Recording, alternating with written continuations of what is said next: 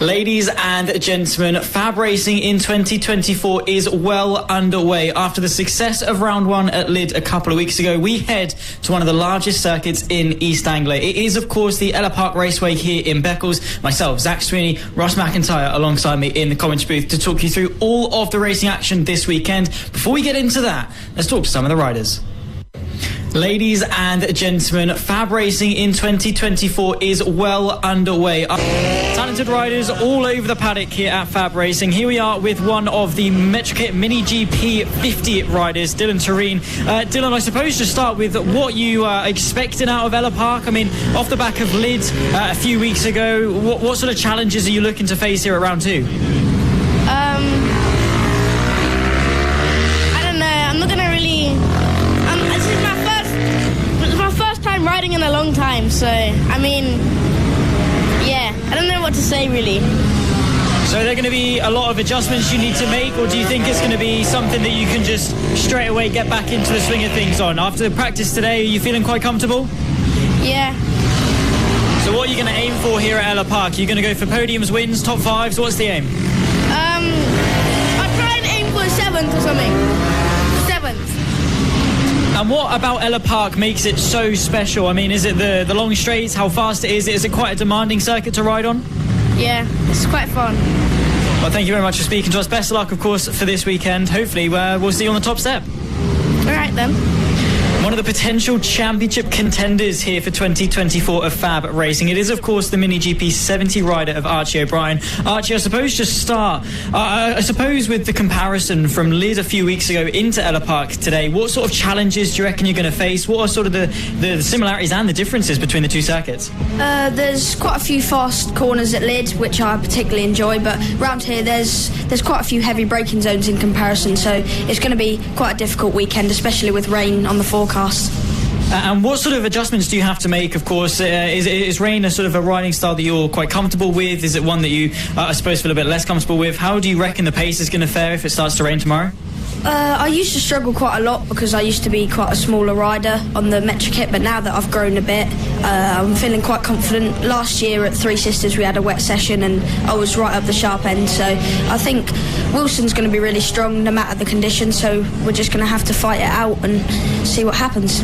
Looking at the practice times as well over the course of today, granted you've not been able to push on some slightly fresh rubber, but you have just been able to do the quickest lap time of the day. Does that fill you with confidence going into both qualifying then into the three races, or do you suppose maybe that the race is going to be a little bit more tricky to defend even if you do put it on pole?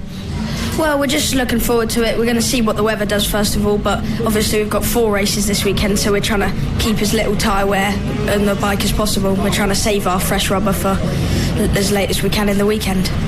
Of course, you only got one race, of course, last weekend at Lydd, but you did manage to put in a good result. I mean, we are only a round in, but how do you feel about the championship? Do you feel like it's something you can go for? Yeah, it is our aspiration to win it this year, but there's no point in thinking about it just yet. We kind of have to start getting some race wins under our belt, then looking at it. Awesome. Well, best of luck for you, of course, this weekend and, of course, for the rest of the season. Thank you. One of the rising stars of the future then, Freddy Taylor here racing in the Moto Rookies here at Ellough Park. Freddy, what are you expecting out of this weekend? Do you think you're going to get some good results here at Ellough Park? Hopefully a top 5. Aiming for that then, and of course off the back of Lydd, of course to dust off the cobwebs of a new season, do you feel like you're a little bit more comfortable on the bike heading into this weekend? Yeah. And also, I've tried on a pro bike, so it made me feel more confident. Definitely feeling that you're coming in, of course you said about a top 5. Do you think there are going to be any big challenges here at Ellough Park? It's quite a fast circuit. Speaking with Archie O'Brien a little bit earlier on as well, he said there's a lot of heavy braking zones. Are you confident you can maybe make some good moves in the race? Yeah. And I'm trying to beat Joey because he's beaten me in the championship, so I'm trying to get ahead of more people. Going to be pushing for points then. Is that the aim then for this year, the championship? Kind of, really, yeah. Awesome stuff. Well, best of luck to you. Thanks for having a chat with us, and well, hopefully we'll see you on the top step of the podium. Thank you. Plethora of talent in the paddock. Another one of our Mini GP 70 riders here with Harrison Day. Harrison, fielding some new colours this weekend. Does that fill you with some confidence heading into the weekend? Well, to be fair, it's like I'm pretty happy with my dad because he painted it, and I think we've got a few sets just in case I crash, but I don't think it will affect me. I'm going quick anyway. And of course, off the back of Friday practice, obviously all done and dusted. How's the pace feeling? You're feeling confident on the bike, ready for a long weekend ahead, actually, 4 races over the course of 2 days? Well, I've been pretty strong today, which I'm pretty surprised about because at Lid I think I was running maybe 6th, 7th, and then like today, first couple of sessions I was 4th, and I was like latching onto 3rd, and then I've managed to gap 3rd now, and then I'm trying to stay with Archie, O'Brien, and Wilson Dils. So what's the aim going into qualifying then? Do you reckon you can settle for 3rd, or do you reckon the pace is there to go and catch Wilson and Archie? Well, they're only, I would say, half a second or maybe a little bit more faster than me, but we don't have a warm-up tomorrow. We go straight to qualifying, which isn't my strong point because I'm always pretty quick, like at the end of the day and at the end of a session. So when it comes to Ellough Park, obviously you say you're not too confident in terms of qualifying. Do you think that you can make up that ground in the race? Does Ellough Park have enough overtaking opportunities you can start racing the top guys? Well, Ellough Park has like a lot of late braking, and you can overtake a lot of people down the inside, and then there's a lot of sweeping corners which you might be able to go around the outside. But I got 3 wins here last year, so I am feeling pretty confident. The threat of rain as well on the horizon, potentially on the forecast, is that something you're concerned about, or is it something that you're actually looking forward to? Well, I'm not concerned about it, but I want to say I would prefer sun. But I'm a pretty good wet weather rider, like especially like I'm not sure about on the Metch kit, but on the Mini I've topped a lot of like sessions in the wet. Filled with confidence ahead of this weekend then, Harrison. Thank you very much for talking to us, and well, hopefully the new colours will bring you some good luck. Thank you. Marco Holt, a name for the future, racing in the Extreme 200s this weekend at Ellough Park. Marco, I suppose just give us sort of your thoughts and feelings ahead of the weekend. Yeah, at the moment it's going great, having a great weekend so far. Hoping for it to be dry tomorrow, obviously, for lap records, but obviously it'd be great to have a good little practice in the wet. But yeah, so far it's been great. Awesome stuff. And do you feel like you've accomplished a lot? Do you feel comfortable on the bike ahead of what is going to be a fairly intense weekend? Yeah, I feel really comfortable on the bike. It's mega. Off the back, of course, of Lid, only managed to, of course, get 2 races over that weekend. When it comes to championship and points and stuff, yeah, fair enough, we're only 1 round in. But do you think you can go for the 200 championship? Well, obviously, this isn't the championship that I'm properly racing this year, but I think depends really how many rounds we miss or like where I finish in the rounds, to be honest, because there's like people like Sullivan Mounsey, he often comes to FAB-Racing and then he joins in the the Extremes, so he'll be a tough challenge, and then people like Wilson Dils as well.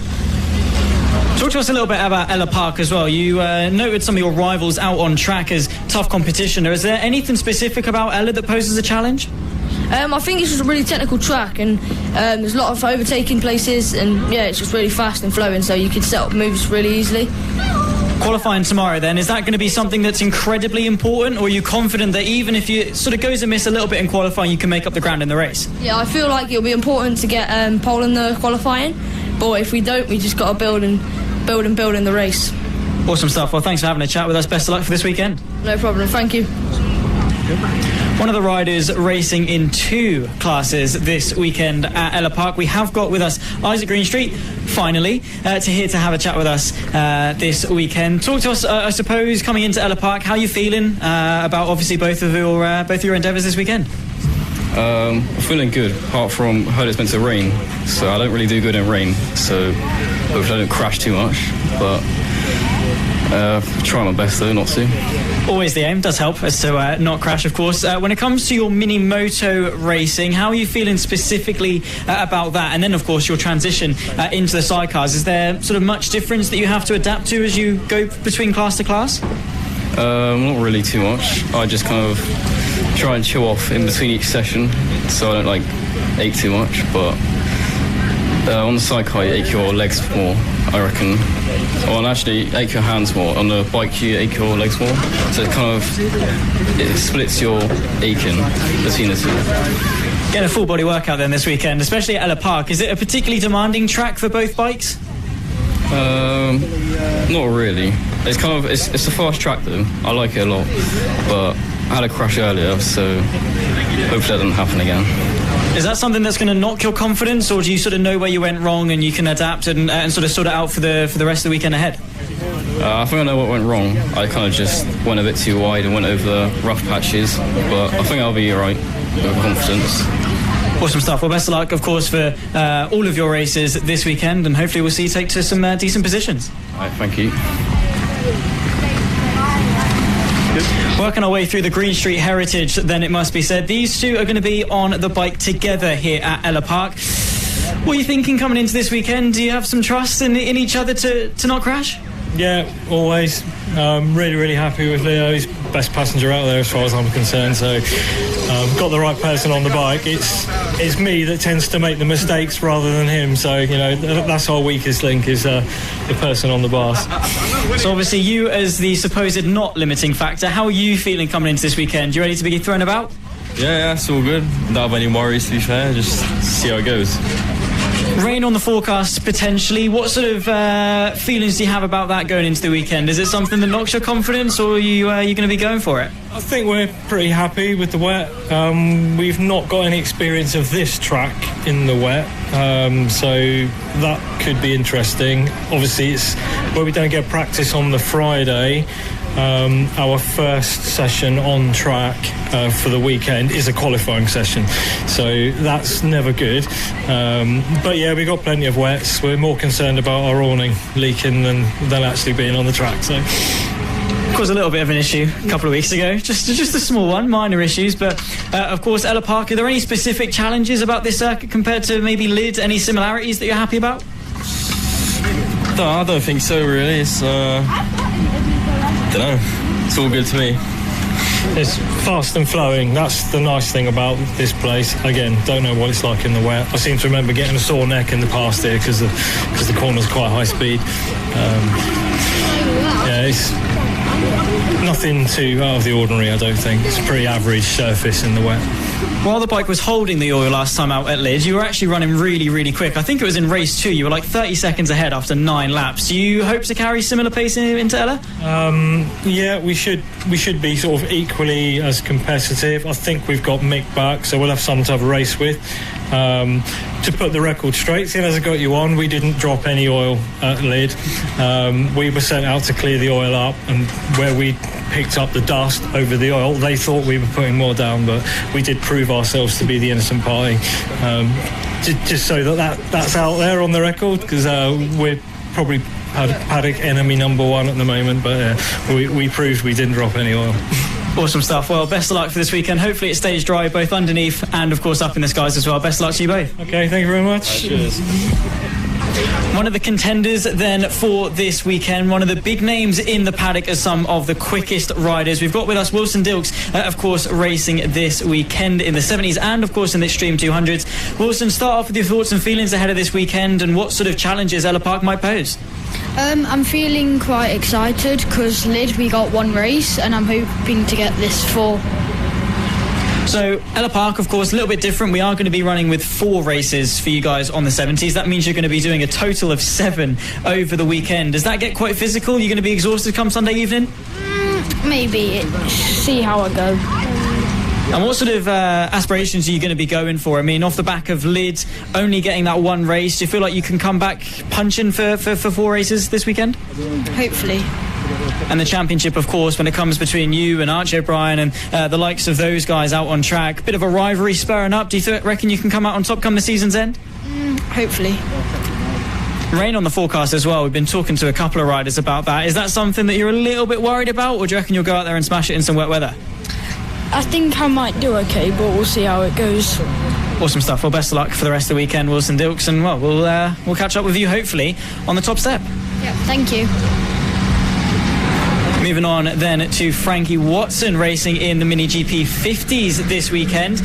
Same to you, I suppose, Frankie. How are you feeling coming into this weekend? Ellough Park off the back of Lid. Do you feel a bit more comfortable on the bike after getting that first round under your belt? Yeah, I feel confident here after the last 2 races where I got 2 wins, so I'm feeling confident for this round, and last year I got podium, so yeah, I'm confident for this weekend. Happy to come in and smash it then. What are the biggest challenges about Ellough Park then? Is it about getting onto the raw pace, or is it about trying to maintain that consistency? I think it's just hard. Once you're on the pace, it's quite easy to contain it, but it's hard to get on the pace. And what makes it so difficult about Ellough Park to sort of find the limit? Is it the fast and flowy nature, the heavy braking zones? What makes it so tricky? I think just if you make one tiny mistake going into the corner, that's like 4 corners messed up, so that's your lap gone. Margin for error is very, very slim then, and momentum, of course, quite high. For you in your respective class, do you reckon there are going to be any names that you're going to be looking out for out on track as big contenders? Yeah, I think Travis Shaw, Byron Johnson and Bradley Curtis will all be fighting for the podium and the win. And how do you feel about the racing this weekend? Is Ellough Park a circuit you feel confident you can overtake at? Yeah, it's probably one of my favourite circuits, so yeah, I like it. Awesome stuff. Well, best of luck for this weekend. We'll catch up with you and, well, fingers crossed for some good results. Thank you. Joey Athasich here, who rides in the Mini Moto Rookie class. Joey, Ellough Park off the back of Lids. Any similarities that you're happy about coming into this weekend? How do you feel? I feel really good about this track. After Friday practice, feeling pretty confident in the top 6 in practice. Just making me feel loads of confident first season. My mum and dad are saying at the exact same time I'm really quick round this circuit. For the second round I've been racing in FAB-Racing. It's going really good. Is there anything in particular that you're looking to come into Ellough Park to sort of learn, or do you feel like you're instantly on the pace? What do you think is the next step in improving? Maybe just corner speeds, maybe getting on the gas earlier, maybe just not holding the brakes as much as I'm normally, but except from that, really good. Confident maybe you're going to be aiming for podiums, wins, top 5s? What's the aim? Aim for a podium, because in practice I got 3rd and fastest, so try just to aim for a podium. Who are going to be your biggest rivals out on track then? Who are you sort of aiming to stay on the pace with? Maybe Emilio Pereira, Tommy Williams, and the people who are at the round top 3 stuff. Ace. Awesome stuff. Well, thank you for having a chat with us, Joey. Best of luck for this weekend. Thank you. Lewis Hull in the Extreme 200 class. Lewis, into Ellough Park, how are you feeling? Confident. The track's grippy and I'm really enjoying it here. I'm finding the bike, obviously I'm new to the 190 Bucci, so I'm really enjoying it though so far. What sort of adjustments have you had to make then, coming onto a new bike, of course? Is there different riding style, different sort of mechanical setup that you've had to do? Yeah, obviously I did a little bit of testing last year on a 50 and then I ended up having an accident that knocked all my confidence on riding a geared bike, so I stayed on a Elite liquid cooled, and then we recently sold my 50 and bought a Bucci, and I'm just getting used to it and I'm really enjoying it and taking a little bit of adjusting. You have to use a different riding style, but apart from that I'm happy. Of course, off the back of Friday practice today, what is your biggest takeaway? What are the pros, what are the cons? What do you need to work on over the weekend? Just looking for a bit more corner speed, obviously on a newer bike, bigger bike, so I just need to find my corner speed, become more comfortable on the bike, but I'm happy with how my lines are currently. Obviously need to improve, but happy where I am considering I've only rode it a couple of times. Looking beyond this round then, of course, for the rest of the season and beyond potentially, what are your aspirations for the future? Hopefully we're just going to practice this year and get good on the Bucci, and then maybe next year we're going to contend for the championship. Look out for you next year then, of course, as one of the front runners potentially. Thank you for having a chat with us, and fingers crossed for some good results. Thank you very much.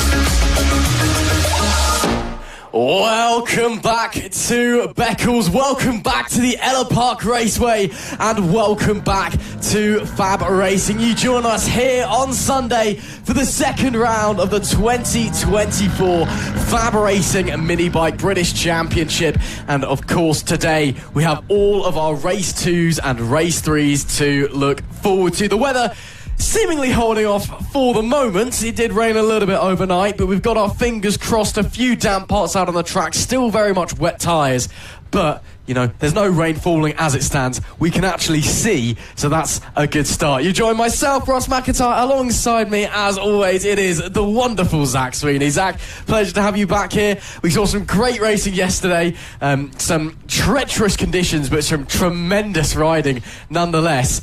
Today, you know, bit drier, bit easier for the riders out there, so surely it's just going to be head down, try and get some results. And of course, as long as the track stays dry, as long as the rain stays away, the track is only going to get better and better as the day develops. So, fingers crossed, it's only going to get easier and easier for these riders out there. But off the back of yesterday, we saw some absolutely sensational racing across all 10 of our categories. Of course, the Mini GP 70s had their 2 races, the rerun from Lid, and both of them were sensational. They'll be coming up in a couple of moments' time, and it's incredibly competitive. We've got some big names, some big riders, and an incredibly close championship as well.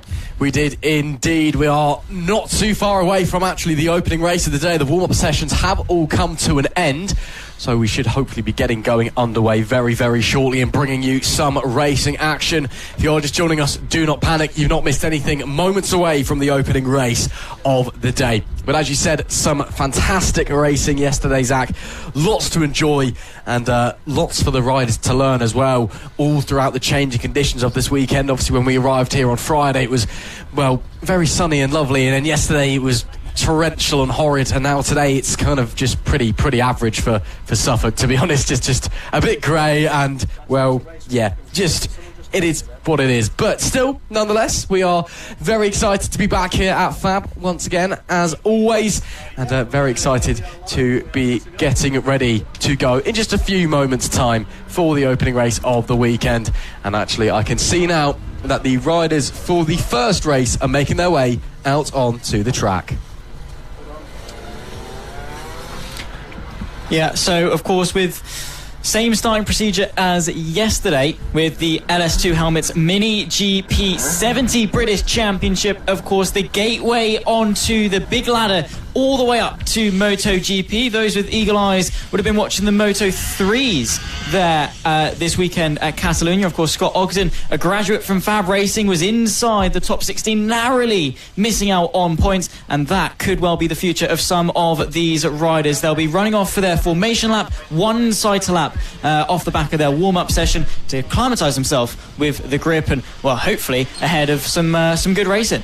Absolutely. Last few checks with the roving marshals before we get going, and a last few latecomers out to the grid as well before we get our race 2 underway for the LS2 helmets Mini GP 70 British Championship. A fantastic, well, a pair of races yesterday. Of course, we reran the second race from the first round after that was unfortunately cancelled. So race 2 of round 1 was also took place yesterday. So we have got technically 4 races this weekend. So plenty of action in the Premier class here at FAB-Racing. But as the riders get underway, let's have a look at our grid, shall we? Starting from the pole position will be Wilson Dils. Again, he has been absolutely phenomenal this year. Alongside, though, Archie O'Brien looking very close. Finley Polehill, P3. Lucy Curtis, great result for her in P4, with Byron Johnson 5th. And Jensen Bishop, he rounds out the 3rd row. Beth Ashby is 7th, with Harry Payne in P8. George Ackerman is in P9, with Harrison Day rounding out our top 10. And the Scottish rider, Hamish McIntosh, he is P11, and the last of the riders on our field today. Of course, some great racing in this class yesterday. Of course, we saw Harrison Day take not just a spectacular win in race 1, but actually we didn't realise until the evening it's actually his first win in this class, which is just incredible to us, given, you know, he's such a brilliant talent and he's been up the top for so long, it seems. So obviously a big congratulations to Harrison Day for that one. But now conditions a lot drier, a lot calmer, so could be a different one today. Could well be indeed, but Harrison Day is full of confidence. Spoke to him just after we finished everything yesterday. Spoke to him and his dad, and they were both elated, full of confidence. He couldn't even keep his yogurt in his mouth, basically. It was all over his face, bless him. But he was just so elated, so full of confidence. Coming into today, he is going to be looking to impress. He, of course, won the first race in the Extreme 200 class as well, and he'll be looking to maybe go for a double victory in Ellough Park. Absolutely. Moments away, last checks, then it is all eyes to the lights. Flag Marshal Lee Clouds will point to those red dots and we'll be underway for the second race of the weekend. It is lights out, we're underway. Great launch from Archie O'Brien there. Wilson Dils also away strongly, but the 91 of O'Brien takes the lead down into turn 1. Awesome stuff from Spider-Man. Further back, we can see Byron Johnson on that 37, still in the wetsuit and still in P3 as well, changing in positions further back. There is the 199 of Finley Polhill having a look. Oh, there's been a big change of position.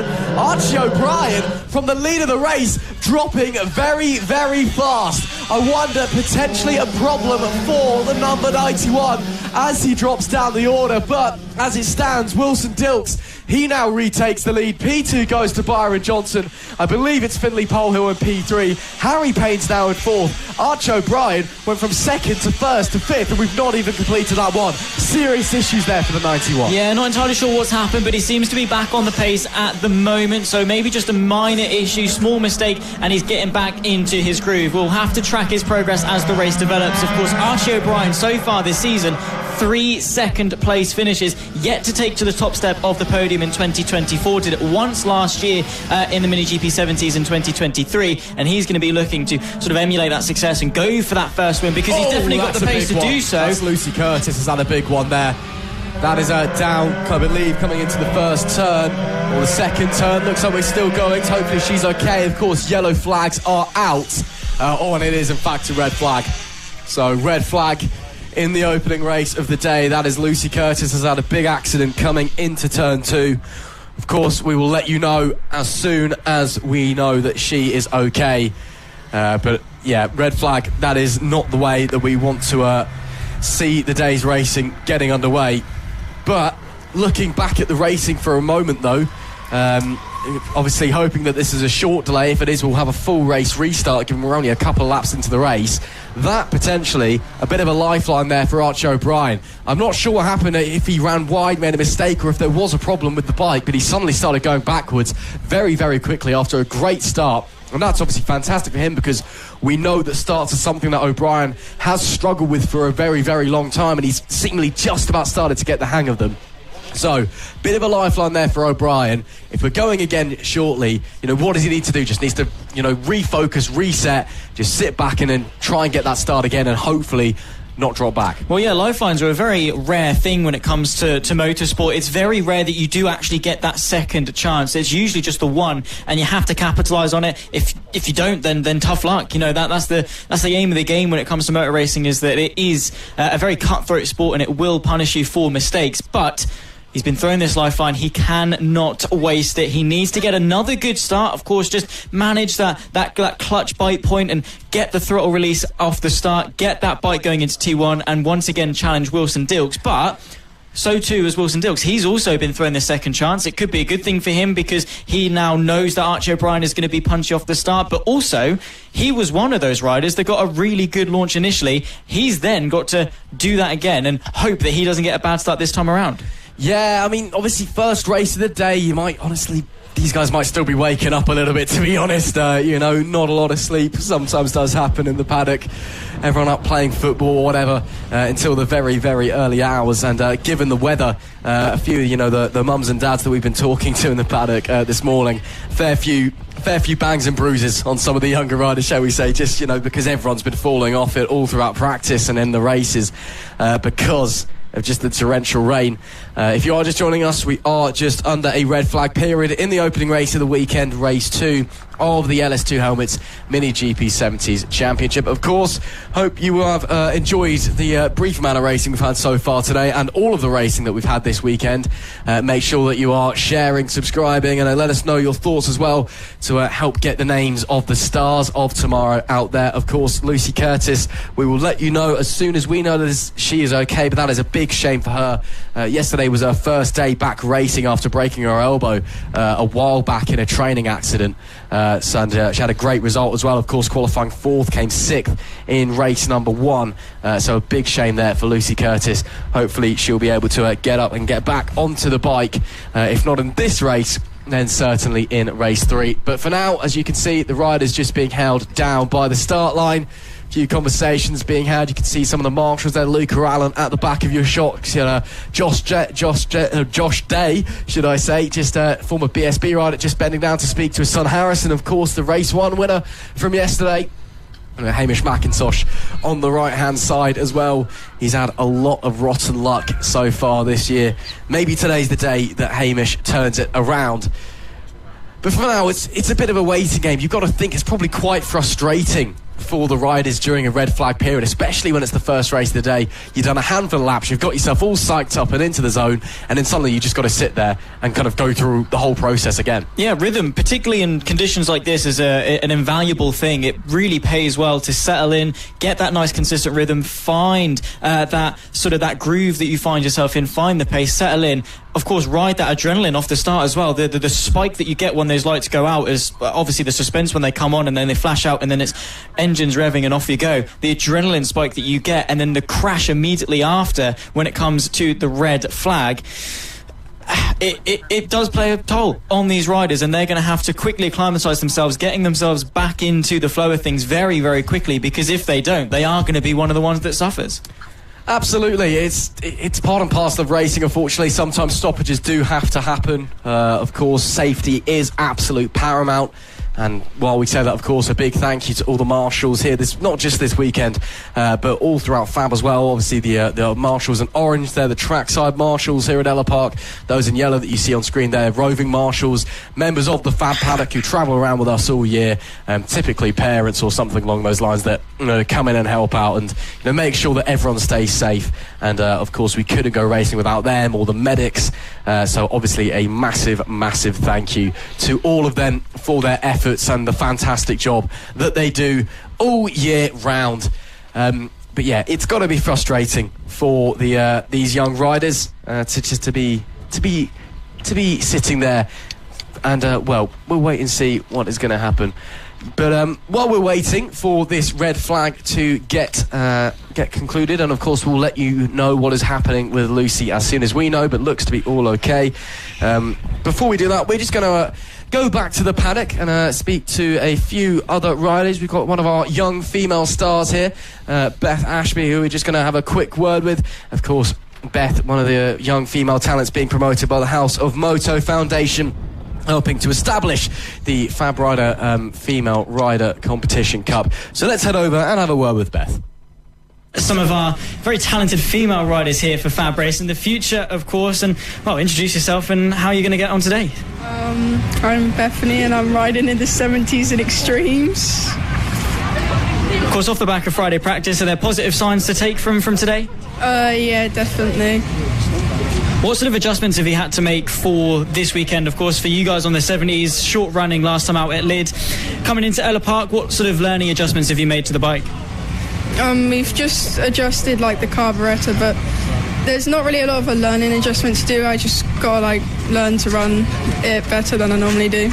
And what are the bigger challenges here at Ellough Park? Quite a fast, demanding circuit to get to grips with. Is it one that you feel confident on, you can get up to the pace with? Yeah, definitely. Of course, over the weekend as well, the threat of rain is looming quite large. Is it going to be something that you're quite scared of? Is it something you're experienced in? Is it, well, maybe something can shake up the order? I'm pretty experienced with the rain, so I think I'll do okay. Awesome stuff. Well, best of luck to you for this weekend, and well, hopefully it stays nice and dry. Thank you. Keep going. And straight into another one. She's trying to run away. Who are we going with? We'll go straight to Harry Payne next up. How you doing, and well, how are you feeling about this weekend? Good. And what are you riding this weekend?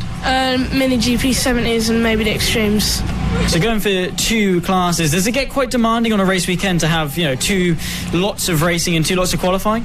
Today it was especially hard because it was a 70 session first, and straight after we had the extremes, so I had no time to sort of like sit down before I could get out again. But I think tomorrow it'll be different, and the 70s are out first. How are you feeling? Of course, with the 70s last time out at Leeds, you only managed to get 1 race in, which means you're going to be doing 4 this weekend at Ellough Park. That does mean if you're on the pace at Ellough Park, great, you've got more chance for points. If you're not so much on the pace here at Ellough Park, of course, it's more races for you to lose points.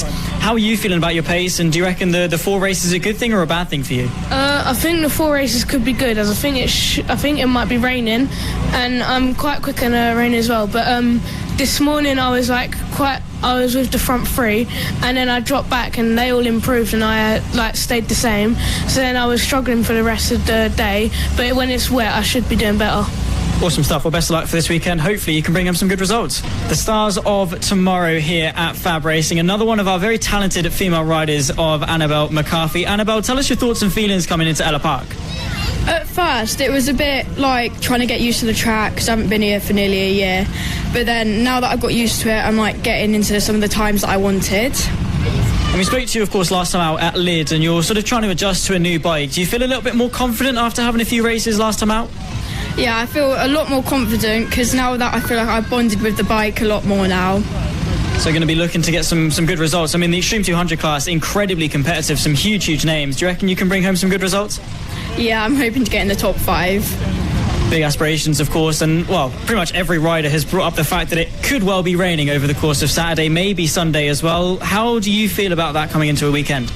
I'm a bit nervous because I haven't really ridden in the wet on my new bike, but hopefully I'll do good. And what sort of adjustments do you have to make sort of when it starts raining to your riding style? I mean, of course, it is a different bike for you, but generally, how do you adjust when it starts spitting? I try and keep the bike up as much as I can. I try and avoid some of the white lines because I know they can be slippy at some points. Awesome stuff. Well, best of luck for this weekend, and hopefully you can go get them top 5s like you said. Thank you.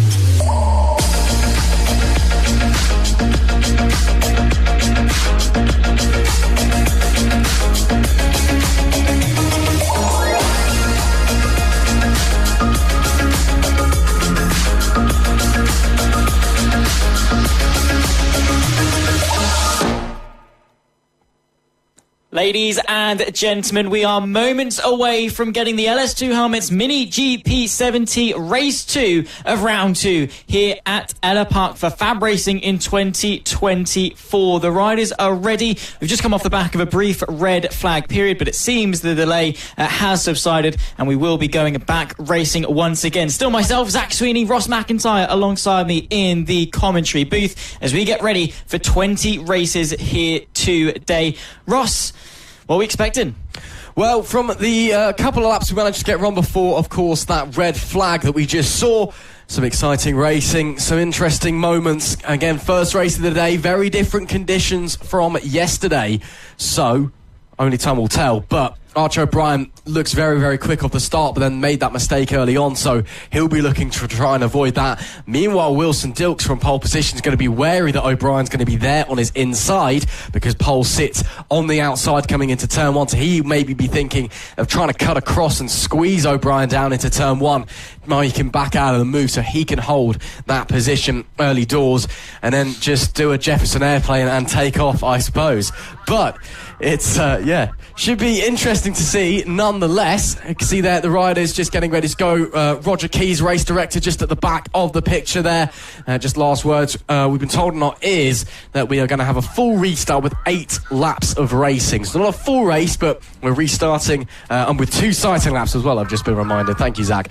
So with 2 sighting laps, 2 formation laps, if you so wish to call them that, and then there will be 8 laps of racing rather than our typical 11, but from our standard grid positions. So as the drivers get away on their sighting lap, I guess, they've got two sighting laps, just a bit more of an opportunity, gauge the conditions, gauge what the track is like, gauge how the bike's behaving and responding to different inputs, I suppose.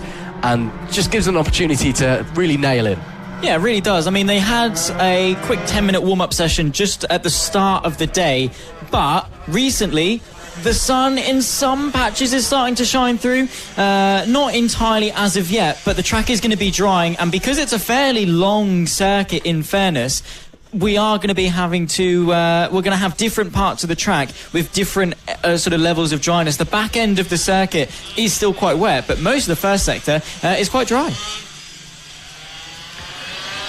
Well, the grid then coming into the race 2 of the LS2 helmets, Mini GP70 British Championship. Of course, same as race 1, same as it will be in race 3 as well.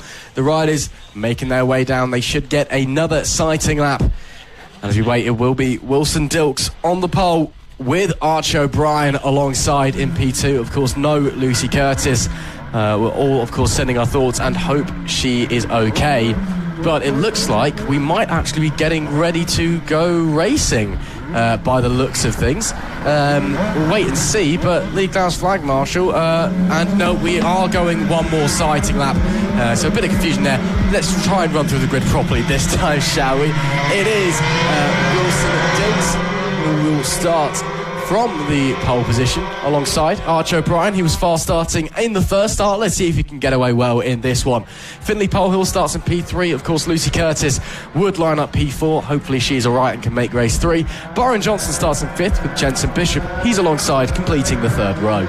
Bethany Ashby starts in P7 with Harry Payne alongside. George Ackerman is 9th with Harrison Day in P10. And Hamish McIntosh, our lone Scottish rider, in P11 to round out our grid of what was 11 riders, now 10. Of course, again, we are sending our thoughts down to Lucy Curtis, hoping that she is okay. We'll let you know as soon as we know, but she was on her feet after a brief while, so that is great to see. So the riders then coming into their grid slots. This time we're going to try and keep it going, but again, all eyes to the front row. Can O'Brien get that good start once again? Can Dils respond? Try and cut O'Brien off down into turn 1. If O'Brien does take the lead, does he make another mistake again?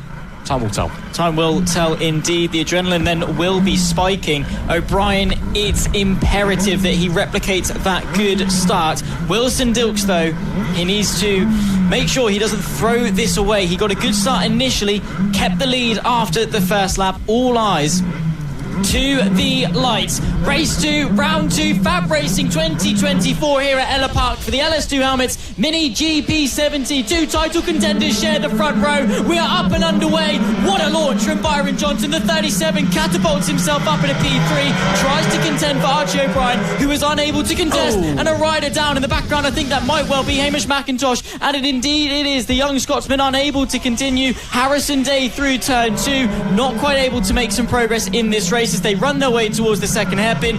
All is well.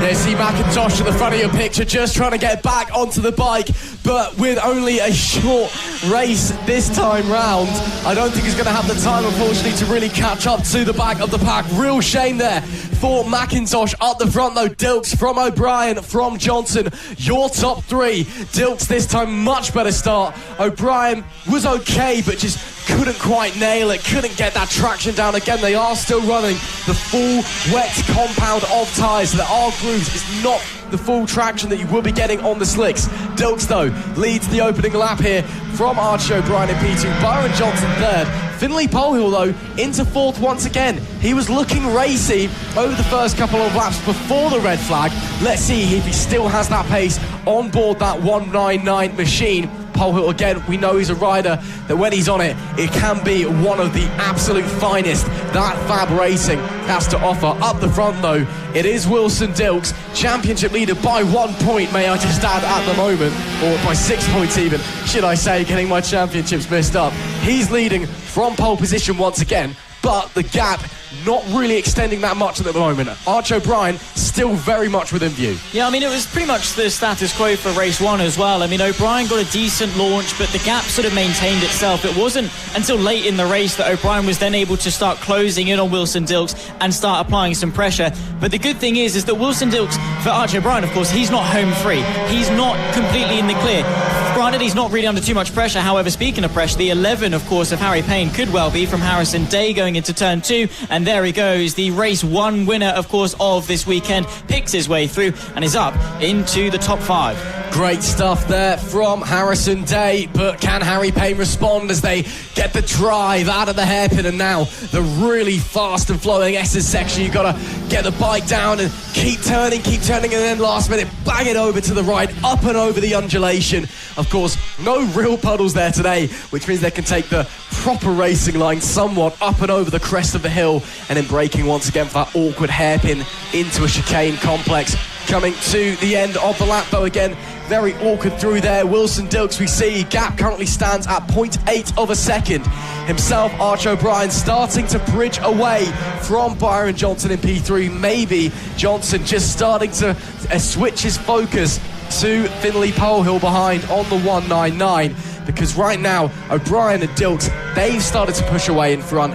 Maybe his race is now in that fight for the podium place. But as it stands, Byron Johnson, we know what that young man is like. He is so emotional and so passionate on the bike, even though in person he is the quietest, most shy individual in the entire paddock.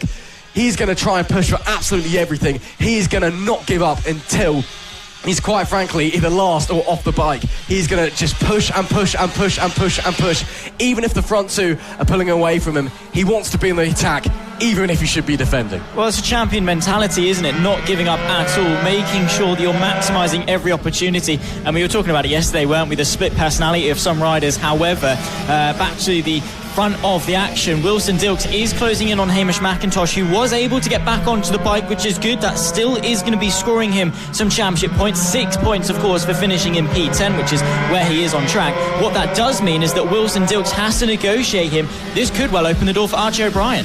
It could indeed, but we'll have to wait and see as they negotiate that traffic. McIntosh did a good job of getting out of the way of Dils. Archie O'Brien manages to get through pretty cleanly as well. So it looks like they've both got through okay. McIntosh there, who, unfortunately for him, this race has pretty much become an unscheduled test session. But again, it's still track time. It gives him time to learn heading into race number 3. Gap at the line this time closes up by 1/10 of a second. So that has awarded Archie O'Brien just a little bit of a gain. With 6 laps left to go, if O'Brien wants to catch Dils on the 85, he really needs to turn the wick up, really needs to start pushing now and just start hammering in those lap times, taking a few more risks, because the pace is good, but right now it's not good enough for Archie O'Brien if he wants to be on the top step come the end of this race. Wilson Dils, I mean, so far this season has just looked utterly imperious up the front. It's not all been smooth sailing. Of course, he's had to fight for some races, and he hasn't won every single race so far, unlike, Marco Holt, who would turn up at a weekend last year and basically win absolutely everything or wouldn't even turn up on the track. It's not complete domination, but Dils, I think it's safe to say, looks to be, along with O'Brien, it must be said, the class of the field so far this year. Dils, though, definitely slightly stronger. It's maybe a couple of mistakes creeping in for O'Brien here or there as well. O'Brien, who, even though it's early in the championship, needs to start pushing, needs to start getting race wins. Here's Harrison Day charging his way up through the field. Next up, the 199 of Finley Polehill. That's the fight for P4, of course. Harrison Day, sensational running yesterday in the wet. Now it's starting to dry up a little bit. Scored his first victory in this championship and then went on to do it as well in the Extreme 200s later in the day. He's not finished outside of the top 5 here at Ellough Park in 2024, and he is not letting that record be ruined here for race 2. He's eyeing up that P4 and is looking to do exactly what he did this time yesterday. Finley Polehill was attacking Byron Johnson moments ago, but now that he's under the pressure from Day on the 15, he's really had to switch his attention behind, really just had to look back, take a back seat on the 199 and try and keep Harrison Day from attacking. This is very similar to what we saw in race 1 from Harrison Day. Starts fairly strong, and as the race just gets on, he gets quicker and quicker and quicker and quicker and starts putting more and more pressure on other riders. There we can see that's Jensen Bishop on the 911 getting lapped by Byron Johnson in P3. Does a good job of getting out of the way of the faster bikes. And there goes Harrison Day. Had a little look to the inside. I think that was more just a stick a nose and see what happens rather than a legitimate attempt at a move. Here, though, Finley Polehill, big time held up. This could be go time for Harrison Day, but not quite gonna come to fruition as the 911 of Jensen Bishop nearly has a big moment. This time though, Harrison Day to the inside on the brakes. Lovely stuff from the 15 to get into 4. Yeah, very clever riding there, of course. Took a step back once he saw that the lap traffic was going to get in the way, of course, of Jensen Bishop. He then knew that, of course, Pole Hill was going to be a little bit slower. He could then use that backwards momentum. You saw through the chicane that Pole Hill was then stuck on the inside of the corner, took a tighter line, whereas Harrison Day was able to sweep his way through, put the power down more effectively, take the inside into that final hairpin and find his way up into 4th. Let's see what the pace is going to be like compared to Byron Johnson, because in terms of fastest laps, Johnson is quicker, but the gap isn't huge, only 1.7 seconds. However, the other caveat, only 3 laps left to go. Given that Day has a bit of clear air now, though, and you can see actually as well, Pole Hill starting to follow him, starting to pick up the pace a little bit. That might mean it gives him a chance to close up to Johnson. Maybe last lap could be a bit of a miracle move up the inside. Time will tell for Harrison Day if he can sneak his way onto the podium. Fastest lap of the race at the moment is a 52.780 from race leader Wilson Dils. He's managed to extend the gap about 1.5 seconds over second place Archie O'Brien. Penultimate lap of the race on this tour. Harrison Day on that last lap was 9/10 of a second faster than Byron Johnson. He's got some clear air. Now he is pushing, and well, Byron Johnson, well, he really needs to start looking behind him and see that Harrison Day is coming. Yeah, but should he? Should he be looking behind him? Should he be worrying about what's behind him? Because at that point, it's just going to start to pressurise you. You're going to psych yourself out. You're going to start worrying. Focus on the track ahead of you. Focus on just putting the bike exactly where it needs to be. There is only 2 laps left to go. Sure, Harrison Day could catch. Is he going to pass? Byron Johnson, as soon as he starts looking behind, that's almost an admission of defeat. That's almost him saying, I'm going to have to battle Harrison Day. If he focuses forward, picks up the pace a little bit, he could well postpone it. 1 lap left to go, however. I think Harrison Day, that threat is looming large. Someone under relatively little threat, though, is Wilson Dils. The gap did drop back to 1.1 seconds last time round. It wasn't a great lap from Dils, and it was a personal best from O'Brien. The 2 factors coming together, but as it stands, O'Brien running out of track to get onto the back of the 85 to make his way through. Dils, once again, of course, didn't get the lead straight away in the first attempt to the start, lost the lead to O'Brien. This time, after the red flag, he's made sure that he's been able to hold on to it. With a handful of corners to go, it is Wilson Dils who's going to take the first win of the day. Brilliant racing from the 85. Archie O'Brien manages to hold on to second place, but frustration from the young man punches the handlebars in anger. You can see through the visor the disappointment on the face, but nonetheless, a fist bump with respect and a wave to the camera from Dils as well. Another fine ride for that young man to take yet another win. Byron Johnson did just about hold on to complete the podium as well, so Harrison Day just running out of time, but it was of course Wilson Dils who took yet another victory here at Ellough Park. A great ride from him. Archie O'Brien in P2, Byron Johnson rounding out the podium in P3. Harrison Day ran out of time in P4 with Finlay Polehill in 5th, Harry Payne in 6th, Beth Ashby in 7th, George Ackerman in 8th, Jensen Bishop in 9th, and Hamish McIntosh in P10 after that fall early on. That is it then for race 2 of the Mini GP 70 class. Of course, they'll be back out later on for their final race of the weekend later this evening. But for now, they're going to have to just go back to the awnings, rest, recuperate, regroup, and get back out there, try go even faster. Well, we are going to kickstart then our Mini Moto Racing. These riders are on one of their first steps on the long ladder, the road to MotoGP.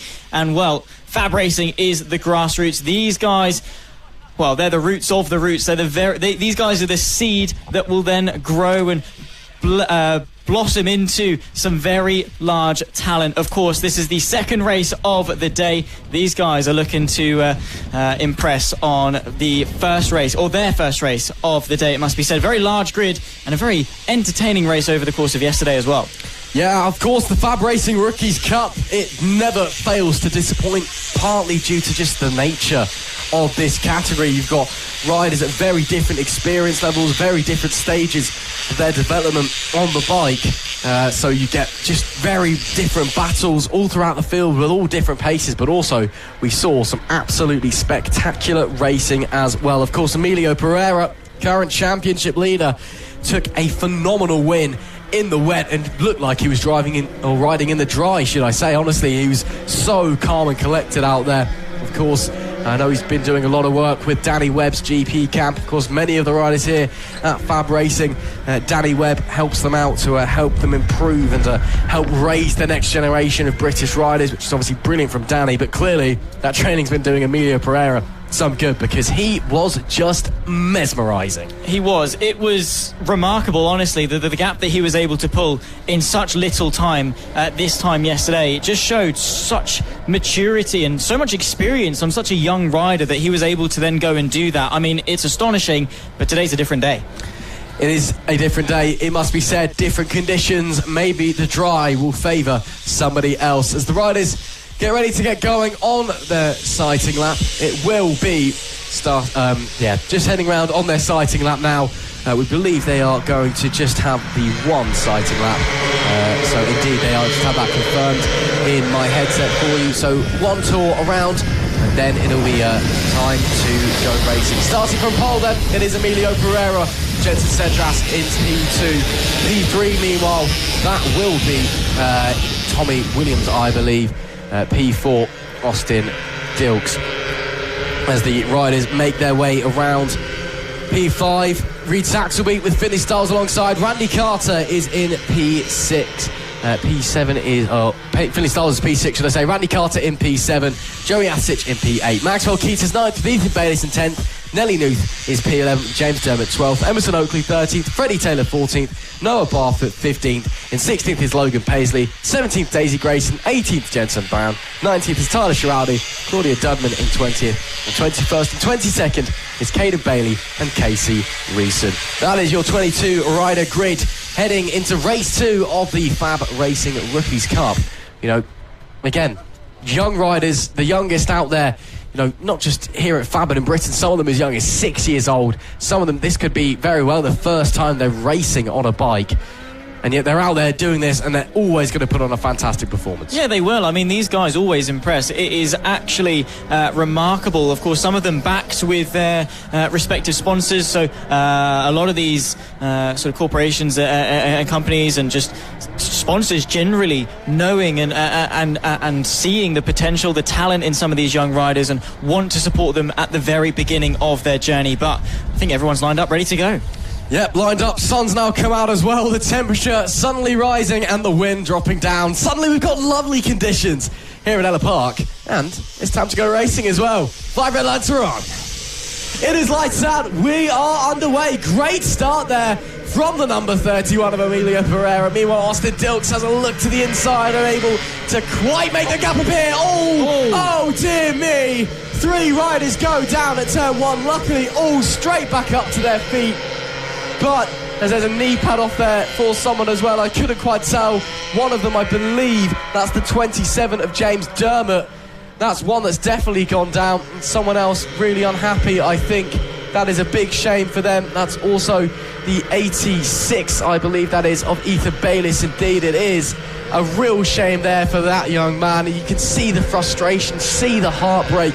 You know, even at these young ages, the passion for racing is very much there, and when it goes wrong, you know, you just feel angry, I'm sure. So that's a 3 rider collection down at turn 1, but great to see that they're all back on their feet and back on the bike as well. As we come to the end of lap 1 though, up the front of the field, once again, Emilio Pereira leading the way. Yeah, doing a brilliant job, of course. As soon as the green flag starts to wave, they'll be back racing once again. He's closely followed, of course, by second place. It's not a million miles away, I believe, Reed Saxby on the 57 machine. So this could well still be a decent race as the conditions improve. They're still on those wet weather tyres, of course, so they are going to start to overheat. Potentially could be a little bit tricky to keep the bike sort of under control, but as things stand, all is well at the front of the field. 7 laps left to go, of course, and well, at the moment there seems to be no slowing it down. This man right here, Emilio Pereira, absolutely flying up the front is Pereira, although Saxon reads top of your timing sheet. Pereira, I think, is having a little bit of an issue with his transponder, but you can't see him there listed as P20. I can very much guarantee you he is first on the road. Reed Saxelby in second and Styles in third, though.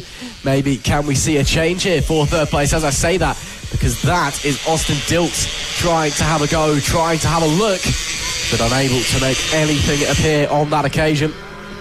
Let's look at the lap time, shall we? Emilio Pereira that time only... Oh, actually, as I say that, Jensen Cedras fast as that. Wow, what a lap that was from Jensen Cedras, a 102.776. That man is flying, and as I say that, the two looks to the inside of Reed Saxelby, maybe trying to go the long way round, trying to get a push as the crowd roars on here at Ellough Park. The 2 versus the 57. It is Saxelby with the inside. Styles, unfortunately, bogs down a bit and can't get the drive. We'll have to sit back once again. Is he going to sweep round the outside? Goodness me, Jensen Cedras, that is divine. That is brilliant. The number 2 goes into P4.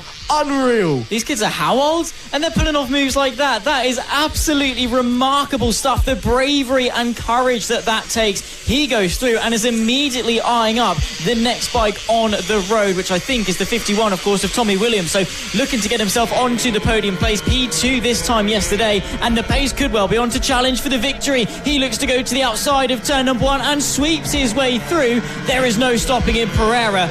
Watch out. Suddenly, Jensen Cedras has flicked a switch and he's just looking like a monster out there as that young man. Here comes the 2. Just look at the lines. Look how the bike moves underneath, and that's absolute commitment on the absolute limit. And look how quickly he is catching Emilio Pereira, who dominated, and I mean dominated, in the rain yesterday. Jensen Cedras thought about trying it again. This time, didn't go for it as they head over the crest down to the back end of the circuit. Few back markers coming up here, though. This could cause a bit of chaos as they're having to negotiate. Oh, they go one way and the other way. Shades of Schumacher and Hakkinen against Zonta at Spa all those years ago on 4 wheels. But it looks like they managed to stay fairly close. Tommy Williams has been able just to close up ever so slightly.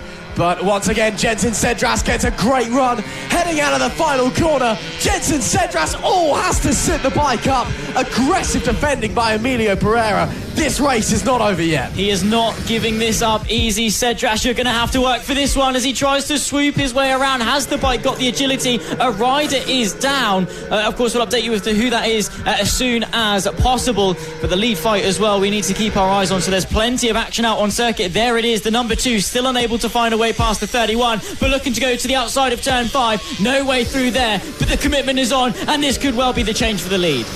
Not on this occasion once again. I think Pereira is wise to the move. Cedras is trying to pull, but while all this is happening, while these guys are running into traffic and back markers, Tommy Williams, Reed Saxelby, they're closing in. Cedras, another little look to the inside there. Just can't quite make that gap appear. At the moment, can the number 2. Going to be 3 laps to go at the line this time now. This time, Cedras maybe gets a good run because a slight mistake there from Emilio Pereira. Just dips into the toe there, dips into the slipstream, tries to go to the outside this time, tries to try and get a bit of a switchback out of turn 1, but unable to make it happen. This time maybe into turn 2, the long way round. Once again, Pereira on the defensive. Cedras neck and neck, though. Cedras goes through the puddle. That's going to kill his momentum. And Cedras, again, it's these fine margins. So close, but Pereira defending impeccably well. Let's see if he tries it once again round the outside through the big long left-hand sweeper, going super wide. Once again, doesn't quite work out. Cedras on a charge.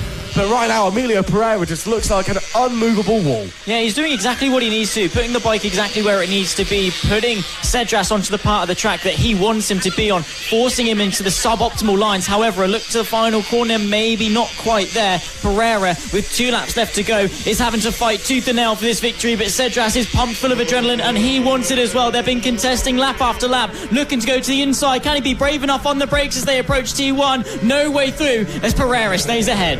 What a scintillating battle we have on our hands here in the FAB-Racing Rookies Cup. Cedras once again trying to go the long way around. Pereira took a very, very compromised line, and that means Cedras has a big run coming into the braking for the infield hairpin. Pereira potentially held up by traffic as well. Is held up by traffic.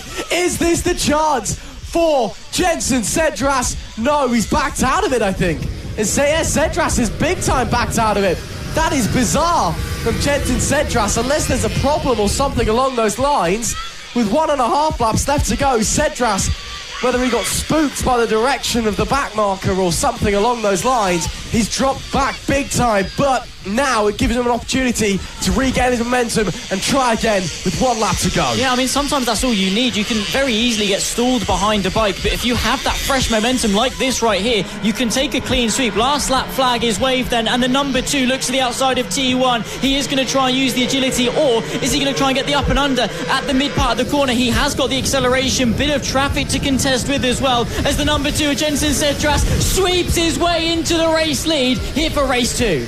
Goodness me, Jenson Cedras. That is racecraft at its finest. Just pushing and pushing, but he's not done pushing yet, because Emilio Pereira, he's still got half a lap to try and fight back against the number 2, currently sitting P1 as they head through the S's section. Does Pereira have an answer for the charge in Cedras, or is it all done and dusted? Into the final section we go. A few more back markers to negotiate with for Jenson Cedras, but as he enters the final hairpin, a bumper crowd roaring that young man on. A bit more traffic to negotiate heading through the final corner, but Jenson Cedras take a bow. What a win in race number 2 for that young man in the FAB-Racing Rookies Cup. That was hard-earned. That was special. Yeah, absolutely. I mean, his pace so early doors was remarkable. As soon as that race got underway, as soon as he found his groove, he was flying and overtaking left, right and centre. You have to give it out to Emilio Pereira, though. That was a sensational defence given how much quicker Jenson Cedras was. He did all he could, but in the end, traffic got in the way. Jenson Cedras takes a phenomenal win with Emilio Pereira in second. We're sure to have a big battle on our hands in race 3, aren't we? Tommy Williams was third, with Reed Saxelby in or Austin Dilks, should I say, in P4. Reed Saxelby P5 with the Finley Stars in 6th. Randy Carter was 7th with Nelly Nuth in P8. Great result from her, with Joey Athersic and Maxwell Keats rounding out our top 10 here in race number 2 of the FAB-Racing Rookies Cup. A great race. Genuinely fantastic between Cedras and Pereira. And as I said, we are sure to have an absolutely scintillating fight on our hands heading into race 3. Of course, all of the race 3s to come later on. We're only 2 races into the day, it must be said, so we've still got 18 races to look forward to here at Ellough Park, so make sure you stay tuned. Up next then, the LC40 Elites getting ready for their second race of the weekend. And it has been a weekend of interesting dynamics, it must be said. Of course, with the heavy rain yesterday, it was tricky out there for the riders, to say the least. Now though, sunshine, almost completely dry conditions, it must be said. I'm thinking maybe these mini moto guys will be moving on to those semi-slick tyres that they do run in the dry weather. Possibly. I mean, there are still a few puddles around the circuit, but again, it's a nice day, temperatures rising, wind dying down, and Zach Sweeney, time to go racing as well. Yeah, it is. Of course, off the back of yesterday, Logan Cousins was absolutely flying his way through. What a race that it was for him at the front of the field. Of course, one of his main championship rivals, Mason Frederick. Of course, those two took to battle both races last time out at Lid. Unfortunately, Mason Frederick had a big off at the final corner, and that has allowed Logan Cousins to stretch the advantage. Rex Austin then was able to pick up the pieces and complete the podium. But here today, of course, changeable conditions. Has anyone potentially risked it by changing their tyres? And that's the thing, isn't it? It's a risk at this stage. Do you go with the certainty of those wet tyres, or do you start to gamble it and take some less tread off your wheels? Yeah, it's always a gamble, isn't it? Even at a mini moto level, when there's not much tyre in the first place. Semi-slicks, there's more rubber, there's more contact patch, which means there's more grip. It's simple physics, really. But the ride is getting ready to get underway on their formation lap. Windy, you can hear a bit of wind here, but it's not as bad as it was yesterday. It must be said, wind has also changed direction. It's done a complete 180. So, interesting dynamics there. So now riders having a headwind where they did have a tailwind previously. Getting underway though on our formation lap for the OH Logistics LC40 Elite Championship. It is Logan Cousins. He starts on pole position. Oliver Hall, a great qualifying from him. He's in P2. Mason Frederick is third at DNF in the race yesterday. Let's see if he can keep it on the black stuff this time with Henry Brodie in fourth. Kai Hawken, he's in P5 with Caleb Ratcliffe in sixth. Danny Longhurst, a great result from her for P7. Rex Austin 8th, Tommy Keats 9th, and Max Johnson rounding out our top 10. Arthur Rich, he's in P11 with Josh Perkins rounding out the 6th row of the grid, and behind them it's William Round, and last but of course not least on our 14 bike grid it is Oliver Wilson. So a very exciting race to look forward to here. Very different conditions from yesterday, Zach, but nonetheless a very, very, very strong grid who I'm sure are going to put on a show. Yeah, getting a little bit toasty out there. Definitely feeling the heat, of course. Still some cloud cover, so it is going to be intermittent with, temperatures rising, potentially the speed that the track dries as well. But for the most part, dry lines all around the back end of the circuit. Still a couple of puddles, some standing water potentially on the apex of that final hairpin. But all in all, seems to be some dry running. But it is awkward because lap by lap, corner by corner, the conditions are going to change. And this is where we could see some surprises. We could do indeed. Last few conversations with parents, mechanics, call them what you like. They do the same job at the end of the day, make sure their kids do the best that they can. It is all eyes to the lights for race 2 of the OH Logistics LC40 Elite Championship. We are go. Great start there from Logan Cousins. Oliver Hall able to hold on to his second place and slot into the wake of the pole man. Further back, that looked to be Mason Frederick. Yes, it was. Getting into P3 as well. Kai Hawken, Henry Brodie, Caelan Ratcliffe, all very, very close together as well on this opening tour. And actually looks like Caelan Ratcliffe has managed to squeeze his way up into 4th place. So great start there from the bright yellow number 96. But up the front, it is pole sitter Logan Cousins and Oliver Hall who joined him on the front row. Mason Frederick, again, looking for some redemption after a DNF in race 1. Let's see if he can try and come through and challenge the leaders. Yeah, same too for Oliver Hall as well. Don't forget that he did try and give it a go yesterday for race 1, but some form of an issue prevented him from taking to that P2 start. This time by, though, he's not going to waste that opportunity and is going to be searching for some redemption in what is a very close championship at the moment for second place. Of course, it is the pole sitter of Logan Cousins that leads the first lap. There's the move from the 30 machine, picking their way past, I believe, Caelan Ratcliffe. That's Josh Perkins moving his way up another position and looking absolutely sensational on that bike. Very calm, very composed, very well poised for the long race ahead. Yeah, lovely move there from Josh Perkins to slide up into what will be 4th place, I believe. So great stuff from him as the top 3 start to already extend a gap with 8 laps left remaining in this second race of the OH Logistics LC40 Elite Championship. There we do see this battle for, well, what was 4th place. Josh Perkins has already started to pull away. I think Caelan Ratcliffe just struggling a little bit for pace out there as he is under attack. There we do see a move. That looks to be Rex Austin going for Henry Brodie, I believe. There's Caelan Ratcliffe, meanwhile under attack. That's Kai Hawken behind, fighting over 5th place and going to go neck and neck over the line. Can they make a move? No, not quite. Whole position. As I did mention, though, Rex Austin does get through Henry Brodie up into P7 for the number 991. The 20 of Kai Hawken, though, really pushing Caelan Ratcliffe hard right now. Hawken really wants this 5th place. He really does, of course. Getting yourself into the top 5 scores you extra points in the championship, but also just sounds better to say you finished inside the top 5 and is going to be looking to get after that. Caelan Ratcliffe, though, doing a brilliant job just on that 96 machine. Looked quite well yesterday. Unfortunately, was outside the top 10 this time yesterday, so doing a much better job to kickstart this race. For this one, of course, it was him and Frederick that had that incident going into the back end of the circuit and was unable to recover quite as well. There is your race leader, though, Logan Cousins. I mean, what was that? 3.2 seconds ahead of Oliver Hall. Mason Frederick half a second back on that one, but as things stand, dominant stature.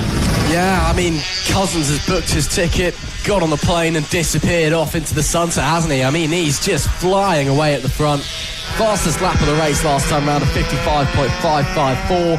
He's lapping a second quicker than anyone else, 3.2 seconds up the road as it stands with 6 laps left to run. This is a fantastic performance from that young man. Oliver Hall, though, also doing a great job in second place, it must be said. That young man, a former FAB-Racing Rookies Cup champion, he really shot up over the winter, really put on a lot of size, and he's a lot bigger than a lot of the other riders in this category, and he's obviously he's quite a beefy lad, you know, he's got a proper rugby player build, as I would call it, just very, very stocky, and obviously that's great because it means he allows him just to muscle the bike around tracks, and you know, it just allows him to really use that aggressive riding style of his. But it does just mean that because he's got that bigger frame, he's at a disadvantage, so he really has to use all of his ability and then some to stay ahead of some of the smaller riders like Mason Frederick behind, for example, who is now starting to close in, it must be said. But Hall, again, the number 3 machine, great on the defensive. Can he keep Frederick behind, hold on for that second in place, and go get those desperate championship points you need, given that did not start in race 1? Yeah, exactly that. I mean, to be fair, Logan Cousins, he's taken all 3 victories, is on course for a 4th of 4 for 2024 in Fab Racing, and as things stand, Mason Frederick is 35 points behind in the championship, which is over a race win's worth of points. That is a huge margin, and granted, yeah, we've still got plenty of races left to go in the season and anything can happen. That is not the way you want to be going into the 3rd round of the season. No, it's not. Oh, that's the number 20 of Kai Hawkin. Kai Hawkin having an issue coming down the back end of the circuit, manages to get going again. He was running in P6. Hopefully not many places dropped there for the 20. But back to the battle for second place. Oh, and that is the 1-4-1. Max Johnson goes down at the final corner. Or the penultimate corner, should I say. Bending the handlebars back into shape there. One of the marshals, a big shame for Max Johnson. Also able to continue. Good to see. Again, as always with these young riders, most times they fall off the bike, they get straight back on again, and that is great to see. But a big shame there for Max Johnson. Kai Hawkin, meanwhile, he's fallen down to 9th place as a result of his fall just moments ago. 4 laps left to run, though, as we see battles absolutely all around the pack. That is William Round and Oliver Wilson fighting for P12, the 66 and the 126. And there, as I say, that Logan Cousins, not the fastest lap of the race as he crosses the line. Gap's now 5.5 seconds as he sets a 55.352. Meanwhile, Oliver Hall still holds off Frederick. Yeah, doing a brilliant job just to put the bike exactly where it needs to be, and in fairness, just running at a decent enough pace that Frederick, the initial gap was able to close, but beyond this final half a second or so, is unable to finally just get that extra little push to be on the back and start applying pressure. So I think Oliver Hall is doing enough just to keep him at an arm's length away, just to alleviate that pressure a little bit. I mean, Frederick is still there, and that is going to be in the back of Oliver Hall's mind as he tracks the shadows and sees what the gap is relative to him. He knows that Frederick is there. He knows that he's under pressure, and one small mistake will cost him P2, but it's not like he's having to constantly look over his shoulder and aggressively defend. His main focus is going to be forwards, and that's exactly what you want. I mean, that's the Oliver Hall way. He's very much an attacking rider, and he is very confident in his own abilities as well. And abilities we know he's got, again, as I mentioned earlier, former FAB-Racing Rookies Cup champion. He had a great year that year, and he's just been going from strength to strength ever since, as he has to just get onto the back of a little bit of traffic there, muscle his way round. Hopefully that doesn't hold him up too much, but it has cost him a bit of momentum. Goodness me, Oliver Hall, that was brave. Up the inside of the 126 of Oliver Wilson through the kink. Oh man, I don't think Oliver Wilson saw that one coming, let alone us in the commentary box. But Oliver Hall showing real tenacity there, showing why he deserves to be fighting for championships in the OH Logistics LC40 Elite Championship, because he is so brave, and when he sees a gap, when he sees something that he wants, he's just gonna go for it. There's a lack of hesitation, and that is so important, because you've got split seconds, right, to decide which way do you go. Do I go left? Do I go right? Do I back out? Do I accelerate? What do I I do? And you have to just go with the first thing that comes to your mind and hope that it's the right one. As soon as you start hesitating, as soon as you start doubting, mistakes come into the fray and you make wrong decisions, you make doubtful decisions, you back out, you come off, you make contact, whatever it is. But he is so decisive, so clinical in his movements. However, he's not quite out of the woods yet. Mason Frederick is still there, but one lap left to go, and this man has been on fire from the very beginning. He has indeed. Logan Cousins set sail and has not looked back. The number 7 machine has been an absolute rocket ship here in race 2 at Ellough Park. And as he comes through the final section, the crowd applauding him on. It is going to be a 4th win in a row for this young man. As Logan Cousins dominates race 2 here at Ellough Park. Elation for the young man. And that is a statement and a half. What a performance from the number 7. Oliver Hall manages to hold on and sets the fastest lap of the race on the final lap as well, at 55.270. An inspired lap there from the number 3. Great job for him, and a bit of redemption from the DNS in race 1 as Frederick managed to hold on to that podium place as well, despite battling with Oliver Hall for lap after lap. It is Logan Cousins, though, who takes another fantastic victory. Hall in second with Frederick in P3. Josh Perkins finished in 4th place with Caelan Ratcliffe in 5th. Rex Austin was 6th with Henry Brody 7th. Tommy Keats in 8th. Arthur Rich 9th. And Max Johnson in P10. Just outside of the top 10, Kai Hawke made another mistake. Laid on, had another fall. He was able to get back on and go to P11 with Oliver Wilson 12th. And William Round, he was P13 out of our grid of 13 riders. Well, that is it then for race number 2 for the OH Logistics LC40 Elite Championship. But Zach, what a great race we've just seen there. Yeah, it was. It was absolutely fantastic. These guys, of course, the elite level of mini moto racing, putting on as to why they are at the top class and why they will slowly but surely make their progression up the ladder. Logan Cousins, what a result that was for him. LC40 Elite, once again, putting on a show. Coming up then, a slightly different format of racing. It is, of course, the second race of the Moto Team category, where it's all about the bike that scores the points. The rider, well, they are relevant because obviously they're the ones riding it, but they're not the ones that individually score the points. And we saw some fantastic racing this time yesterday when it came to this one. A maiden victory for Harrison O'Keefe, thrown away at the death of it. Still managed to recover for P3, but heartbroken, dreams destroyed, and it was all your fault, wasn't it, Russ? It may have slightly been a bit of the biggest commentator's curse you've ever seen. Yes, I do have to apologise to Harrison O'Keefe. You know, whether you believe in the commentator's curse or not, that was bad, that one, wasn't it? But, you know, showed... No, we still have Ben O'Keefe taking his first win as a result in the standard class, as Jacques Van Eden took victory in the open class. But it just shows the pace that the O'Keefes have pulled up with this weekend, which is absolutely fantastic to see from them. Yeah, could be very interesting. But we've seen the pace the O'Keefes have. We've seen what they've got in their locker. So maybe coming into race 2 in a bit nicer conditions, maybe this time, you know, Harrison O'Keefe, he's got himself the viral clip. He's got himself the theatrical last corner crash. Maybe it's time for him to dominate. Yeah, maybe. Who knows? Let's see. Let's see if he's able to bring it and make amends for what was the heartbreak of yesterday. Almost certain victory thrown away at the death of it. Gifted the victory, of course, to Ben O'Keefe in the end. But, well, that's fine. At least one of the O'Keefes was standing on the top step of the podium. Maybe that will be the case today. However, Team Acme Racing smashing it on pole position, looking very, very strong with some good pace yesterday as well. Indeed. Great stuff from Team Acme Racing, who will line up on the pole position. Jacques Van Eden, the overall winner, the open class winner from yesterday, and a Free Tech regular over in that Endurance Championship. He lines up alongside. Ben O'Keefe is P3 in the standard class, with Malcolm Stein in P4 in the open class. Then it's a big list of standards. We've got Malcolm Harrison O'Keefe, Team Ernie the Badger, Sam Sadler and Sean Whittaker, Madison Marlew and Guy Kite. And that is from P6 down to P10. And in the last 2 bikes on our grid, in P11 and P12, it's Charlie Ems and Gary O'Keefe. They're both in the open class. So, A good mix of the classes here, it must be said. We've had rounds before where you only get, one open bike turn up, for example. So good to see there can be some actual competition for the podium to make a change. But as the riders make their way up onto the grid, someone complaining at the back there about something. Maybe someone's got a bit of an issue, but looks like we're getting ready to go racing again. So it's over to Lee Clowes, the flag marshal. She'll point at the lights. Just double check with race director Roger Keys, who's in charge of the lights. And then time to go racing.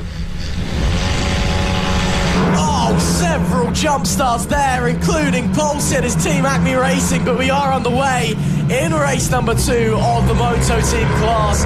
They'll negotiate their way through that tight and tricky and technical first corner. It will be Team Acme Racing leading the way, but of course we saw there visually there was a bit of a jump start. We've just been told in our ears from race control they are investigating jump starts as well. Ben O'Keefe slides up into second place. Overall, he is currently leading in the standard, second place in the standard class, should I say, but there's for sure going to be some penalties heading the way for a few of the bikes out there, so that could really change the landscape of the race early on. Yeah, of course, at the start, particularly with geared bikes, you are effectively just on that twitch point. You're waiting to go, and the first reaction that you make is to let go of the clutch and start the race. Whether that's the lights going out or someone else going, your body just subconsciously lets go of the clutch, and boom, you've jump started. As easy as that. You almost react off what other people were doing as opposed to what the lights are doing themselves. Of course, you shouldn't. However, we have got to move here. Ben O'Keefe looking to the outside of Team Acme Racing into turn 1, trying to get the up and under. Has he got the acceleration coming in towards turn 2? It looks like the 64 machine might well make a bid for the lead, but in fact won't. Jack Van Eden as well, putting the pressure on. Could well be a three-way fight for the overall win. It could be indeed, of course. Got to remember that Team Acme Racing, Ben O'Keefe, they're both in the same class. Jack Van Eden in the open class, he's just kind of there for fun, doing his thing. Here, then it goes the 64. Oh my goodness me, that was very, very close, wasn't it? Suddenly this is looking a bit more like a fight rather than, going out and having some fun racing. This could get very aggressive very quickly if that's the types of moves that we're going to be seeing. But Team Acme Racing maintain the overall lead for now, but we'll wait and see. Currently race pace, we've got about 10 laps left to run. Laps are running about 1 minute, so it could be very, very close. Here goes the 64 once again, pulling to the outside on the brakes, neck and neck into turn 1. Team Acme Racing, almost a high side there for Ben O'Keefe. Goodness gracious me, that is tight. It is really, really close out there. It really is. Of course, with the riders at the moment running a really nice job. 9 laps left to go. Team Acme Racing at control at the front of the field. Jack Van Eden under pressure as Malcolm Steen contends. That's, of course, for the Moto Team Open win. That's the contention going into the next braking zone. Of course, the sweeping section of the race starts. A very big squeeze there from Van Eden, getting his elbows out. He is indeed. Currently saying that Ben O'Keefe and Harrison O'Keefe have been demoted down to P6 and 7 on our timing showing, so maybe they've been awarded penalties already, even though we know they're at the front of the pack. We'll get that confirmed for you as soon as we know. As the drivers, 11 to the inside of the 17. There goes Malcolm Stein and Jack Van Eden. Lovely move from Malcolm Stein there to get up into that will be, I believe, P3. And managing to negotiate their way around some of the other riders as well. And it's action and chaos everywhere you look in the second Moto Team race. But right now, up the front, Team Acme Racing holding off from Ben O'Keefe, who is running in P2 on the road as it stands on the number 64 bike. That is the fight, not just for the overall win, but for the standard class win as well. Meanwhile, it is now Malcolm Stein on the number 11. He's P3 overall, leading the way in the Open. Yeah, doing a brilliant job. Of course, it was P2 this time yesterday to Jack Van Eden, who looked very calm and composed on the bike. Couple of looks to the inside as well. Team Ernie Badger, of course, that's the Moto Team standard. That's for P2. Ben O'Keefe for the standard podium as well. Sean Whittaker not a million miles off. So all this Constantino effect, this pack racing is for some very prestigious positions with just 8 laps left to go. That's the gap at the lead, of course, between Team Acme Racing and Ben O'Keefe, the 64 versus the 8. It is tight up the top, but who will be on the top step of the podium come the end of the race? Only time will tell. This fight not just for the overall lead, but the standard class lead as well. It's been enthralling so far, but Can Ben O'Keefe try and negotiate a way through, try and poke a nose up the inside, maybe just slot a front wheel in when Team Acme Racing do not expect it. As they head through the fast and flowing back into the track, the sun beaming down here at Beccles. Almost time for slicks, not quite yet, as our reliable inside paddock informer Archie O'Brien has just informed us over message, maybe after the lunch break. Right now though, it is very much wet, so we'll wait and see. Oh, sliding their way through the final corner. Oh, that's a great run there for Ben O'Keefe. This time he's got the inside, but on the brakes once again. Once again, Team Acme Racing just looking monstrous, heading down on the brakes, coming through turn 1. And, well, he won't be jumping up and down for joy like Jefferson Starship, but he's still doing a fantastic job up the front. Negotiating his way now through the tight and twisty middle section, heading into the S's. Now the fastest part of the circuit. You've got to go left and just hold your front shoulder down. Hold it down for as long as you dare. Jacques Van Eden, meanwhile, leading this pack. Here is Malcolm Stein, who's leading the open class, has managed to pull just a little bit of a gap to those behind. So this is the fight for what is, well, they're fighting for position in reality, because Team Ellough the Badger and Sean Whittaker, both in the standard class. Jacques Van Eden is in the open class. So this is more for glory rather than actual points, as the bumper crowd watches along here at Ellough Park. This time, surely for the lead. The 64, no. Once again, unable to negotiate his way through at turn 1. The business deal is very much closed. Alan Sugar very much saying you're fired. Maybe he's got to try and find another approach, try and find another way through, because he's getting the run down into turn 1. Just cannot make the gap appear. With 5 laps left to go, it is still Team Acme Racing that lead from Ben O'Keefe in the standard class. Malcolm Stein leads it open from Jacques Van Eden. Yeah, Acme Racing doing a brilliant job is to just manage the gap and sort of just maintain exactly where they are. Ben O'Keefe has had a couple of looks, but for the most part not quite being close enough just yet. 5 laps left to go, it'll be 4 at the line. And they are approaching a little bit of traffic as well. I think that might well be the likes of Guy Kite and Gary O'Keefe in P8 and P9 that, of course, they'll have to negotiate, which could well be an opportunity for the gap to substantially open, but also for the gap to substantially close that last lap. Ben O'Keefe losing a lot of ground. Yeah, Ben O'Keefe struggling just a bit through there. And with 4 laps left to go, that could potentially cost him the win here in the standard class. Meanwhile, Jacques Van Eden continuing to hold off the guys behind him, even though they are in a different class. Just again, racing for trackside glory, I suppose, rather than for actual points as well. Trying to go the long way around there.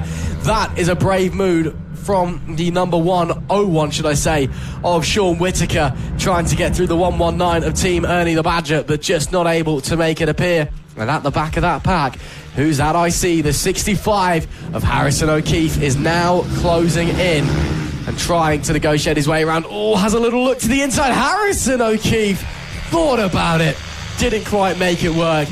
This time, maybe Sean Whittaker could try and find his way through. Team Ernie the Badger has to sit the bike up, coming into the hairpin down at the paddock. And again, these riders, they're just looking for ways through, just can't make it happen. No, exactly that. I mean, there's plenty of moves that are out there, plenty of looks that people are trying to go for, but because there's one significant dry line, bit patchy on other parts of the circuit, and you lose that grip the moment you try and go for it. Of course, Sean Whittaker battling away with Harrison O'Keefe, who's still trying to find a way past. That's the 17 as well. Jacques Van Eden under pressure as the 01 machine tries to find the move to the inside. Van Eden more concerned about trying to fight for the Moto Team Open win as well. As it looks to the outside, it's all bunched up, and one thing leads to another. A short fuse, and Harrison O'Keefe nearly makes it 3 wide into the sweepers. Harrison O'Keefe is trying to cause some chaos here as they make their way through the back markers. That's Guy Kite, they are just heading through, and Gary O'Keefe as well. But goodness me, it is tight out there between all of the riders. Up the front, Team Acme Racing, they've managed to pull 4.5 seconds over Ben O'Keefe in the standard class. In the open class, Malcolm Stein and Jacques Van Eden still only about a second separating them. So as we go on to the penultimate lap of the race, with a new fastest lap from Team Acme Racing of 58.536, great lap there from the number 8 machine. The only real battle we're looking at the moment is this one, especially because now, suddenly, Jacques Van Eden is right on the back of the number 11. This is for the win in the open class. Jacques Van Eden, of course, not a typical FAB competitor. You see him maybe once or twice a season. And oh no, and he's dropped it! Steindorf manages somehow to stay on his feet. Jacques Van Eden, what went wrong there? Did he? Oh, look at the bottom end of the bike. The fairing heavily damaged as well. That covers the exhaust. He's managed to get going again as he's trying to bend his handlebar back into shape, whether he just tucked the front on the brakes or there was an issue. But Jacques Van Eden goes down hard. Is still set to finish second, I believe, in the open class as the final lap starts. But that's just, wow, that just shows how racing can just flip on its head in a moment. Yeah, the pendulum swings one way and then instantly swings the other way. That is intense and a small mistake. Thankfully, of course, Malcolm Steen was able to just to hang on to it, really. The bike very easily could have gone, but just sat it up, kept it composed, kept it pointing in a straight line, didn't do anything erratic, and knew the win would still be theirs. However, nothing can be taken away from the overall lead and, of course, in the standard, Team Acme Racing for their first win of the season. Yeah, great ride from the number 8. It has been, well, not maybe comfortable so far, but they've just been putting in the laps, hitting the marks, and extending that gap. And in racing, when time is everything, that is what matters. Team Acme Racing round the final few corners to take the checkered flag for an overall victory and a very well-deserved standard class victory. To the roar of the crowd, a pat of the bike. Well done, girl, he says. Brilliant, brilliant riding from them. Ben O'Keefe will come home in second place overall and in the standard class as Sean Whittaker manages to take P3 overall and standard as well. In fact, we've been told in our ear that maybe expecting bikes for potential no transponder in the bikes. Now that is a bit interesting.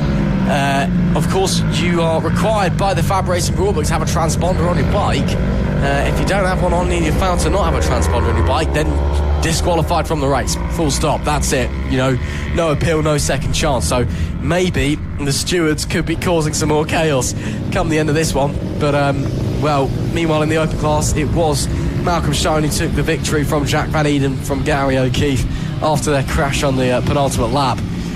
But man, oh man, talk about late drama. If the stewards get involved, that could be interesting. Yeah, of course, we always prefer it when the talking is done on track, but some things can't be helped. If the rules have been broken, they're there for a reason and they must well be enforced. So yeah, the stewards room might well be called upon to decide the outcome of this race. Of course, we had the jump starts at the start. We had of course the drama of this race. However, we are moving on.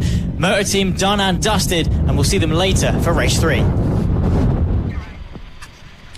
Race number 2, almost upon us for the Mini GP 50s, brought to you by King's Two Wheel Centre. It is sure to be an exciting race if race number 1 is anything to go by, as is always the case with the 50s. Of course, the first step onto Metrokit Mini GP Grand Prix style bikes, geared bikes, if you will. And it is the first time the riders can show what they can do. Of course, the downpour down in race 1. Very, very different conditions to what we have on hand here.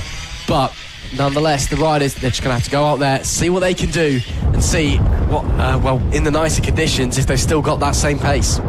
Yeah, pretty much. Of course, the track is drying. Did give Archie O'Brien a quick message. Of course, we'll be seeing him later on in the LS2 Helmets Mini GP 70 race. Asked him when the slicks are going to be coming out. When are they going to be taking off these wet compound tyres? He said it might be a little bit too soon. Track's still a little bit wet in some places, but maybe after the lunch break, or maybe some people going for the gamble. It does look fairly dry. Do you reckon we might see some people gambling on the slicks?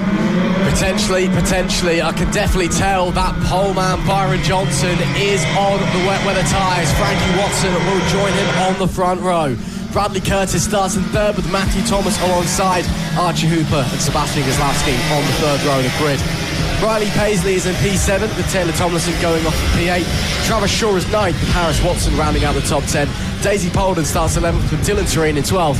Callum Maxwell is 13th on our grid of 13 riders here today in race number 2. It looks to me like I think wet weather tyres are the safer option there. Again, there's still a lot of standing water offline, so it could be anyone's guess, but coming into the race, even with the sun out, you make a mistake, you run slightly wide, and well, if you're on slicks and you hit a puddle, it normally doesn't end very well. Yeah, maybe more caution to the wind than anything for these guys. It's more just a case of getting through the race. A lot of these riders have got a lot to lose. There are only 2 points in the championship between our pole sitter, the previous pole sitter of last weekend, Frankie Watson, of course, championship leader as things stand. He's only 2 points ahead of Bradley Curtis. Byron Johnson is less than 10 points away in that hunt for the championship. There is a lot at stake. Can you risk it by gambling on the slicks?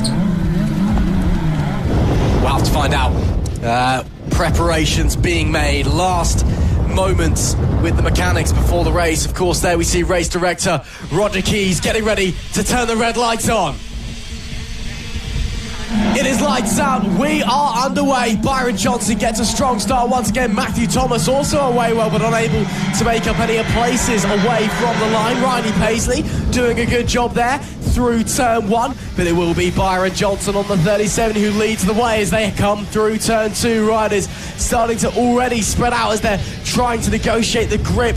That semi-dry track on the full wet tyres. There we see that is Archie Hooper trying to challenge further back in the pack. There we also see Taylor Tomlinson trying to get involved with Sebastian Goslavsky in front of them. Those two, they've been having a fierce rivalry on track with a fierce friendship off of it for years now in FAB Racing. Let's see if they can continue to put on a great show for us today in race number 2 of the Mini GP 50s, brought to you by King's 2 All Centre. At the end of lap 1 though, despite pressure from the 14, it will be Byron Johnson that leads the way. Yeah, looking very, very composed. However, the 14 does have a little bit of a look momentarily. Frankie Watson eyeing up that race lead. We could well have a battle on our hands. Don't forget as well, Bradley Curtis there in third place, not a million miles off. So if these two at the front begin to battle, we'll have a 3-horse race for the race lead of race 2 of the GP 50 bikes here at Ellough Park. So through the second hairpin, and the 14 is eyeing it up quite a lot. Frankie Watson just trying to observe the line, see where he's a little bit quicker, where he's got the edge, maybe where he's lacking a little bit, adjust his riding and then go for the attack.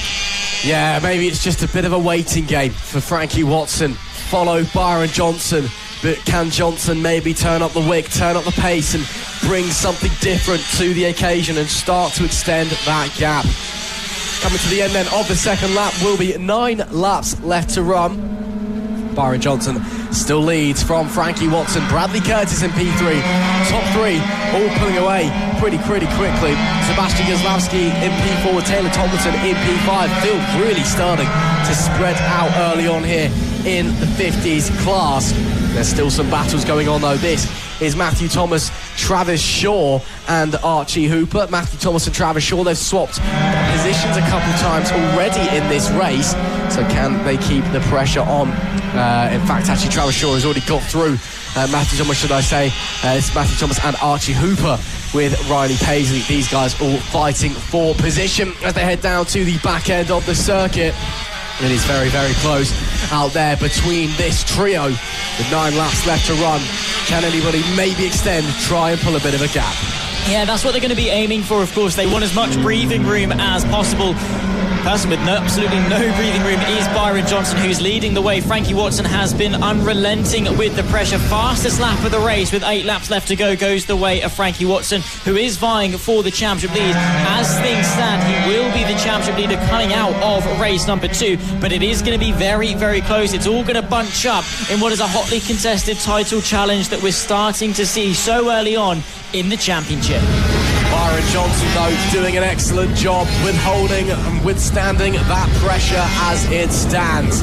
But there's still a long way to go in this race. Still plenty of time for action to happen. And still time for Frankie Watson to make a difference as well. Gap steady at around 0.4 of a second at the line so far. We'll see what it is when we come to the line. This time looks a little bit bigger.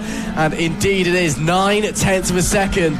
Byron Johnson, what a lap. That is a 52.347 from that young man, flying at the front on the previous tour. But can he maintain that pace on the wet weather tyres? Well, it's anybody's guess. 7 laps left to run here at Ellough Park in race 2 for the Mini GP50s, brought to you by King's 2 Wheel Centre.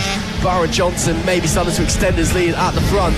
Matthew Thomas trying desperately to hold on to that position from Archie Hooper. Yeah, they are just trying to manage the gaps more than anything, particularly, of course, at this battle here with Thomas and Hooper. This is the fight for 7th place, and Thomas had some hardships, of course, recently, and, of course, coming into this weekend, was outside the top 5, but within the top 10 over the course of yesterday, and right now is looking to sort of just, you know, take a nice, steady step. Of course, was actually finishing in P7 this time yesterday, and is looking to hang on to that because, points in the championship definitely do equal good results come the end of the season. Archie Hooper, however, is putting that pressure on, but the race, the laps, they are ticking down, and with that goes opportunities. Yeah, it does. You need to try and just find your way through as the laps tick down. Matthew Thomas doing a great job at the moment. He is a fantastic young rider. In fact, they both are. In fact, quite frankly, everybody on this grid is a fantastic young rider. Such is the quality of the field in this Mini GP50s class in 2024 here at FAB-Racing. But Matthew Thomas is one that always catches the eye, either with his great performances or his tenacity to have rather big accidents that he can still manage to walk away from. I don't know how he does it, but it is incredible how many high sides that young man has had across his career, and just got straight back up on the bike and managed to get going again. These two still very close indeed. A razor's edge separating the pair of them in this fight for P7 as they come to the line now. Up the front, Byron Johnson continues to make a mockery of the lap, not the lap record, should I say, but the fastest lap certainly, a 52.261 on the previous tour, running very, very quickly indeed, given they are on wet weather tyres. But in this battle that we currently watch, it is the 47 against the 12. Matthew Thomas still holds off Archie Hooper as they run into the S's.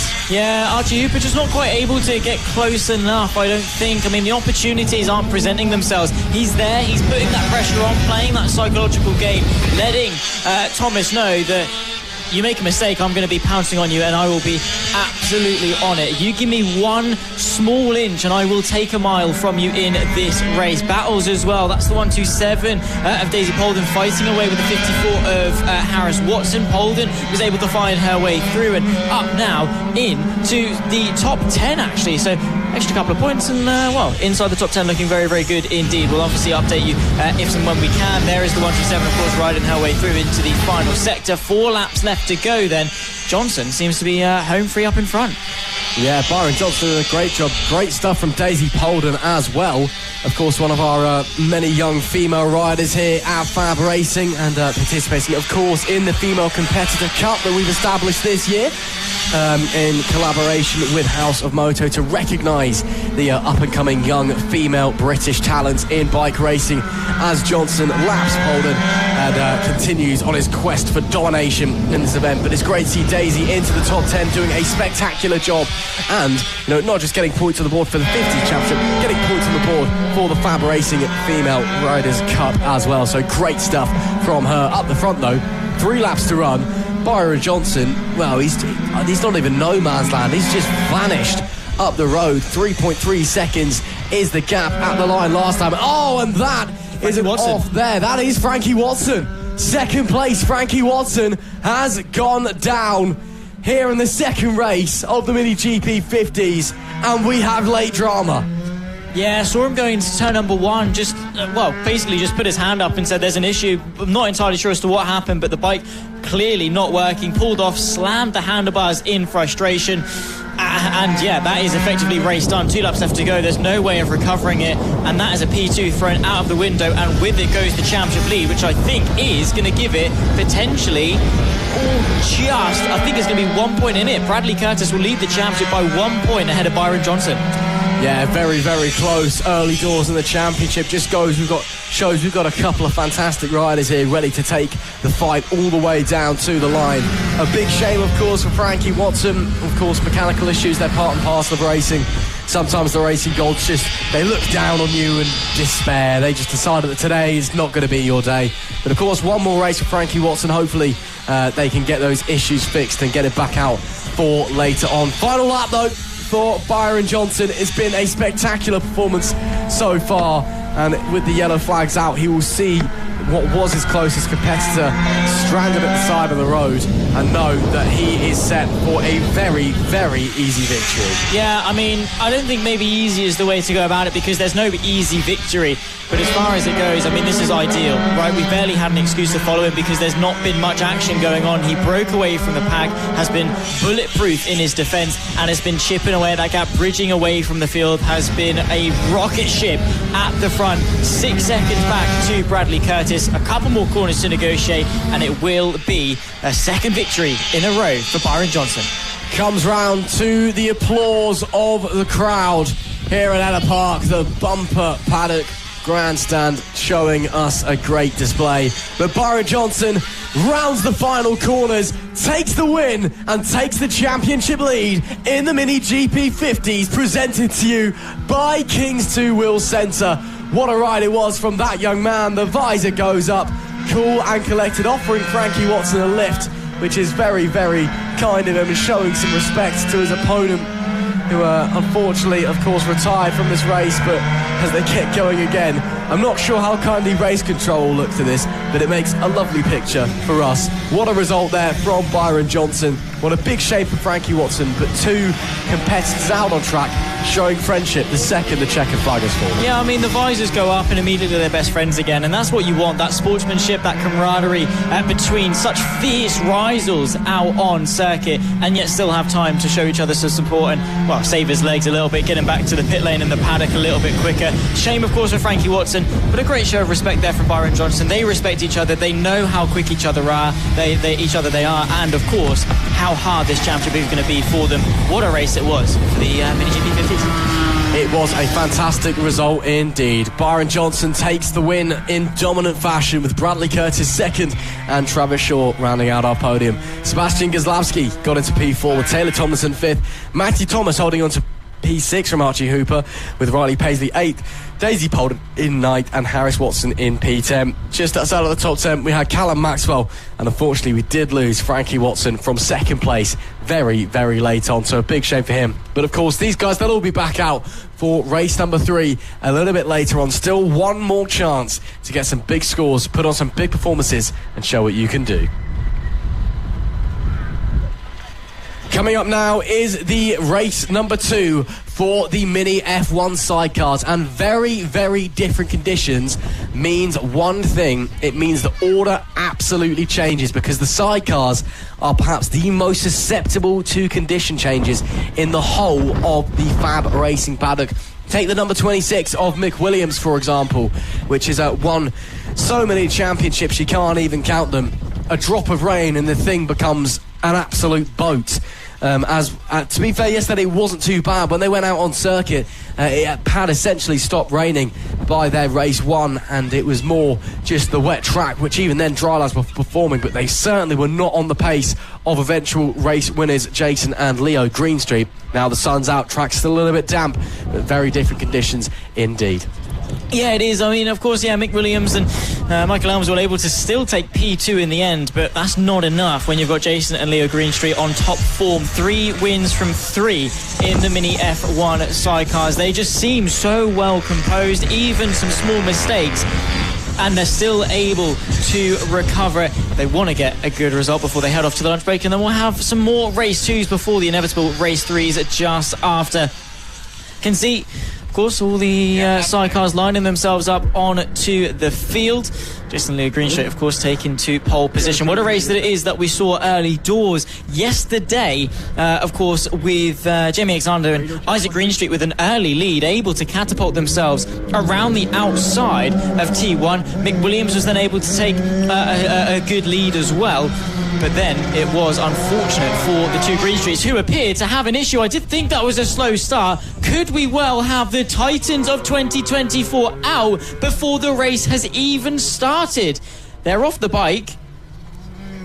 Can they get it sorted before the race starts? That is the crunch time. They are on the clock. They do not have time to sort it out. And if the issue is terminal, they are going to be out of this race. They're not going to be able to take to the grid, and that's going to be a big knock to their championship. They're pulling the bike off the race circuit, which tells me that high drama here for race 2 of the Mini F1 sidecars. the Green Streets are out.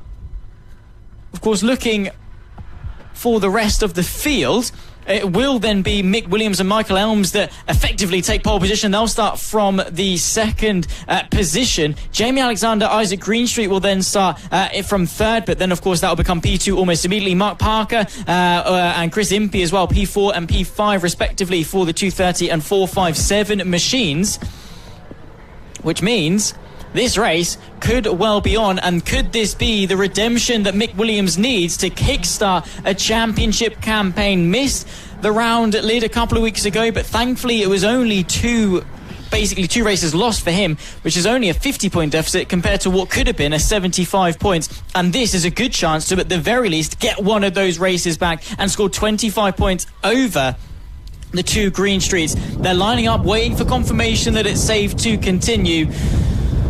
I think the Green Streets, still not on the bike, still not ready to go. Just checking that to make sure that the bike isn't able to run. They want to make sure they give them every chance possible, but the bike is dead. They're going to give it one more desperate attempt, one more go. But I think that 90 is done and dusted. Hopefully they'll be able to get back for race 3, giving it a good go, maybe some hope.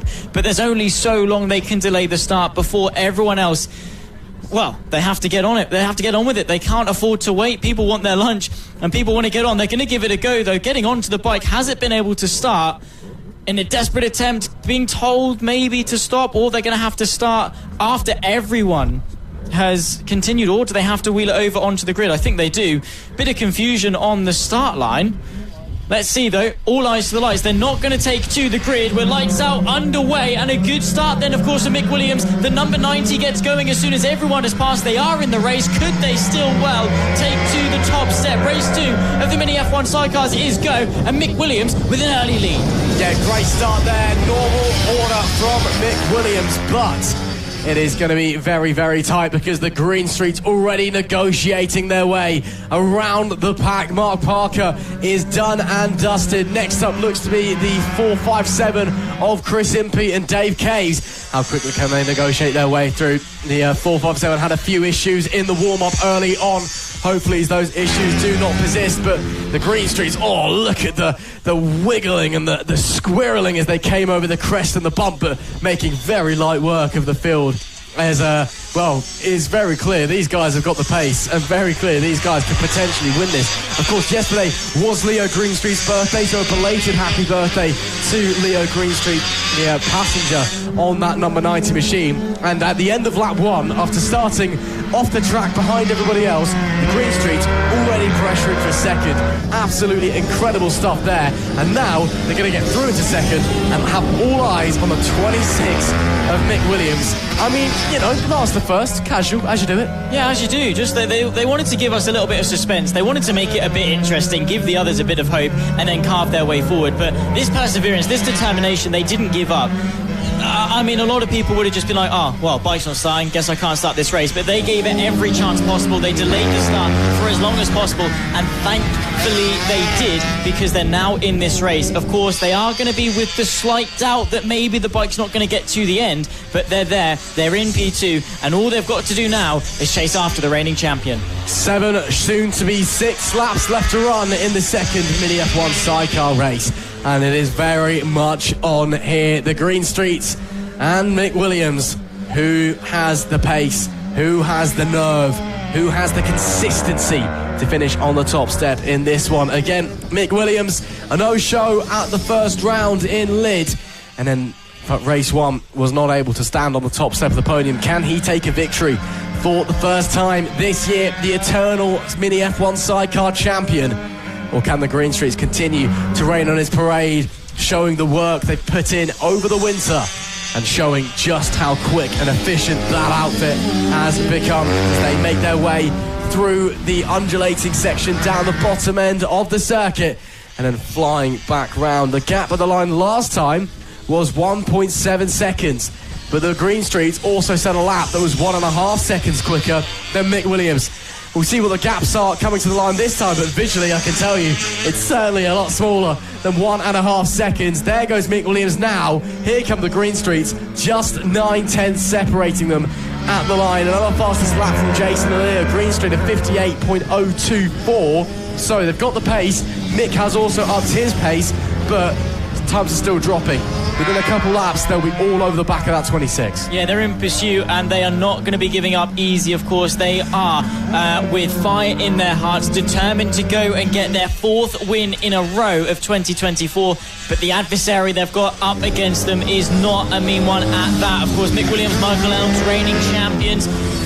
But the Green Streets last season in 2023, it was so many wins in a row for the 26, but it was this round right here that the Green Streets were able to take some wins back off them. So the competition is there. They are so close, and these guys, slightly different riding styles, of course, between the riders and, of course, the passengers, but they both get to the sort of the same outcome as such. But the straight line speed, look at that, of the 90 catapults themselves into the lead.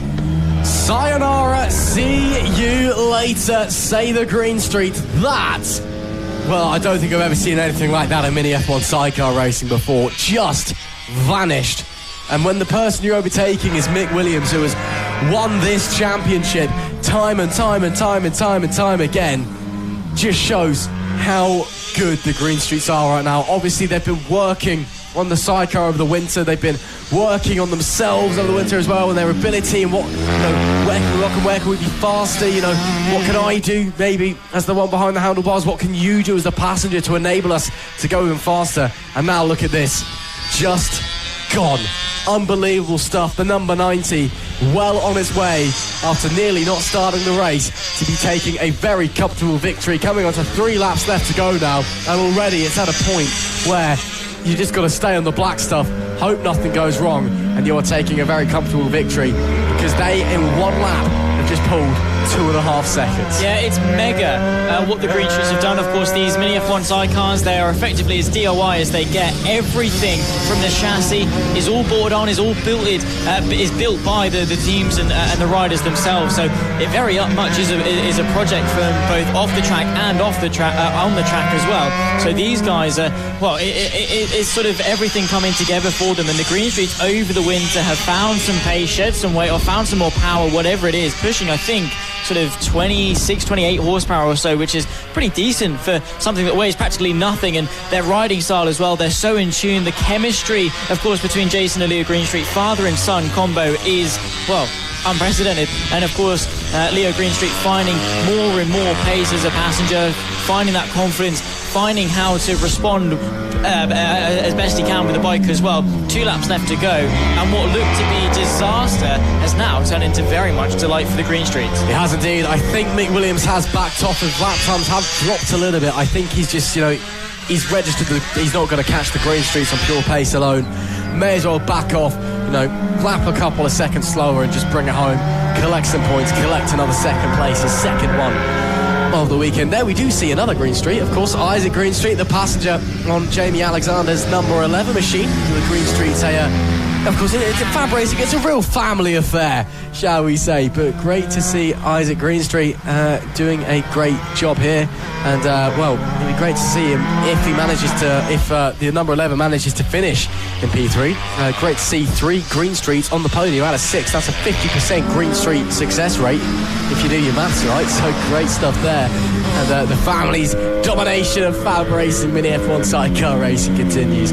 Final lap of the race then for the number 90. And well, as you said, Zach, from disaster and despair to delight and jubilation, what a performance it has been from Jason and Leo Greenstreet. After nearly not starting the race, they've made it look easy. Yeah, they have. I mean, immediately off of the grid, they just threw their way through the grid, fought their way back up through the pack, and have been dominant ever since. Of course, they took a little bit of a stumble when it took to Mick Williams and Michael Elms, but they were able eventually to find their way past with a good run towards turn number 1. Haven't looked back since. They won race 1 at Lid. They won race 2 at Lid. They came into Ellough Park on the front foot and dominated in the wet with trouble and uncertainty coming into the second race of the weekend. It is once again in 2024 going to go the way of Jason and Leo Greenstreet, who are delighted to take their 4th victory of the season. What a race that was, and what a way to round off going into the lunch break. It is indeed. Is that the changing of the guard in the Mini F1 sidecars, because to me, right now, it looks like for the first time in a very, very long time, as I wave to the camera from the man behind the handlebars, Jason Greenstreet, it looks like Mick Williams and the 26 machine is currently not the fastest thing out there on pure merit alone. Jason and Leo Greenstreet take a fantastic win after nearly not starting the race on the number 90, the 26 of Mick Williams in P2, the number 11 of Jamie Alexander and Isaac Greenstreet in at P3. Rounding out our podium, Chris Impey and Dave Caves on the 457 in P4, and the 230 of Mark Parker was in P5, the last of our runners in this second Mini F1 sidecar race.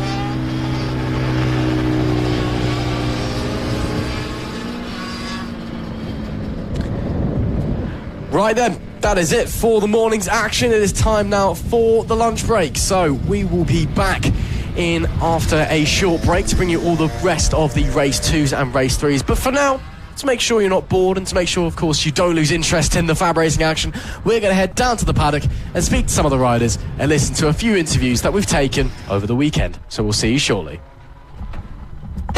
Talented riders all over the paddock here at FAB Racing. Here we are with one of the MotoGP Mini GP 50 riders, Dylan Terine. Dylan, I suppose to start with what you are expecting out of Ellough Park. I mean, off the back of Lids a few weeks ago, what sort of challenges are you looking to face here at round 2? I don't know. I'm not gonna really. This is my first time riding in a long time, so I mean. Yeah, I don't know what to say really. So are there going to be a lot of adjustments you need to make, or do you think it's going to be something that you can just straight away get back into the swing of things on? After the practice today, are you feeling quite comfortable? Yeah. So what are you going to aim for here at Ellough Park? Are you going to go for podiums, wins, top 5s? What's the aim? I'll try and aim for 7th or something. 7th. And what about Ellough Park makes it so special? I mean, is it the long straights, how fast it is? Is it quite a demanding circuit to ride on? Yeah, it's quite fun. Well, thank you very much for speaking to us. Best of luck, of course, for this weekend. Hopefully, we'll see you on the top step. All right, then. One of the potential championship contenders here for 2024 of FAB Racing. It is, of course, the Mini GP 70 rider of Archie O'Brien. Archie, I suppose just start, I suppose with the comparison from Liz a few weeks ago into Ellough Park today, what sort of challenges do you reckon you're going to face? What are sort of the similarities and the differences between the two circuits? There's quite a few fast corners at Lid, which I particularly enjoy, but round here there's quite a few heavy braking zones in comparison, so it's going to be quite a difficult weekend, especially with rain on the forecast. And what sort of adjustments do you have to make, of course? Is rain a sort of a riding style that you're quite comfortable with? Is it one that you, I suppose, feel a bit less comfortable with? How do you reckon the pace is going to fare if it starts to rain tomorrow? I used to struggle quite a lot because I used to be quite a smaller rider on the Metro kit, but now that I've grown a bit, I'm feeling quite confident. Last year at Three Sisters we had a wet session and I was right up the sharp end, so I think Wilson's going to be really strong no matter the conditions, so we're just going to have to fight it out and see what happens.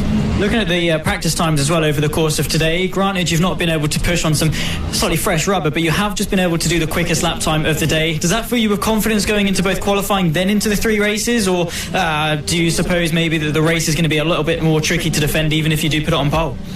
Well, we're just looking forward to it. We're going to see what the weather does first of all, but obviously we've got 4 races this weekend, so we're trying to keep as little tyre wear on the bike as possible. We're trying to save our fresh rubber for as late as we can in the weekend. Of course, you only got 1 race, of course, last weekend at Lid, but you did manage to put in a good result. I mean, we are only a round in, but how do you feel about the championship? Do you feel like it's something you can go for?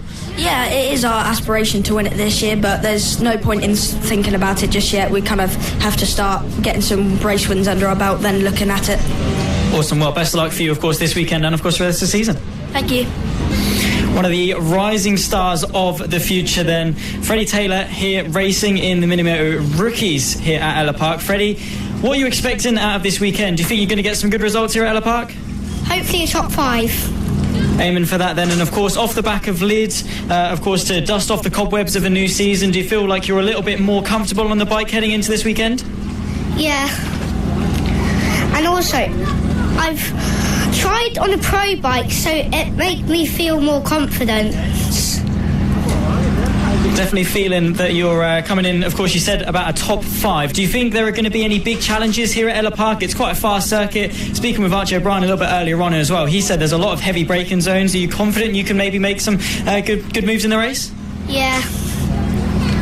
And I'm trying to beat Joey because he's beaten me in the championship, so I'm trying to get ahead of more people. Going to be pushing for points then. Is that the aim then for this year, the championship? Kind of, really, yeah. Awesome stuff. Well, best of luck to you. Thanks for having a chat with us, and well, hopefully we'll see you on the top step of the podium. Thank you. Plethora of talent in the paddock. Another one of our Mini GP 70 riders here with Harrison Day. Harrison, fielding some new colours this weekend. Does that fill you with some confidence heading into the weekend?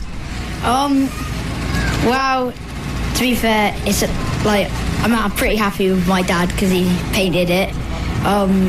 And I think we've got a few sets just in case I crash, but I don't think it will affect me. I'm going quick anyway. And of course, off the back of Friday practice, obviously all done and dusted. How's the pace feeling? You're feeling confident on the bike, ready for a long weekend ahead, actually, 4 races over the course of 2 days? Well, I've been pretty strong today, which I'm pretty surprised about because at Lid I think I was running maybe 6th, 7th, and then today, first couple of sessions I was 4th, and I was latching onto 3rd, and then I've managed to gap 3rd now, and then I'm trying to stay with Archie O'Brien and Wilson Dils. So what's the aim going into qualifying then? Do you reckon you can settle for 3rd, or do you reckon the pace is there to go and catch Wilson and Archie? Well, they're only, I would say, half a second or maybe a little bit more faster than me, but we don't have a warm-up tomorrow. We go straight to qualifying, which isn't my strong point because I'm always pretty quick, at the end of the day and at the end of a session. So when it comes to Ellough Park, obviously you say you're not too confident in terms of qualifying. Do you think that you can make up that ground in the race? Does Ellough Park have enough overtaking opportunities you can start racing the top guys? Well, Ellough Park has a lot of late braking, and you can overtake a lot of people down the inside, and then there's a lot of sweeping corners which you might be able to go around the outside. But I got 3 wins here last year, so I am feeling pretty confident. The threat of rain as well on the horizon, potentially on the forecast, is that something you're concerned about, or is it something that you're actually looking forward to? Well, I'm not concerned about it, but I want to say I would prefer sun. But I'm a pretty good wet weather rider, especially I'm not sure about on the Metch kit, but on the Mini I've topped a lot of sessions in the wet. Filled with confidence ahead of this weekend then, Harrison. Thank you very much for talking to us, and well, hopefully the new colours will bring you some good luck. Thank you. Marco Holt, a name for the future, racing in the Extreme 200s this weekend at Ellough Park. Marco, I suppose just give us sort of your thoughts and feelings ahead of the weekend. Yeah, at the moment it's going great, having a great weekend so far. Hoping for it to be dry tomorrow, obviously, for lap records, but obviously it'd be great to have a good little practice in the wet. But yeah, so far it's been great. Awesome stuff. And do you feel like you've accomplished a lot? Do you feel comfortable on the bike ahead of what is going to be a fairly intense weekend? Yeah, I feel really comfortable on the bike. It's mega. Off the back, of course, of Lid, only managed to, of course, get 2 races over that weekend. When it comes to championship and points and stuff, yeah, fair enough, we're only 1 round in. But do you think you can go for the 200 championship? Well, obviously, this isn't the championship that I'm properly racing this year, but I think depends really how many rounds we miss or where I finish in the rounds, to be honest, because there's people like Sullivan Mounsey, he often comes to FAB-Racing and then he joins in the the Extremes, so he'll be a tough challenge, and then people like Wilson Dils as well. Talk to us a little bit about Ellough Park as well. You noted some of your rivals out on track as tough competition. Is there anything specific about Ellough that poses a challenge? I think it's just a really technical track, and there's a lot of overtaking places, and yeah, it's just really fast and flowing, so you could set up moves really easily. Qualifying tomorrow then, is that going to be something that's incredibly important, or are you confident that even if you sort of goes and miss a little bit in qualifying, you can make up the ground in the race? Yeah, I feel like it'll be important to get pole in the qualifying, but if we don't, we just got to build in the race. Awesome stuff. Well, thanks for having a chat with us. Best of luck for this weekend. No problem. Thank you. One of the riders racing in 2 classes this weekend at Ellough Park. We have got with us Isaac Greenstreet, finally, here to have a chat with us this weekend. Talk to us, I suppose, coming into Ellough Park, how are you feeling about obviously both of your endeavours this weekend? I'm feeling good, apart from heard it's meant to rain, so I don't really do good in rain, so hopefully I don't crash too much, but try my best though not to. Always the aim, does help as to not crash, of course. When it comes to your mini moto racing, how are you feeling specifically about that? And then, of course, your transition into the sidecars. Is there sort of much difference that you have to adapt to as you go between class to class? Not really too much. I just kind of try and chill off in between each session, so I don't ache too much. But on the sidecar, you ache your legs more, I reckon. Well, actually, ache your hands more. On the bike, you ache your legs more. So it splits your aching between the two. Getting a full body workout then this weekend, especially at Ellough Park. Is it a particularly demanding track for both bikes? Not really. It's a fast track though. I like it a lot, but I had a crash earlier, so hopefully that doesn't happen again. Is that something that's going to knock your confidence, or do you sort of know where you went wrong and you can adapt and sort of sort it out for the rest of the weekend ahead? I think I know what went wrong. I kind of just went a bit too wide and went over the rough patches, but I think I'll be alright with confidence.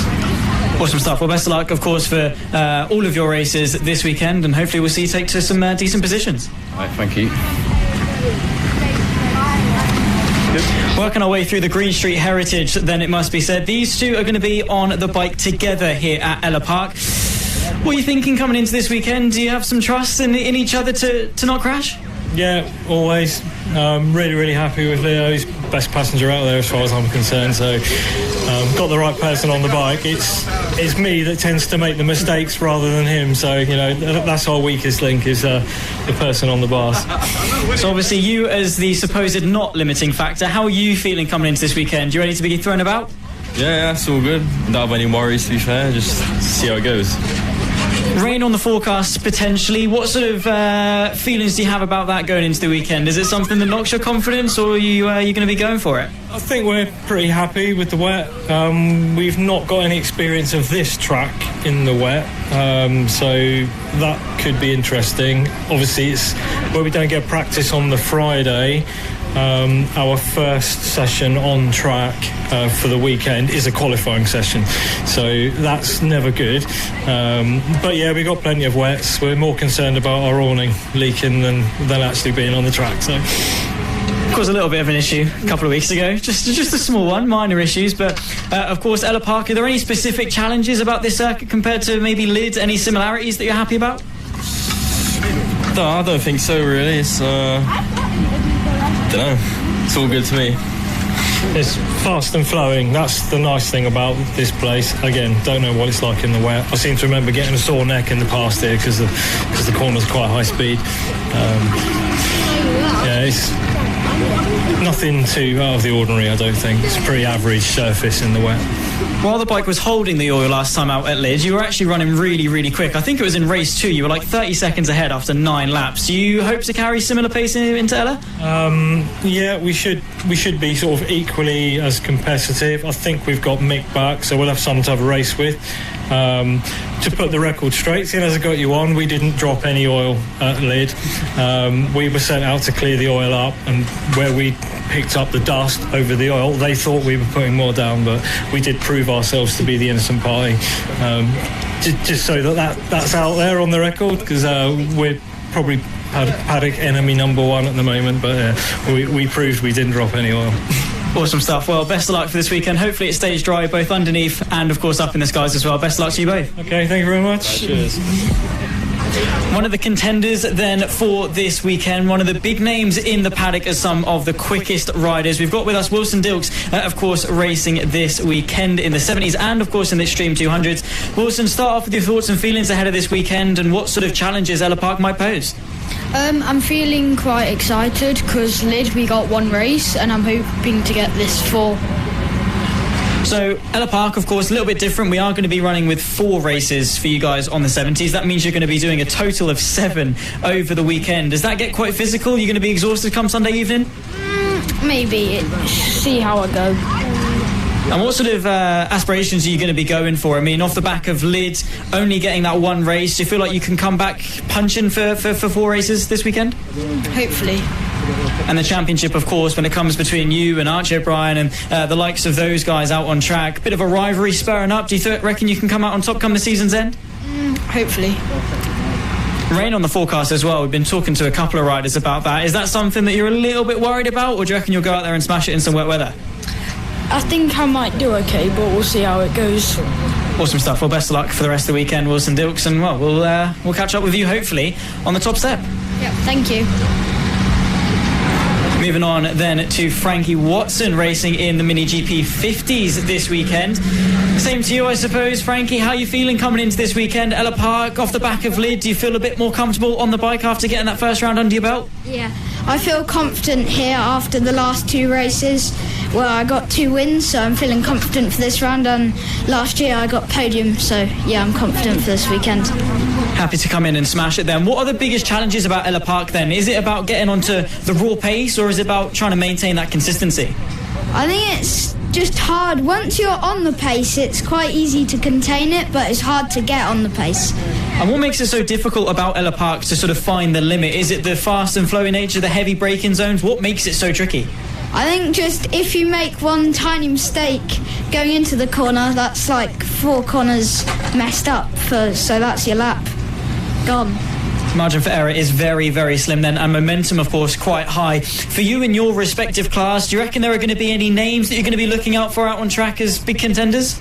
Yeah, I think Travis Shaw, Byron Johnson and Bradley Curtis will all be fighting for the podium and the win. And how do you feel about the racing this weekend? Is Ellough Park a circuit you feel confident you can overtake at? Yeah, it's probably one of my favourite circuits, so yeah, I like it. Awesome stuff. Well, best of luck for this weekend. We'll catch up with you and, well, fingers crossed for some good results. Thank you. Joey Athasich here, who rides in the Mini Moto Rookie class. Joey, Ellough Park off the back of Lids. Any similarities that you're happy about coming into this weekend? How do you feel? I feel really good about this track. After Friday practice, feeling pretty confident in the top 6 in practice. Just making me feel loads of confident first season. My mum and dad are saying at the exact same time I'm really quick round this circuit. For the second round I've been racing in FAB-Racing. It's going really good. Is there anything in particular that you're looking to come into Ellough Park to sort of learn, or do you feel like you're instantly on the pace? What do you think is the next step in improving? Maybe just corner speeds, maybe getting on the gas earlier, maybe just not holding the brakes as much as I'm normally, but except from that, really good. Confident maybe you're going to be aiming for podiums, wins, top 5s? What's the aim? Aim for a podium, because in practice I got 3rd and fastest, so try just to aim for a podium. Who are going to be your biggest rivals out on track then? Who are you sort of aiming to stay on the pace with? Maybe Emilio Pereira, Tommy Williams, and the people who are at the round top 3 stuff. Ace. Awesome stuff. Well, thank you for having a chat with us, Joey. Best of luck for this weekend. Thank you. Lewis Hull in the Extreme 200 class. Lewis, into Ellough Park. How are you feeling? Confident. The track's grippy and I'm really enjoying it here. I'm finding the bike, obviously I'm new to the 190 Bucci, so I'm really enjoying it though so far. What sort of adjustments have you had to make then, coming in onto a new bike, of course? Is there different riding style, different sort of mechanical setup that you've had to do? Yeah, obviously I did a little bit of testing last year on a 50 and then I ended up having an accident that knocked all my confidence on riding a geared bike, so I stayed on a Elite liquid cooled, and then we recently sold my 50 and bought a Bucci, and I'm just getting used to it and I'm really enjoying it and taking a little bit of adjusting. You have to use a different riding style, but apart from that I'm happy. Of course, off the back of Friday practice today, what is your biggest takeaway? What are the pros, what are the cons? What do you need to work on over the weekend? Just looking for a bit more corner speed, obviously on a newer bike, bigger bike. So I just need to find my corner speed, become more comfortable on the bike. But I'm happy with how my lines are currently. Obviously need to improve, but happy where I am considering I've only rode it a couple of times. Looking beyond this round then, of course, for the rest of the season and beyond potentially, what are your aspirations for the future? Hopefully we're just going to practice this year and get good on the Bucci, and then maybe next year we're going to contend for the championship. Look out for you next year then, of course, as one of the front runners potentially. Thank you for having a chat with us, and fingers crossed for some good results. Thank you very much. FAB-Racing, then the grassroots entry into motorbike racing and the embodiment of it right here. Kai Hawken racing in the Mini Moto Pro class this weekend at Ellough Park. Kai, what are you thinking coming into this weekend? To get a good podium and get some better results than my last round. Off the back of Lid then, of course, was it a tough one for you? Yeah, I didn't do as well as I wanted to do. So yeah, it was quite tough. What were the takeaways from that then? Was it just an issue with pace, consistency, how you were riding the bike, and how have you managed to improve that coming into round two? We had the wrong gearing on, and I don't think I was riding as well as I am here now. So do you feel a bit more confident coming into Ellough Park? Yeah, I feel more confident. Yeah. Ready to smash it for some good results. Have been sort of with the news that there is some rain on the forecast as well. Is that something that you've got experience in? Is that something that you feel like you can go out and do well in? Yeah, I think I might be able to get some quite good results here in the wet, as I haven't rid here in the wet before. What sort of changes to your riding style do you have to make when it starts getting wet then? Do you sort of have to change your lines, change sort of how you brake, how you get back on the throttle? What sort of differences are there between dry and wet running? Sometimes some normal lines in the wet, they're more slippy in the wet. So sometimes you've got to change, and then in the wet you've got to try not to lean the bike over so much, because it's more grippy on the bike when it's more upright in the wet. One of the riders that have been getting some accolades recently, an award-nominated rider here, very, very young upstart, of course, Max Jensen. Do you want to talk to us a little bit about that award? Yeah, I was nominated at the Bradford Sports Awards, and I came second out of 600. Awesome stuff, and that is an incredible feat, of course, for you. Does that fill you with happiness and confidence coming into another round of FAB-Racing? Yeah, a lot of happiness and confidence in FAB-Racing.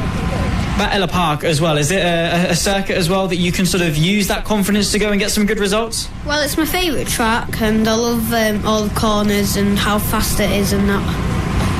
A fast circuit then, particularly of course for you guys on the mini motos. You are going to be getting towards your higher speeds. Do you think that then the racing is going to be good? Of course, qualifying tomorrow, track position versus how you can do in the race. Are you confident you can go for those overtakes? Yeah, definitely, really confident, and hopefully we can get some good battles and some good results coming into this weekend.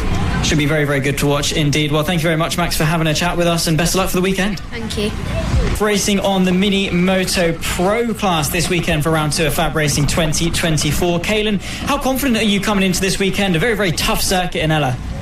Yeah, it's a really good circuit, nice and smooth this year, and last year I got triple win, so I think I might do really good this year. Feeling confident then? Are you hoping to replicate that success? Yeah, I'm hoping to, but if I don't, then I think it might be a third or nearly. Aiming for podiums then, and what is a very, very competitive class at that for the mini motos. I mean, do you feel like even if you sort of don't aim for the top or even the podium, that it's sort of a tough round for you? How are you going to feel for the rest of the championship? So if I don't really get first, then it's still going to get me some points if it's fourth or third. And yeah, I don't really think it'll knock me down that much in the championship. Are you aiming for that then this year for the Pro Mini Moto Championship? Yeah. Going to be the aspiration. Of course, the thing on everyone's mind over this weekend, of course, last year completely dry running for all 3 races. This year the possibility of rain. Is that something that you is something in your thought process? Is that something you're going to have to adapt to maybe over Saturday and Sunday? Yeah, I don't really like the rain, but we've never been on the track when it's raining at Ellough. But yeah, I'm really good at the rain, so I think I might be able to do quite good. Well, fingers crossed. Best of luck for, of course, this weekend and for the rest of the season, Kaylin. Thanks. MotoGP Mini GP 50 rider here of Brad Curtis. Welcome to Ellough Park. How are you feeling coming into this weekend? Yeah, feeling quite good. But I haven't really rode on the MotoGP, but yeah. And if it's winter more, I'm quite happy if it rains, but I've never rode on my 50 in the wet, so I'm not forward to it. So looking forward to a new challenge then. Not too scared as such, so still filled with confidence. Do you see it as just a learning experience? Well, everything's learning really. Well, I was good on the wet and the mini, but yeah, just see what happens. And what sort of differences are there going from a mini moto into the MotoGP Mini GP 50s? What adjustments have you had to make for this season? It's definitely more technical, and like I said, I never get my gears right. Is that something that's quite tricky to get a hand of then, especially at Ellough Park, of course, quite long with some heavy braking zones as well? Must be a lot of gear changes. Well, this track is more of every corner's different, and it's quite, yeah, it's a good track, but the gears, I'm alright going down the box, I just never remember what gear I'm in. Got to make sure to keep count then as you're going around and try and stay on top of things. When it comes to results, of course, you say that you're aiming to sort of learn as much as you can about the bike, but do you reckon there's still some good results on the cards? Yeah, I think I could still get good in the year, but I think I can get better. But my aim this round is to start pole on the grid and finish pole. Awesome stuff. Well, best of luck for this weekend, and hopefully we'll see you on the top step. Okay, thank you for my skill for helping us out, Bernard Gilbert, and then good luck for Seth Bomber here, which to get better soon. Awesome stuff. And straight into some of our very talented female riders here for FAB-Racing, the future, of course. And well, introduce yourself and how are you going to get on today? I'm Bethany, and I'm riding in the 70s and extremes. Of course, off the back of Friday practice, are there positive signs to take from today? Yeah, definitely. What sort of adjustments have you had to make for this weekend? Of course, for you guys on the 70s, short running last time out at Lid. Coming into Ellough Park, what sort of learning adjustments have you made to the bike? We've just adjusted like the carburetor, but there's not really a lot of a learning adjustment to do. I just gotta learn to run it better than I normally do. And what are the bigger challenges here at Ellough Park? Quite a fast, demanding circuit to get to grips with. Is it one that you feel confident on, you can get up to the pace with? Yeah, definitely. Of course, over the weekend as well, the threat of rain is looming quite large. Is it going to be something that you're quite scared of? Is it something you're experienced in? Is it, well, maybe something can shake up the order? I'm pretty experienced with the rain, so I think I'll do okay.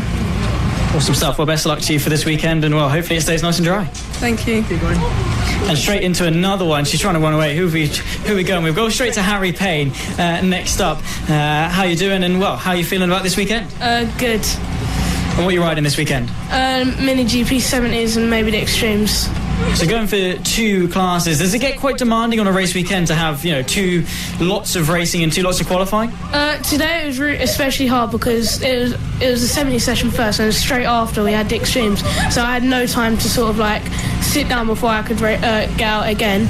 But I think tomorrow it'll be different, and the 70s are out first. How are you feeling? Of course, with the 70s last time out at Leeds, you only managed to get one race in, which means you're going to be doing 4 this weekend at Ellough Park. That does mean if you're on the pace at Ellough Park, great, you've got more chance for points. If you're not so much on the pace here at Ellough Park, of course, it's more races for you to lose points. How are you feeling about your pace, and do you reckon the 4 races is a good thing or a bad thing for you? I think the 4 races could be good, as I think it might be raining, and I'm quite quick in the rain as well. But this morning I was with the front 3, and then I dropped back and they all improved, and I stayed the same. So then I was struggling for the rest of the day, but when it's wet I should be doing better. Awesome stuff. Well, best of luck for this weekend. Hopefully you can bring up some good results. The stars of tomorrow here at FAB-Racing. Another one of our very talented female riders of Annabelle McCarthy. Annabelle, tell us your thoughts and feelings coming into Ellough Park. At first, it was a bit like trying to get used to the track because I haven't been here for nearly a year. But then, now that I've got used to it, I'm getting into some of the times that I wanted. And we spoke to you, of course, last time out at Lid, and you're sort of trying to adjust to a new bike. Do you feel a little bit more confident after having a few races last time out? Yeah, I feel a lot more confident because now that I feel like I've bonded with the bike a lot more now. So going to be looking to get some good results. I mean, the Extreme 200 class, incredibly competitive, some huge names. Do you reckon you can bring home some good results? Yeah, I'm hoping to get in the top 5. Big aspirations, of course, and, well, pretty much every rider has brought up the fact that it could well be raining over the course of Saturday, maybe Sunday as well. How do you feel about that coming into a weekend? I'm a bit nervous because I haven't really ridden in the wet on my new bike, but hopefully I'll do good.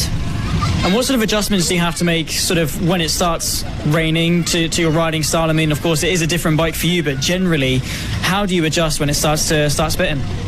I try and keep the bike up as much as I can. I try and avoid some of the white lines because I know they can be slippy at some points. Awesome stuff. Well, best of luck for this weekend, and hopefully you can go get them top 5s like you said. Thank you.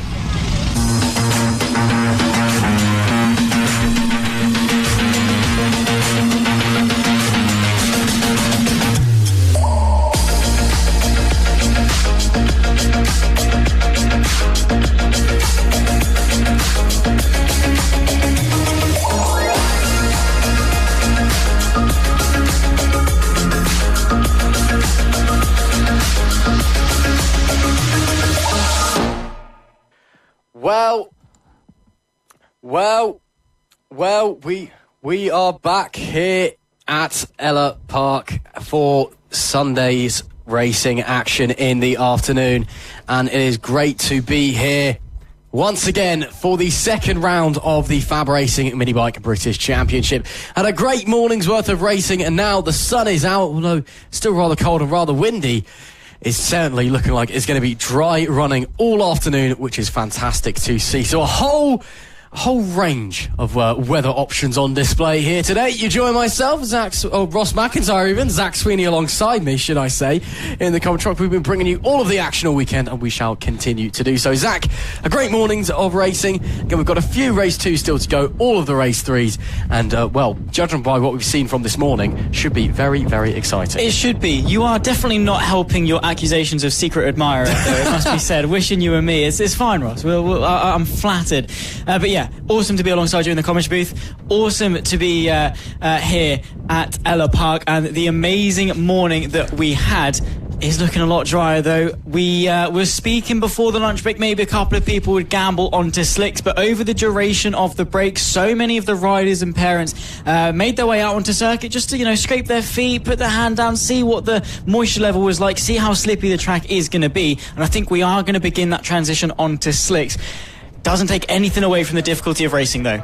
No, it does not. Again, Ellough is a very, very fast circuit, and, well, with the weather here in Beccles being as nice as it is, it doesn't take away from the treacherous nature. Despite being a rider favourite, a fan favourite, it can be tricky, and it will punish you if you make a mistake around here. So, riders still need to be on full focus, even with the sun beaming down on those slick compounds that we are presuming everyone will be in. Well, we'll find out what tyres everyone's going on in a moment, because the first race 2 that we have coming, the first race 2 of this afternoon, should I say, the Extreme 200s, they've just been summoned to the dummy grid, so the riders will start to make their way over, so hopefully not too long until we go racing. If you have just joined us, hello and welcome. We are just returning from the lunch break here of the second round of the FAB-Racing Minibike British Championships here in Beccles at Ellough Park. Of course, this is the road to MotoGP. This is the road to the British Talent Cup, and this is where the stars of tomorrow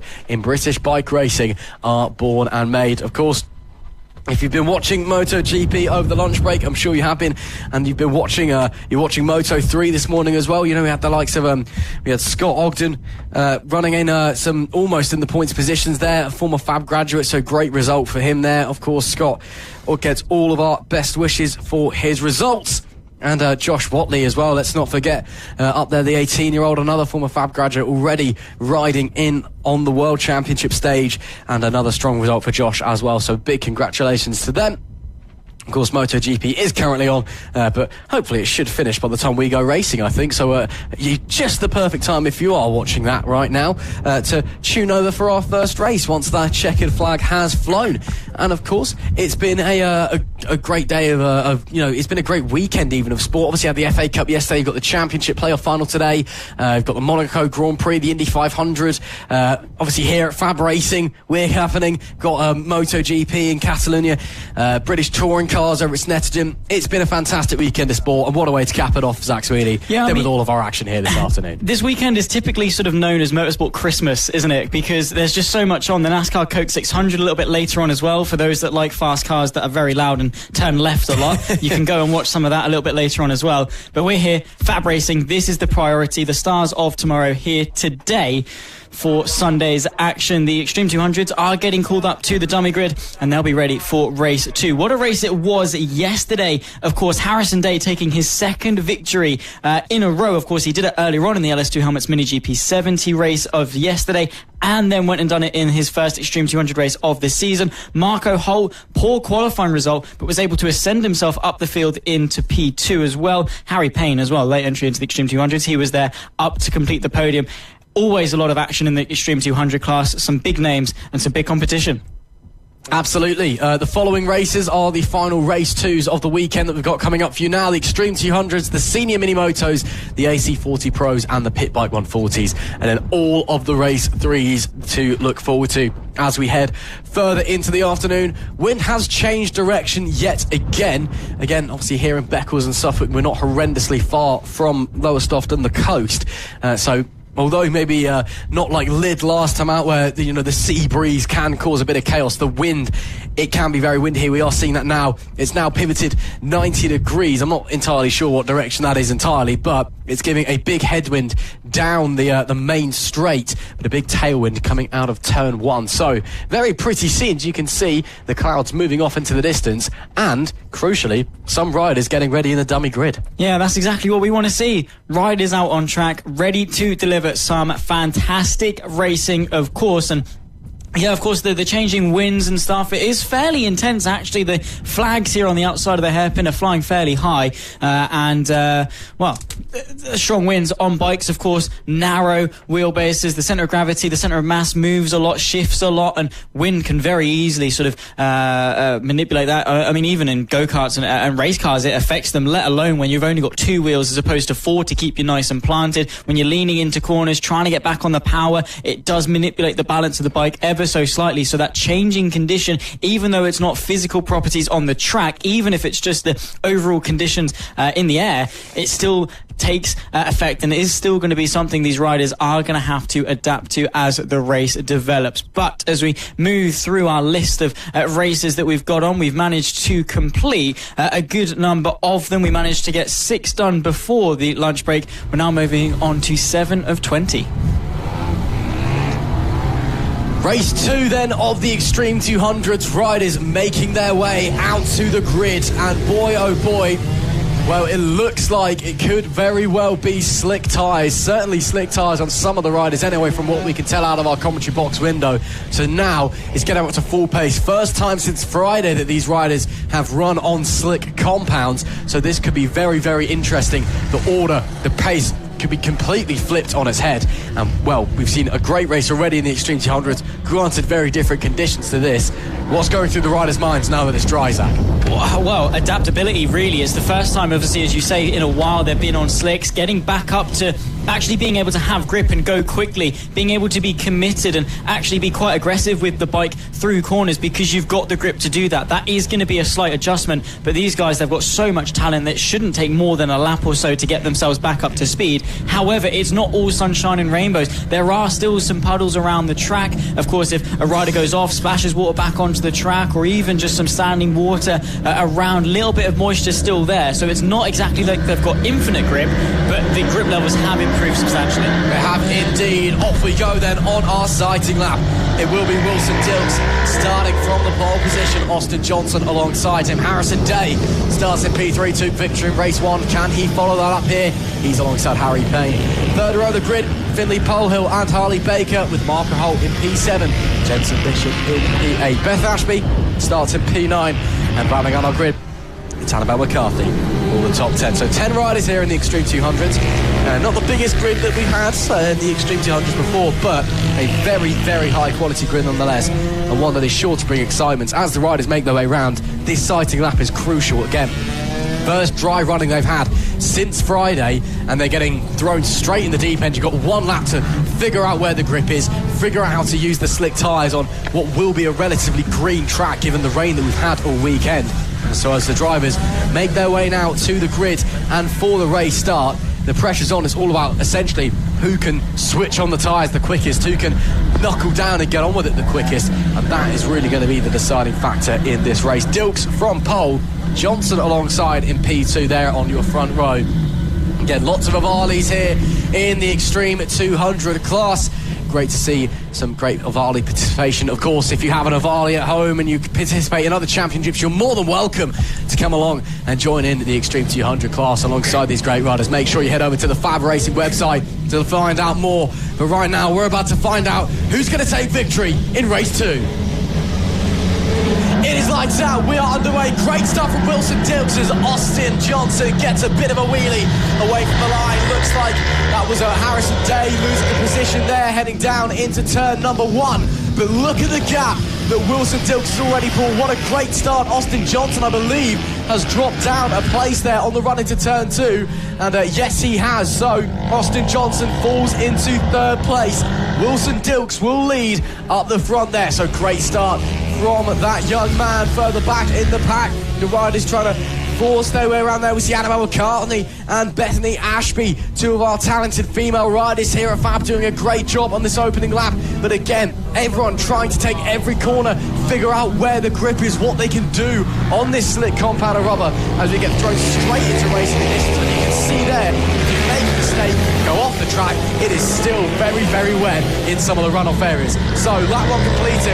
Austin Johnson now under pressure from Harrison Day as Marco Holt actually has got into the lead on the opening lap. Yeah, Marco Holt doing a brilliant job. Of course, championship leader coming into this round, P2 this time yesterday, and is looking very, very strong indeed. Harrison Day, our race 1 winner, looking to climb his way onto the podium, but in doing so, he's going to have to topple Austin Johnson, and he's going to have to, of course, get on the back of him, and then, of course, overtake him. That's more the difficult bit. Jensen Bishop in the 911 looking very strong as well, nearly on the back of Harry Payne for a top 5, but there is of course the 27 of Johnson. That's the gap back to Harrison Day. Good couple of bike lengths back, but not a huge amount. Still definitely closable. A slight look into the inside of the hairpin versus Jensen Bishop. Finley Polehill getting very, very close and showing that he's out here to race. Yeah, great stuff there from Finley Polehill. As we start our next lap, there is Austin Johnson again. All of these riders just negotiating it corner by corner.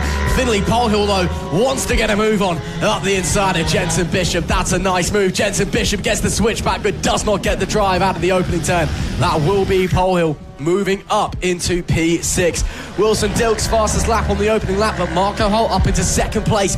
What a start for that young man from quite far down in the order again. We know the quality of Marco Holt, of course. Last year, double Mini GP 50s and LS2 helmets, Mini GP 70 British champion, the first rider to do the double since Casey O'Gorman. This year, of course, doing lots of different things. He's racing over in Spain, of course, but coming back to FAB here for some track time and still showing us what he can do. A move attempted to be made there. Harley Baker had a look up the inside of Bethany Ashby, but unable to make the gap appear. It's going to be 8 laps to go at the line this time. Dils from Holt, from Johnson, your top 3. But this battle further back in the pack, still raging on. Harley Baker to the inside of Beth Ashby, gets the move done. Textbook stuff on the brakes into turn 1, and now looks like Baker feeling confident. Yeah, he is, of course. Next up is, of course, Annabelle McCarthy. So Harley Baker sandwiched between the two female riders, the incredibly talented female riders that they are. Of course, Annabelle McCarthy onto a new bike for this season, still trying to adapt to it. Took some huge learning progress from Lynn, transferring that here today at Ellough Park, and she's running quite nicely. Let's see if she can keep the 24 machine of Baker at bay. Ashby's still in contention as well, so a 3-horse fight here, but there goes Baker, immediately looking to the inside. That final hairpin should well be able to find his way through on to P8. It will be ahead of the 113 machine. 8 laps left to go then here at Ellough Park, and there, of course, you can see Jensen Bishop under pressure now as Harley Baker makes a rapid ascent through the back end of the field. Yeah, there we see Harley Baker definitely isn't the highest achieving female rider, but he's doing a great job out on track at the moment after the opening few laps, testing, well, not the waters because there's that lack of that now, but just testing what the bike can do, where the grip is, what the lines are on this relatively green Ellough Park circuit. Now he's put the hammer down, now he's starting to push and is flying his way through the pack. Up the front, Wilson Dils. That lap time was very, well, Dils is looking ultra consistent at the moment. He's got a 2.1 second gap. Both himself and Mark Holt running super close, super consistent lap times around the 48.9 mark. As there's Annabelle McCarthy, who is the highest achieving female racer as it stands at the moment, or is, should I say, is within the competition for that cup, and is doing a great job at the moment. But up the front, Dils versus Holt, the battle for the lead. 2 seconds separating them. Annabelle McCarthy, though, can she chase down Harley Baker or Jensen Bishop, that is now in front? Can she maybe try and launch moves? Still 7 laps to go, so a long way yet to run in this opening race of the afternoon. There is race leader Wilson Dils. You can see just how composed, just how committed he is. He didn't take any time getting to grips with the dry circuit, just got straight out there, trusted in his abilities, and has gone for it. That's exactly what you need to do, though. That's what separates the good from the great riders. The good riders will go out there and test it a little bit, build up their confidence and slowly get into the rhythm of things. The great riders like Wilson Dils will just get on the bike and absolutely start sending it. They will find the grip as they're pushing, push even more and go from great to greater as the race develops. And these guys are so good at doing that. And the confidence levels that Wilson Dils has, he's just able to lean on the bike, trust himself and the machine he's got underneath him, and that is soaring his way 2 seconds clear of Marco Holt, who is by no means a pushover in this race. Marco Holt, though, last lap did close the gap up just a little bit. He was a 10.5 faster on the previous tour. Let's check the times this time. Oh, Marco Holt starting to push now, 48.607. Fastest lap as Wilson Dils could only manage a 48.941, so the gap now down to 1.7 seconds with 5 laps left to run. Again, Marco maybe just taking a little bit more time to get used to the bike and the grip with the slick tyres, but now starting to push, although maybe pushing a bit too hard. Bike looks very squirrely coming out of that infield hairpin there. Marco Holt, fastest lap of the race so far, currently in P2. That young man is one of the most mercurial talents in British motorsport right now, and now he's trying to prove it as he hunts down the race leader. But Dils, by any means, is no slouch in the lead at the moment of this Extreme 200 race. Coming to the line now, let's check the gap once again. It's a new personal best for Dils, but it's another fastest lap for Marco Holt, but the times are so close, covered by less than half a tenth of a second. The gap stays around 1.7, 1.6. So if Holt, with 4 laps left to go, wants to catch Dils, pending a mistake from the leader, which knowing Dils is unlikely to happen, he really needs to pull something out of his back pocket. Yeah, he does. I mean, on that last lap, it's a tenth of a second. It's not enough. It's not even a tenth of a second. It's just under half a tenth, which is great. He's closed the gap, but it's by no means enough when you've only got 4 laps left to go. Make that 3.5 as Wilson Dils is running his way through quite nicely. There he is. Of course, Austin Johnson in the 27 machine. He is about 3.1 seconds clear of Harrison Day. Suspended in a bit of a no man's land here, but when you're running in a podium place, it's not bad going. Yeah, Austin's doing a great job nonetheless, even if the 2 in front have managed to extend that gap fairly significantly over him.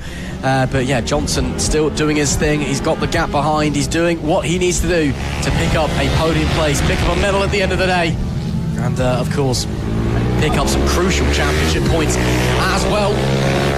Let's look at the gap. He'll start his 3 laps to go.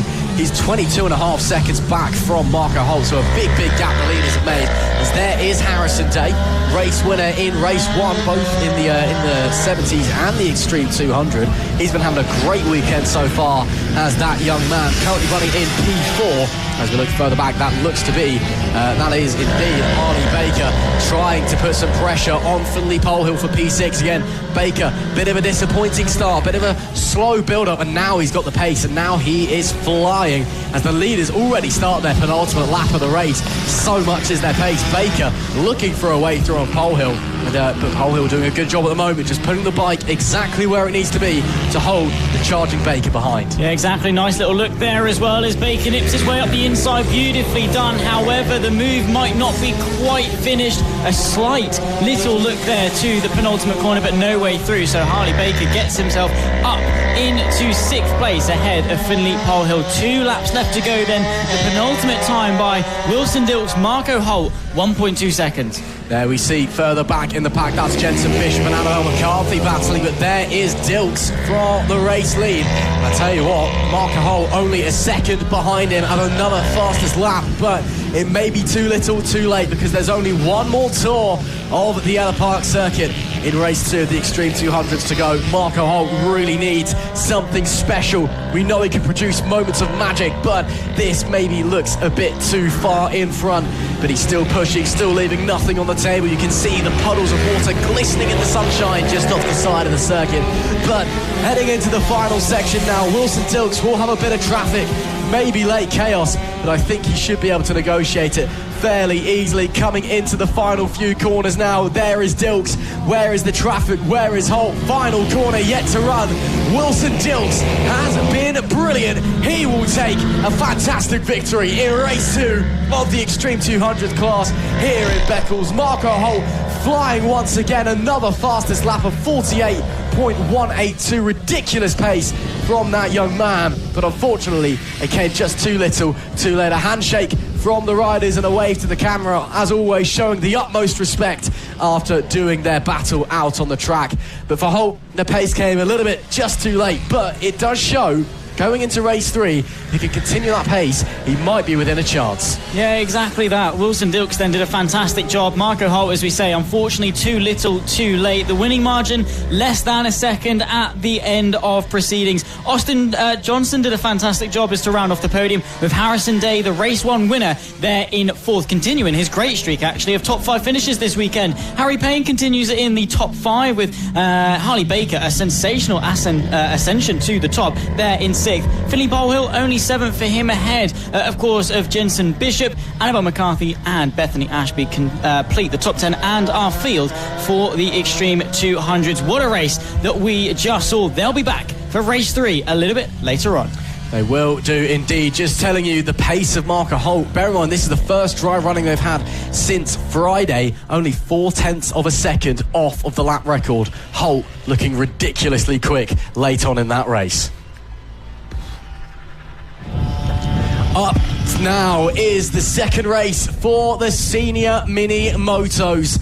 And the Birkin boys have some bad blood to finish off. Of course, in race number 1, Josh Birkin managed to save a big high side. Matt Birkin wasn't so lucky and snapped the chain in the process, leaving Josh to just cruise on home up the front in the wet. But now that it's dry, now they can push harder and maybe the Birkin boys can put on a bit more of a display. The riders making their way out to the grid. Of course, this is one of the most chaotic categories that we have here in FAB-Racing, but it's always fun and it's always brilliant racing. Once again, though, Josh Birkin put on a masterclass in race 1 after doing battle with his brother. Can he continue that form in the dry? Let's hope, because, of course, the race that we saw yesterday was absolutely fantastic. Drama on the opening lap and an incredibly close championship battle as well. Rhys Gentry, by the way, leads the championship. He's yet to win a race this season. 3 P2s is all he needs, and that proves exactly why consistency is so key. Maybe a bit of a change up to the format of Senior Mini Moto, because often you find it's you win it or you bin it. Maybe Rhys Gentry now leading the championship with his consistency, showing that maybe it needs to be changed a bit. Josh Birkin starts on pole position, brother Matt alongside in P2. Rhys Gentry goes from 3rd with Callum White alongside. David Meyer is 5th and Chris Yeomans completes the 3rd row. Nick Bennett is in P7 with George Rennis in E8, P8. Luca Allen is 9th. He was really quick in race 1. Let's see how far forward he can get as Gary Eldridge, he rounds out the top 10. Jerome Richards is P11 with Rob Gentry in P12.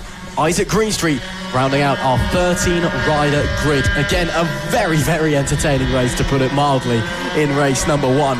Now that it's dry, we can see what these guys can do on maximum attack, maximum push, but given their pace in race 1, you've got to think it's got to be either Josh Birkin or Matt Birkins to lose. You'd think so. But again, no one's invincible, right? Anything can go wrong at any time. Motor racing, it's indiscriminate like that, right? And you either love it for it or you hate it for it. It depends what side of the spectrum you're on, whether you're on the receiving end of the indiscriminate killing, or if you're on the on the benefiting side, like Rhys Gentry was yesterday, or Josh Birkin was yesterday when his brother, of course, broke his chain. All depends, obviously, what side you're on. But it happens to everyone. No one is safe, and you cannot get complacent. You cannot feel a false sense of security just because you're on pole position, just because you're the quickest rider out there. Things can still go wrong. Let's find out what's in store.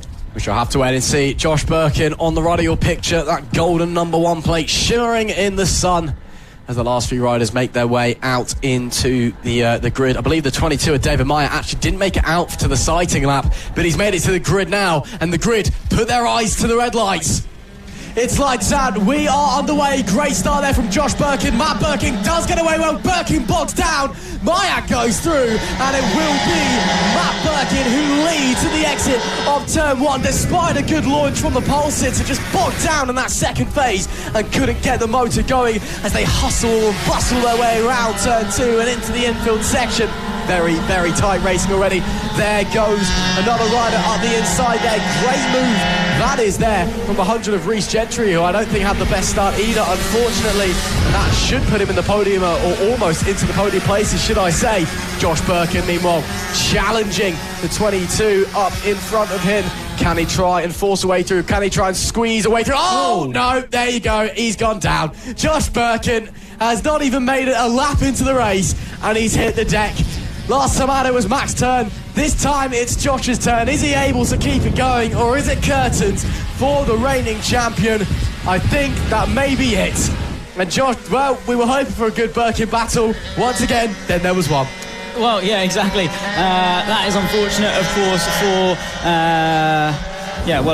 for Josh Birkin. But what it does mean is that Matt Birkin, of course, inherits the race lead thanks to that. Or in fact, actually, Rhys Gentry does. The 100 machine inherits the lead for the first time this season. Could he well be on for a maiden victory in 2024? We'll find out, of course, in 8 laps' time. Train of 3 here beginning to form. I think this is behind second place Matt Birkin from Chris Yeomans and Luca Allen, just having a small little look going through the sweeping section as they ride their way towards this hairpin. You go up, you go down, and you go late on the brakes as well. A couple of looks as they try to negotiate their way through, but the most part, actually, it's been kept nice and clean. Chris Yeomans getting nicely involved.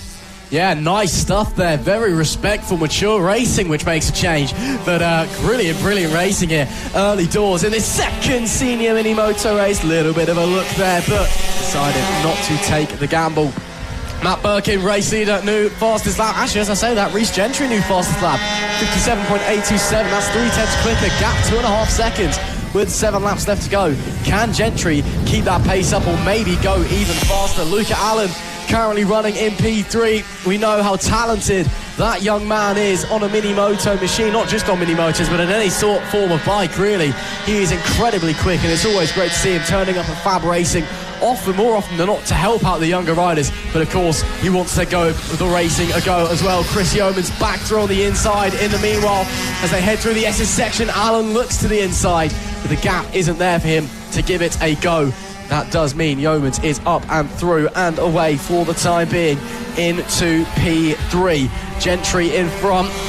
It's about 5 seconds covering the top 3, 2.5 seconds back to Gentry from Birkin, 2.5 seconds back to Allen from Gentry. And as I say that, man, oh man, Matt Birkin has just sent it. Oh, and that's the 100 of Rhys Gentry, who's just stopped to the side of the circuit. Yeah, what has happened here? Going slowly, of course, from second place. What on earth has happened? I think something's gone wrong with the bike. He's off of it and out of this race. That means Luca Allen inherits second place. Matt Birkin is then home free for a potential victory. But what on earth has happened here to Rhys Gentry, the championship leader, no less? Matt Birkin in hot stead to go and take that from him. Yeah, what a bizarre incident. I think there may have been someone else who also pulled off. Looked like Nick Bennett potentially had to pull off to the side of the road. So a big shame if that also involved him. But Rhys Gentry, that is a real shocker, that one is.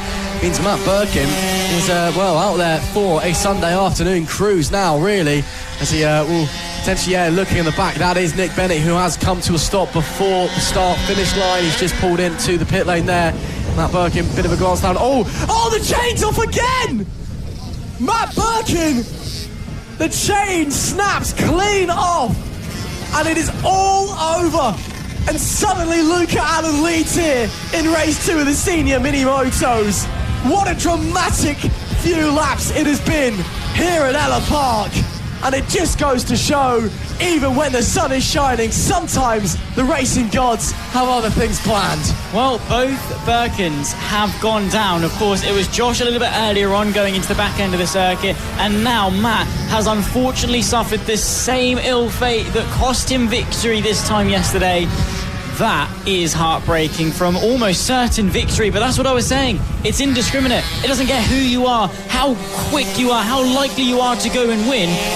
It will still strike down, and this means Luca Allen takes the lead of the race. He does indeed. Luca Allen up into the lead according to our timing screen. Chris Yeomans in second place currently. So yeah, Luca Allen on the 28 machine with 4.3 second gap backwards. That is a great performance. The 22 that we see there, that's David Maya that we see there. He's listed as DNFing. He was late out to the grid, but David Maya potentially in the lead on the road, or he's down the back just having some fun. We'll just check and figure out what's going on. There was a bit of confusion for the 22 of David Maya, but according to our timing sheets, it is Luca Allen on the 28 who leads the race. Big shame for Matt Birkin once again, of course, after that high side in race 1 that ripped the chain clean off. Obviously repaired it, and the stress has just gone straight through the repairs. And that is a real shame. That is the 22 of David Meyer that we're following now, who possibly believes he's in the lead of the raid. So Luca Allen is leading the raid. So David Meyer, we believe, actually has no transponder on the bike, which obviously means instant disqualification. We'll have to check out what's going on. But David Meyer, I think, might be leading on the road, or thinks he's leading anyway, given he was pulling wheelies a moment ago. But Luca Allen, because of these transponder issues, is leading. So there is the race leader, potentially second on the road. Bit confusing, but, I mean, again, just shows the talent of that young man to storm up the field.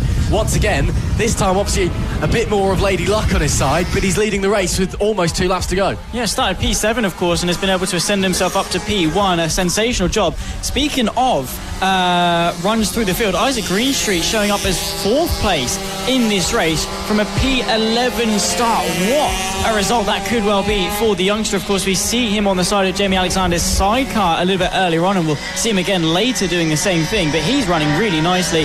But here is our provisional race leader of Luca Allen. I'm sure David Meyer is going to be getting a bucket load of disappointment when he comes into the pit lane and finds out that it's going to be an instant DQ. But Luca Allen cannot take anything away from this man right here. A lap and a half to victory. What a performance it has been from that young man.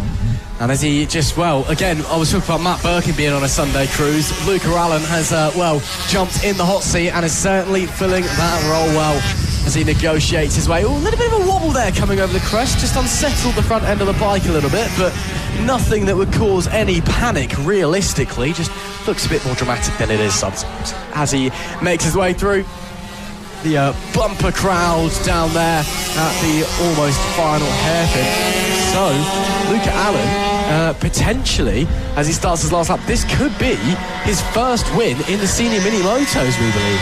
Which, again, for someone of Luca Allen's calibre, who's been around FAB-Racing for years and years and years, is an incredible stat. Means it's going to mean that much more when he crosses the checkered flag. And we have just got confirmation that David Meyer has got a transponder on the bike. However, it has malfunctioned, and he has now been reinstated if he crosses the line first as the race winner, because there's nothing he can help if he's got a faulty transponder on the bike. It seems that Luca Allen might have to wait a little bit longer. Oh, well, talk about a late twist, and this time it's because we've got no idea what's going on. Turns out David Meyer was doing wheelies for the right reason. We were about to celebrate Luca Allen, but it turns out it's David Meyer who rounds the final corner and is going to take the victory here in race 2 at Ellough Park. Unreal stuff from David Meyer, and he takes the win and punches the air in jubilation.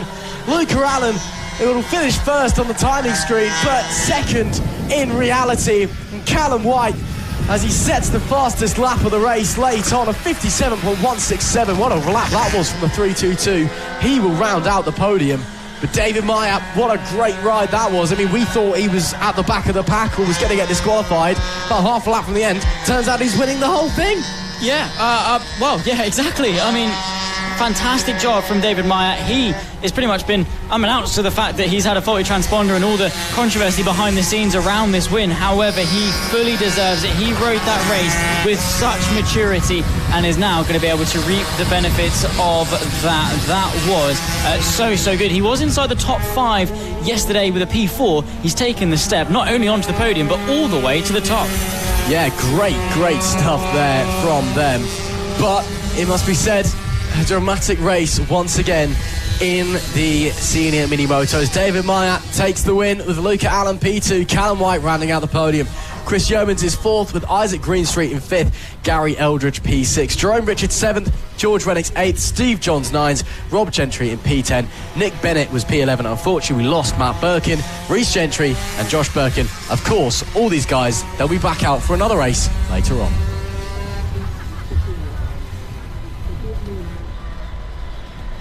Up now then is the second race of the AC40 Pros weekend here at FAB-Racing at the second round of the 2024 championship here in Beccles, better known as Ellough Park. A fantastic racetrack which is being basked in the sunshine, although it is actually still quite chilly and very windy, it must be said. Now the AC40 Pros, a brilliant race one once again. Lots of drama, lots of action. The sun now beaming down. The riders having to negotiate with a fresh green track, all the rubber washed away in the wet.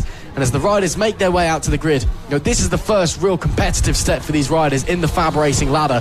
What's going through their young minds given the changing conditions over the weekend? Well, yeah, just how they can best take that good step forward. Of course, the Mini Moto Pros, the AC40 Pros, they've probably taken their step up, being in the rookies last year, into this one. So they've already got at least a year's experience under their belt, ready to sort of conquer these changing conditions. But this should be fairly easy for them. And the good news is the track is only going to get quicker and quicker as more rubber gets put down. That nice grippy rubber off of the tyres as it wears on the racing line. It's only going to get quicker and quicker. They can build up that confidence more and more. And they don't really, for the most part, have to worry about slipping and sliding all over the place. So full push. Absolutely. And, well, there are a few riders in this field that, well, shall we say full push is the only option. But nonetheless, this is a better opportunity for them to display themselves going for it, especially that man on the right-hand side of your screen, Mason Fedrick, the pole sitter, who has been absolutely brilliant so far this season. As we get underway on our sighting lap, it is the number 5 of Fedrick going from pole. Rex Austin starts alongside in P2. Keller Ratcliffe is there. He's had a great weekend. What can he do in this one with Preston Baker in P4? Guy Hawken is 5th. Tommy Keith starts in P6 with Danny Longhurst and Henry Brody on the 8th row. Oh, that's Rex Austin's gone down. Well, bizarre incident there. Rex Austin has had a big issue on the sighting lap and has gone down. The grid is rounded out by Max Johnson, Arthur Rich, Oliver Wilson and William Round. But what I'm very confused. I didn't quite catch what happened there, but Rex Austin, issues on the formation lap. Seems that he's able to get back going again, though. Quick pull and get going. Well, hopefully we'll be able to move our way onto the grid. Hopefully, very shortly. Hopefully, he'll be able to get going again and join where he's supposed to in P2. Of course, he'll be there ahead of Keller Ratcliffe, Preston Baker on row 2, and then all the way down to Arthur Rich, Oliver Wilson and William Round at 10th, 11th and 12th in this race to begin the second race of the AC40 Pro Mini Moto class. But that is not the way that Austin wants to come into this race, and effectively hands the psychological edge to Fedrick. Yeah, I mean, you go down on the sighting lap and there's that little voice at the back of your head that goes, oh dear, here we go. Rex Austin needs to get back in the zone and refocus coming into this one. Of course, just waiting for him to make his way round, as he should appear in your picture now. There he is. Oh, look at that timing. Rex Austin then will slot into second on the grid. Of course, a brief delay as he gets the last check from the roving marshals, and then it'll be all eyes to the red lights. Take it away, Flag Marshal Lee Clowes.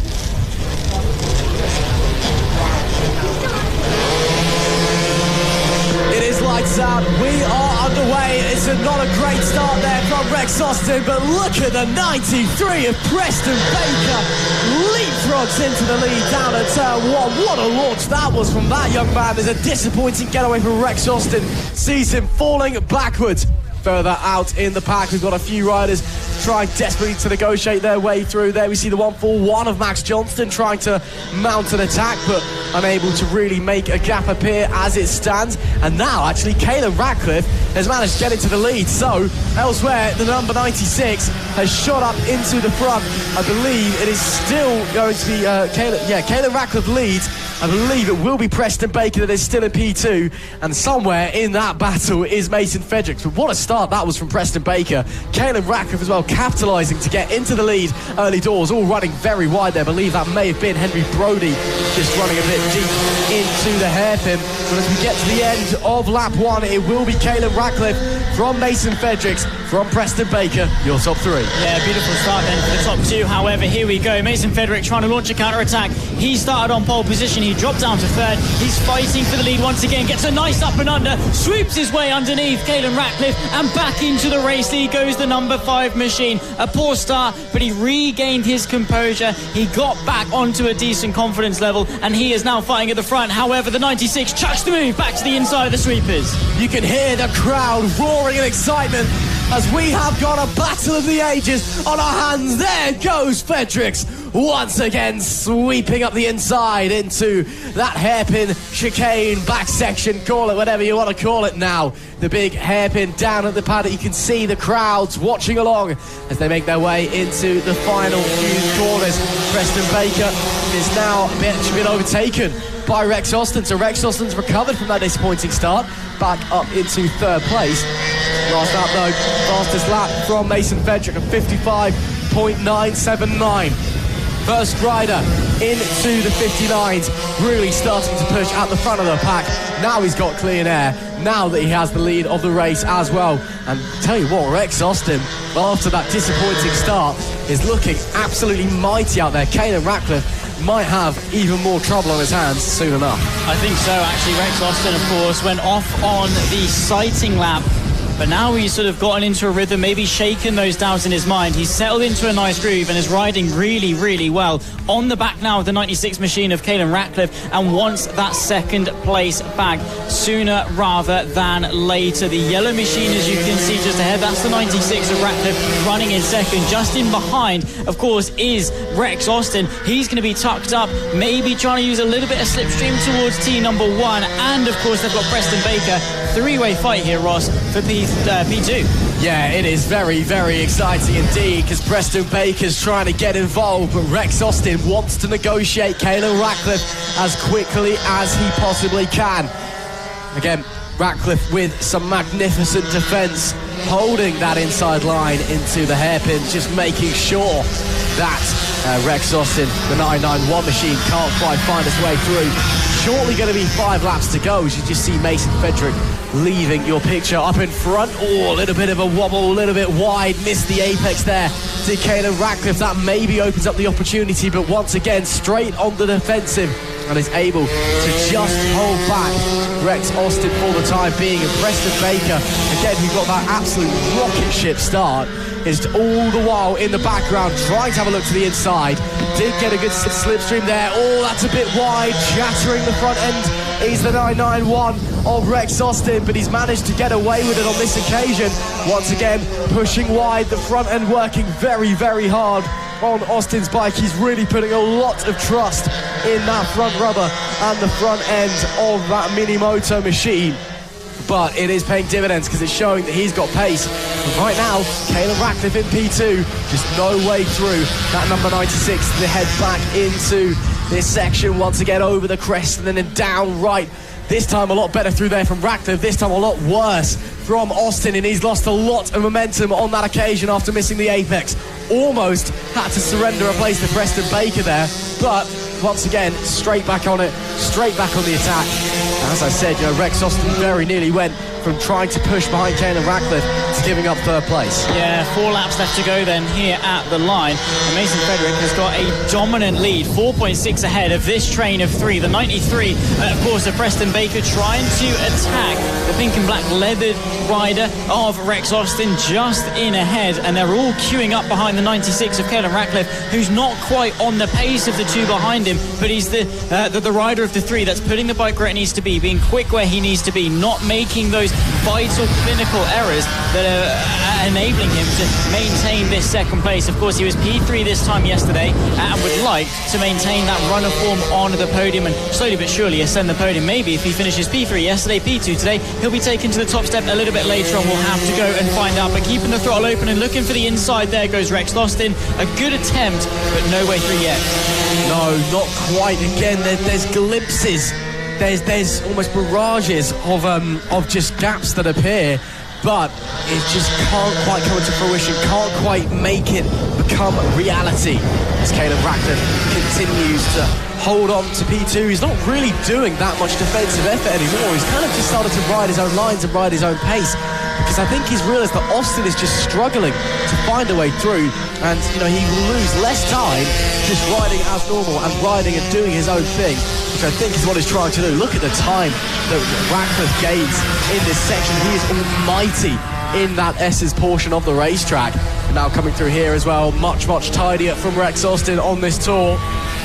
Shortly going to be 2 laps left to go as they head into the paddock corner.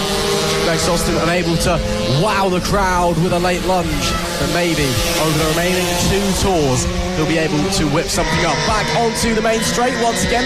Preston Baker once again ducks out of the slipstream, has a look to the inside. Preston Baker trying to give it a go. They're going to be side by side. It's a drag race down into turn 2, but ultimately Austin is able to sweep back around and hold on to the position. But now Austin has 2 focuses.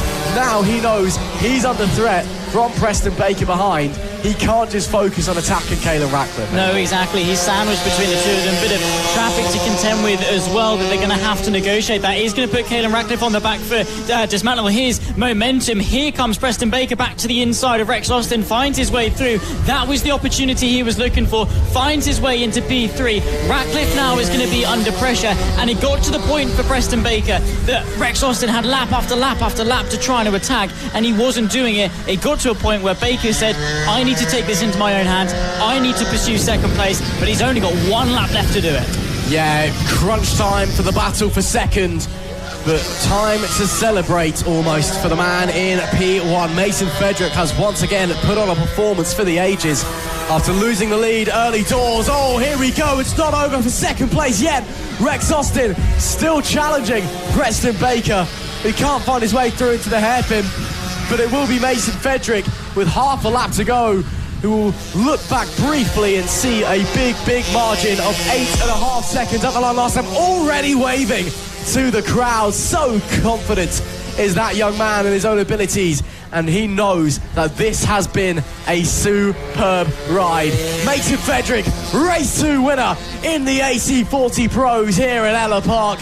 The finger wag shows all you need to know. He's number 1, but who's going to be number 3? Caelan Ratcliffe takes second. I believe Preston Baker gets home into P3.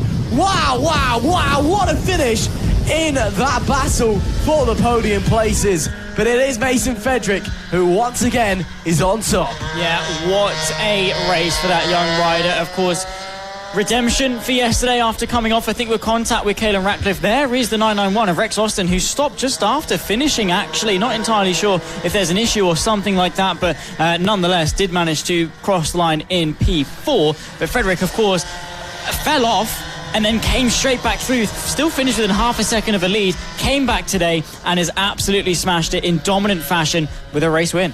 Mason Frederick takes the race lead, or the race win, should I say, with Caelan Ratcliffe in P2. P3 was Preston Baker with Rex Austin 4th, Kai Hawke in 5th, Henry Brody in P6, Max Johnson was 7th, Danny Longhurst P8, Arthur Rich in P9, and Tommy Keats rounding out the top 10 with Oliver Wilson and William Round rounding out our field of 12 riders. Of course, these guys will all be back for one more race later this afternoon, but now it's time to get back to the awning, get back to the team tent, rest, recuperate, and figure out your strategy for race 3.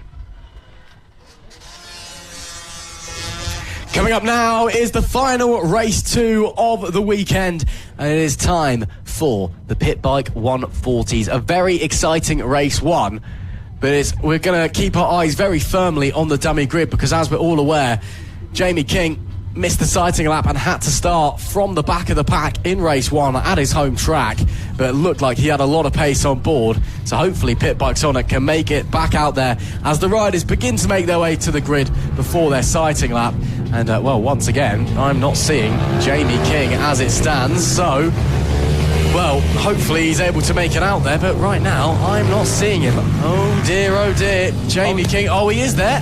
He's just very quickly pushing his way through the paddock. And there you go, Jamie King.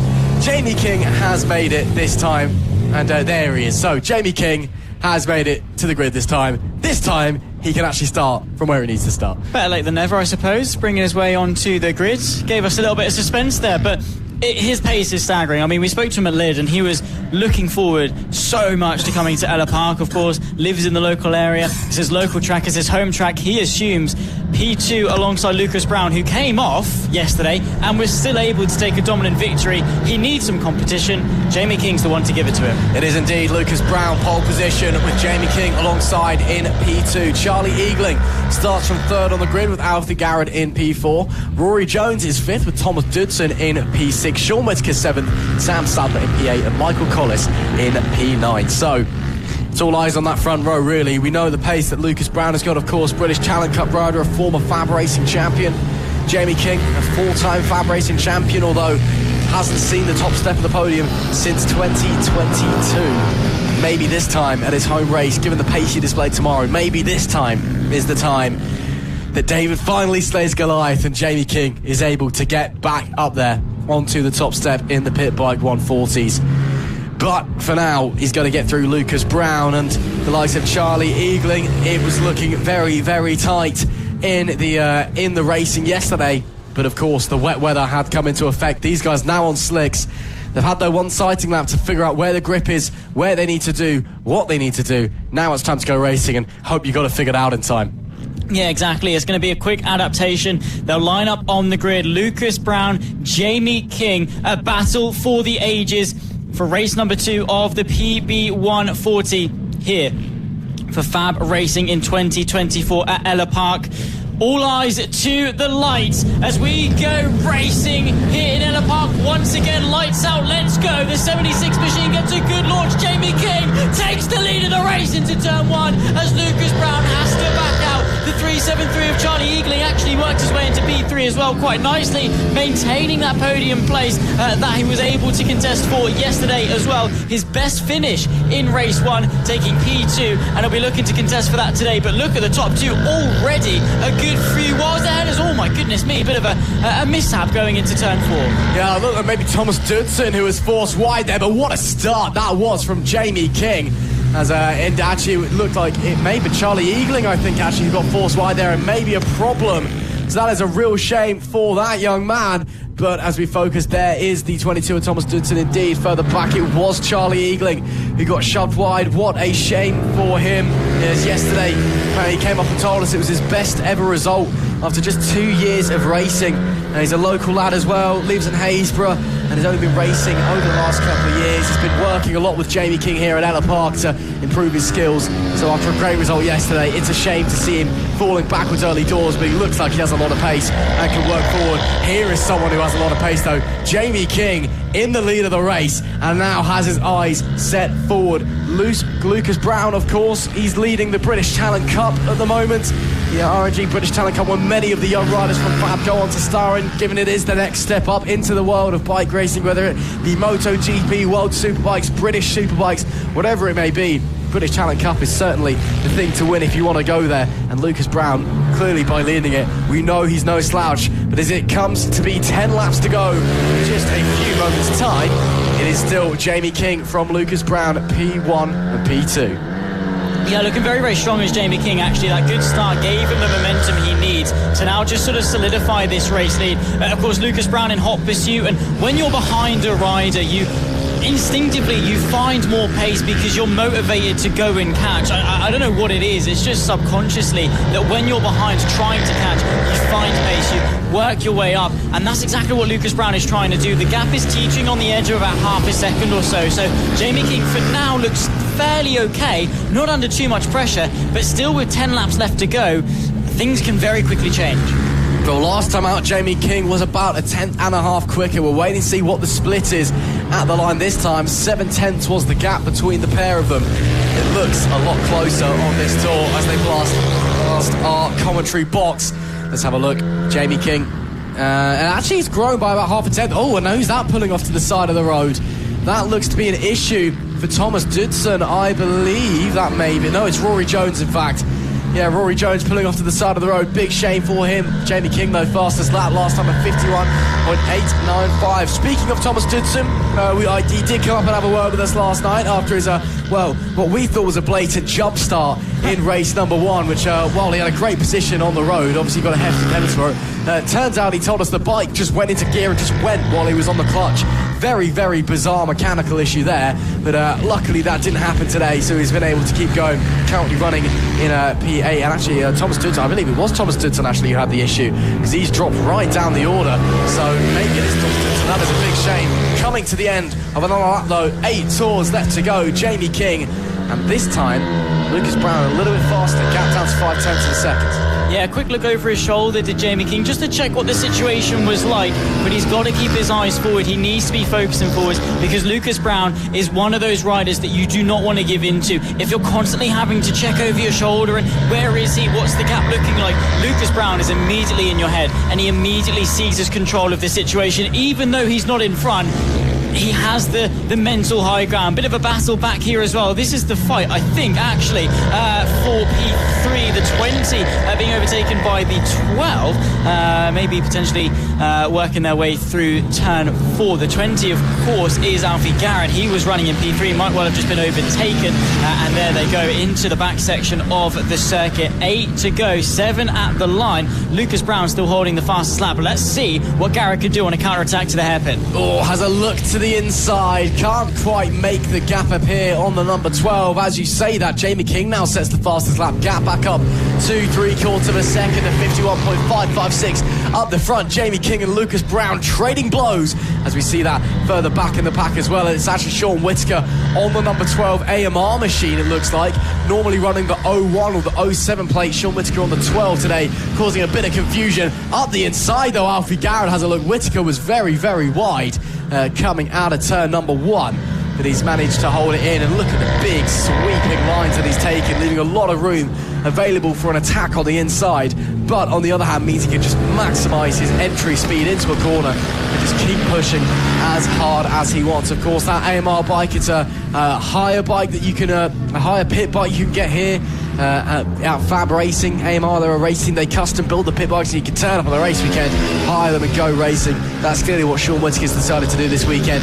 Back to the battle for the lead though. Looks like on this occasion Lucas Brown's a lot closer because Jamie King made a mistake last time, and as the gap was very small at the line, now the gap has disappeared because Lucas Brown is in the lead of the race with 5.5 laps to go. Yeah, still half the race left to go, but Lucas Brown takes control, leads the race.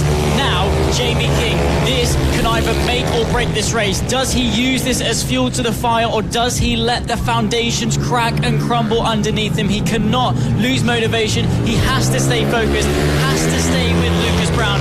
Otherwise, it's going to be the 07's race to lose. Yeah, what a lovely move that was from Lucas Brown. Fastest lap of the race that time from Lucas Brown at 51.472 with a gap only 0.5 of a second at the line. Jamie King, of course, lost a big chunk of time. I think he made a mistake somewhere the previous lap, then obviously got shoved out of the way for the move, so that's going to cost him time. But you can see Pit Bike Sonic staying hot on the tail of the RNG British Talent Cup Championship leader, and of course the Extreme 200 Championship leader as well. This is a great fight we've got on our hands here. Jamie King, could this be another day of misery for him?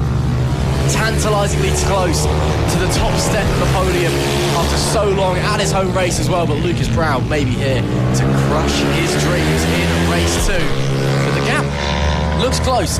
It does look close. Line that time, Jamie King actually brought it down a little bit. Lap times almost identical, both in the 51.5s. King slightly faster on the previous tour. 4 laps left to go. These two locked in battle. Could go either way, really. Jamie King just needs to hone in for these final couple of laps. Bit of traffic to contend with potentially as well. If they begin to catch up, that could, give Jamie King the edge he needs. Again, it's that make or break. It's going to be such a decisive pivot in this race with 4 laps left to go. I think that's the battle actually between Garrett and Whittaker potentially, or even actually it's Rory Jones versus Sam Sadler. That's that battle. Here comes Lucas Brown to the inside to find his way through, and Jamie King taking no chances, absolutely risking it to fight his way through the traffic. Tries to get a nice sweeping nature, gets the acceleration off the penultimate corner, and could well have a look going into T1. This could be his only opportunity. You never know. Inside line for Pit by Sonic as he retakes the race lead.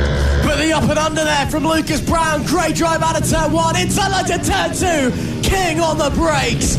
Brilliant stuff from Pit Bike Sonic.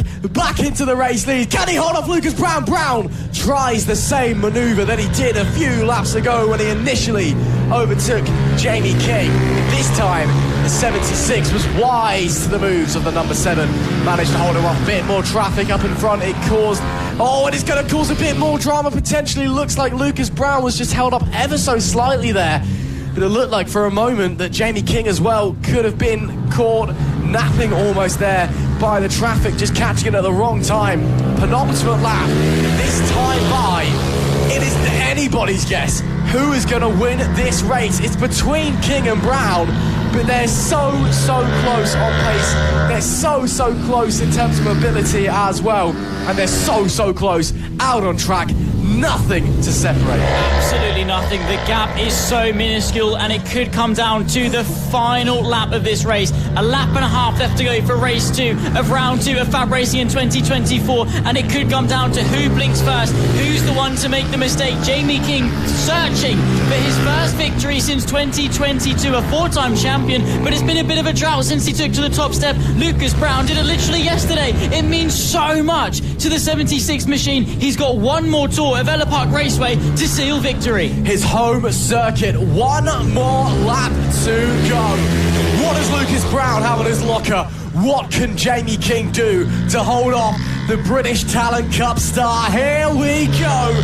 FAB Racing at its absolute best. King defensive into turn 2. Brown unable to make dividends on that occasion, but coming into turn number 3 and 4. This is where he made the move previously. This is where he's making the move again. King squeezes Brown through with half a lap left to run. Lucas Brown retakes the lead of the race. Can Jamie King respond as they head into the final section? It looks like it may be too far back at the moment. A small mistake there from King as well.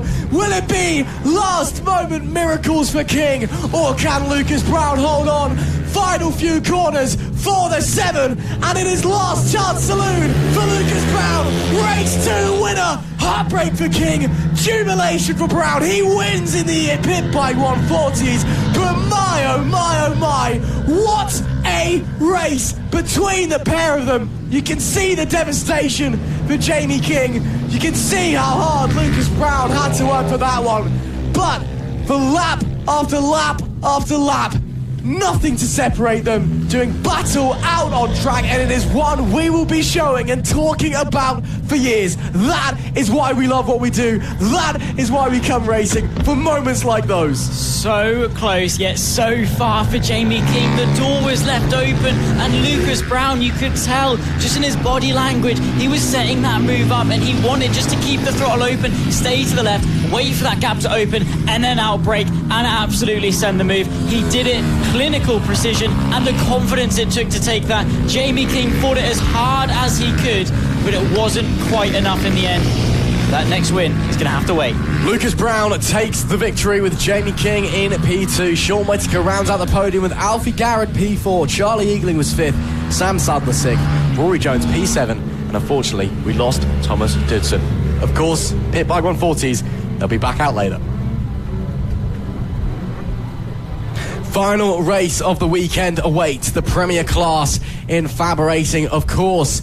I'm talking about the LS2 Helmets Mini GP70 British Championship. This is the one they all want to win. This is the one where the stars of tomorrow are crafted, be it going into the RNG British Talent Cup, going into JuniorGP or RedBull Rookies. It is a class that has been phenomenal all weekend long, and a class that continues to provide top talent to the world of bike racing.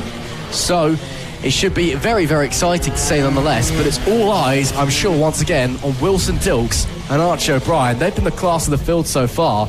Can Archie O'Brien get that win he so desperately wants in the final race? I mean, on Friday practice, on old tyres, he was the quickest. Now the slicks have really started to come into their own. The track continues to dry, and it is bone dry out there. This is Archie O'Brien's chance. Wilson Dils has been on top form all weekend long. Of course, taking 2 victories, 3 podiums. Archie O'Brien hasn't been able to get higher than second all season. Race 1 at Lid, P2. Race 2 of Lid here yesterday was P2. Race 3 earlier on, of course, that's their actual race 2, that was P2, and he was P2 here a couple of hours ago as well. He needs to take that final little edge to get onto the top step. Otherwise, Wilson Dils is going to be so far ahead. Wilson Dils starts on pole, Archie O'Brien alongside with Finlay Polhill in P3, Lucy Curtis in P4. Byron Johnson starts 5th with Jensen Bishop in P6. Bethany Ashby, she's in 7th with Harry Payne alongside to make up the 4th row of the grid, with George Ackerman and Harrison Day rounding out our top 10, or top 10 should I say, and Hamish McIntosh, he starts in P11. So that's your grid then. We'll just get it confirmed. I believe Lucy Curtis will be out there racing. And actually, no, looking out, I do not believe that we do have Lucy Curtis out there. Of course, she did have a big accident earlier on. So no Lucy Curtis coming into this one. A big shame. Of course, setting off auto turn. Hopefully she is all okay. But as the riders make their way to the grid, when it's crunch time, this is the biggest race of the weekend, not just for these young riders, but for FAB-Racing. Race 3 in the Premier class. This is the one the whole circuit is waiting for all weekend. Dils looking calm and collected on pole position. Archie O'Brien focused alongside him, maybe using his spidey senses, trying to get a good launch once again. But it is time for the biggest one of the weekend. It is time to go racing in the LS2 Helmets Mini GP70 British Championship. It's lights out, we are underway. Good getaway for Byron Johnson there. Archie O'Brien also away well, but it will be Wilson Dils who maintains the lead down into turn 1. Byron Johnson had a look to the inside of O'Brien, couldn't quite get it done. That's Finlay Polhill looking to the inside of Johnson in the fight for 3rd place. Now O'Brien, great launch out of turn 2. Himself and Dils already trying to break away from the pack as they have done so before here. And you can see already big gaps forming between the front 2. They've been the class of the field this weekend. Great start for Hamish McIntosh there. He has managed to shoot up straight away and is already getting involved with some big battles further back in the pack. There we see Harry Payne, and Harrison Day. Wow, great move on Jensen Bishop there from Harrison Day on the opening lap. Stuck it on the inside last second and managed to get it slowed down in time as well. But lap 1 is Dils from O'Brien, from Byron Johnson, your top 3. Yeah, good start, good initial getaway, and look at the pace differential from the top 2 to the rest of the pack. Wilson Dils at the moment has got the measure over Archie O'Brien, but let's see how this race develops. Let's see who comes into their own, how the consistency starts to manage. Byron Johnson, and initially a good start, but that's going to start bunching up behind. Look out for Harrison Day. He is an attacking rider. He will throw moves. He's got the confidence. He's won twice already this weekend. He's not even finished outside of the top 5 all weekend long, and he's been racing in 2 separate classes. He will make those cutthroat moves when they count. So decisive on the brakes. Look out for him as he ascends maybe onto the podium. Yeah, this could be a great performance from Harrison Day in the making, already trying to put the pressure on. It looks like we do have Lucy Curtis out on track actually. I can just see her out of my commentary box window. So great to see that Lucy Curtis is back out there. Looks like we have lost Beth Ashby, unfortunately, but 9 laps left to run then. Up the front, it's Dils from Archie O'Brien, your top 2. 0.5 of a second separating those 2, and then we've got this big train building in the battle for 3rd. We've got Byron Johnson followed by Finley Polehill, who actually had a look there. Then Harrison Day, well, it was Finley Polehill, now it's Harry Day, goes up into P4. Lovely move by the man who's been on form all weekend long. He is loving life round here at Ellough, is the number 15, and now Aich is even closer to the podium. Great stuff from Harrison Day, just Byron Johnson in his way for the podium. Yeah, Harrison Day is absolutely flying. He's so decisive. As soon as the opportunity arises, he doesn't hesitate. He sees a move, he goes for it. Byron Johnson, though, is another rider that's in that same vein in the sense that he doesn't let opportunity slip. He's running in P3 at the moment, and that's what this race is for at the moment. Wilson Dils, Archie O'Brien so far ahead. You can see they're running their way into turn 4 as these guys are going into turn 2. That's the gap that we're starting to talk about. Harrison Day, though, all over the back of the 37. Yeah, Harrison Day looks like he really wants to push through and find his way onto the podium. But Byron Johnson, of course, he wants that podium place as well. Can Day have a little bit of a look through the S's section? No, not quite on this occasion. But Byron Johnson surely knows the pressure that's under. Oh, actually, slight mistake from Day there. Coming through the chicane opens up the opportunity for Finley Polehill, but it didn't come into fruition on that occasion. So Day can now rest, regroup, refocus his sights on the rider in front, the 37 machine. 7 laps left to run. And, well, Harrison Day once again looking on magical form. And as I say that, looks to the inside, goes to the inside. Harrison Day, can he hold on to it? Oh, has to sit the bike up slightly as their trajectories crossed. And now Finley Polehill may be looking to the inside. Cool, we got a great battle on our hands here. Harrison Day just launched his first attack on Byron Johnson. I'm sure another one soon to follow. Yeah, show of strength more than anything, but well held there by Byron Johnson. Saw it coming, backed off, went for the momentum, got back underneath the 15 and was able to find his way back through. This fight, though, is far from over. Still over half the race left to go. Bit of a wobble at the front. There are our top 2. The 85 of Wilson Dils and then the Spider-Man helmet hunting in behind of Archie O'Brien, trying to swing his way closer for the race lead. 6 laps left to go. A fight for the lead, a fight for the podium. This is LS2 Helmets Mini GP 70s. And LS2 Helmets Mini GP 70s at its absolute finest as well. Dils versus O'Brien once again. 5.5 laps left to run, and these guys are absolutely inseparable up the front. Dils has withstood great pressure all weekend, but can O'Brien finally get a little crack into the 85? Only time will tell as they come and make it. 5 laps left to run on this occasion. See there, just to the right of your picture, race director Roger Keys watching on. Roger, of course, has been around motorcycle racing for years and years and years and has helped nurture young British talent all throughout the years. Of course, he managed Scott Redding for a long time. Scott, of course, one of the very first FAB-Racing graduates. And, well, watching what could be, you know, the next superstars of British bike racing in front of his very eyes. Archie O'Brien faster on the last lap, fastest lap of the race as well, a 48.813, but as I said, that it's less than a tenth quicker than Wilson Dils. Those two are lapping so consistently, so close together. Further back in the pack, meanwhile, Day is through on Johnson, so Day's moved up and has managed to start bolting away. Byron Johnson now on the defensive from Finley Polehill on the number 99 machine. Can Polehill find a way through? What was a battle for third is now a battle for fourth, but it looks like Johnson just struggling a little bit out there on the pace. Maybe if the likes of Polehill and Payne can get through, they can try and launch an attack on Harrison Day. Yeah, maybe so. I think that Day has got the pace measure over the 3 behind him, though, and Byron Johnson is just trying to pick and choose his battles as well as he can. I don't think he knew, or I think he knew that Harrison Day wasn't quite in his race.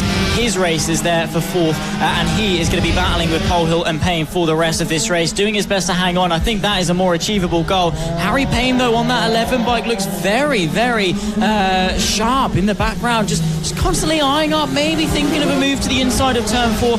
Thinking about it, eyeing it up, but his opportunities are wearing thin, and if you're third place in a 3-bike train, at what point do you press the button and start moving your way through? Well, we're soon to be on 3 laps left to run, should I say, for these guys. So maybe time's starting to run out for Harrison or Harry Payne, should I say. So maybe just time to think about the move. Of course, we know the quality of Harry He's a very technical rider, loves, to be very sneaky out on the racetrack and launch those little attacks you don't expect. He's like a poacher almost. He just slides in when you last expect it and gets through. But he's just, I'm sure, sitting and waiting for his moment. Polehill actually goes on the defensive, and as I'm saying, Harry Payne sees the gap and takes it. Polehill tried to get a better entry into the corner, but it left him unprotected on the inside, and that allowed Harry Payne to slide on up into P4, or P5, should I say. Great stuff from Harry Payne as the leaders start their penultimate lap. Yeah, of course, very, very close at the front. Archie O'Brien has been in touching distance, but not quite close enough to launch an attack. He's been waiting just for that one small error from Wilson Dils that he can then capitalise on and pounce on. But with 2 laps left to go, time is running out. Harry Payne eyes up 4th place as Byron Johnson had to go marginally defensive, but this race is so close to completion, and who is going to be the one to come out on top? There is the battle at the front. Archie O'Brien, this could well be his one opportunity of the race, but he's not quite close enough into the hairpin. Going to be 1 lap to go in just a very short moment. O'Brien has closed right up to the back of Wilson Dils, and he gets great drive out of the final corner as well. Here we go. One more tour, this time in the LS2 helmets. Mini GP 70 British Championship. Can Dils hold on? Can O'Brien squeeze through? Look how hard Archie O'Brien is pushing. You can tell how much he wants this, but Dils is looking formidable at the front. Maybe gets the up and under. Can he cry and find the gap coming through the S's for the final time? He's going to need to set the move up here for a lunge down into the hairpin, round at the paddock bend. A little bit defensive there from Dils, not sure if that was needed. Back markers ahead as well. O'Brien is rather far back. Hamish McIntosh could be causing chaos here late on as Dils gets hold up. O'Brien, this could be the opportunity. Does he get the drive quick enough? I don't think he will. It will be Wilson Dils who wins once again. Frustration for Archie O'Brien once again, and once again a great race. Yeah, frustration for Archie O'Brien though. He wanted that victory. He tried and was pushing so hard, but once again it's only second best, and the championship leader of Wilson Dils takes another sensational victory, makes it 3 from 3 here for round 2. There are the results. Wilson Dils, take a bow.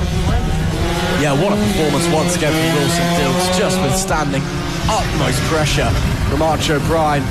And although O'Brien will, I'm sure, be feeling frustrated, be feeling upset, he can at least hold his head high knowing it was a great weekend for him with some great performances. Dils takes another win in the LS2 helmets. Mini GP 70 British Championship. Archie O'Brien in P2. Harrison Day, great ride, rounds out the podium. Byron Johnson was P4 with Harry Payne sliding into 5th place ahead of Finley Polehill.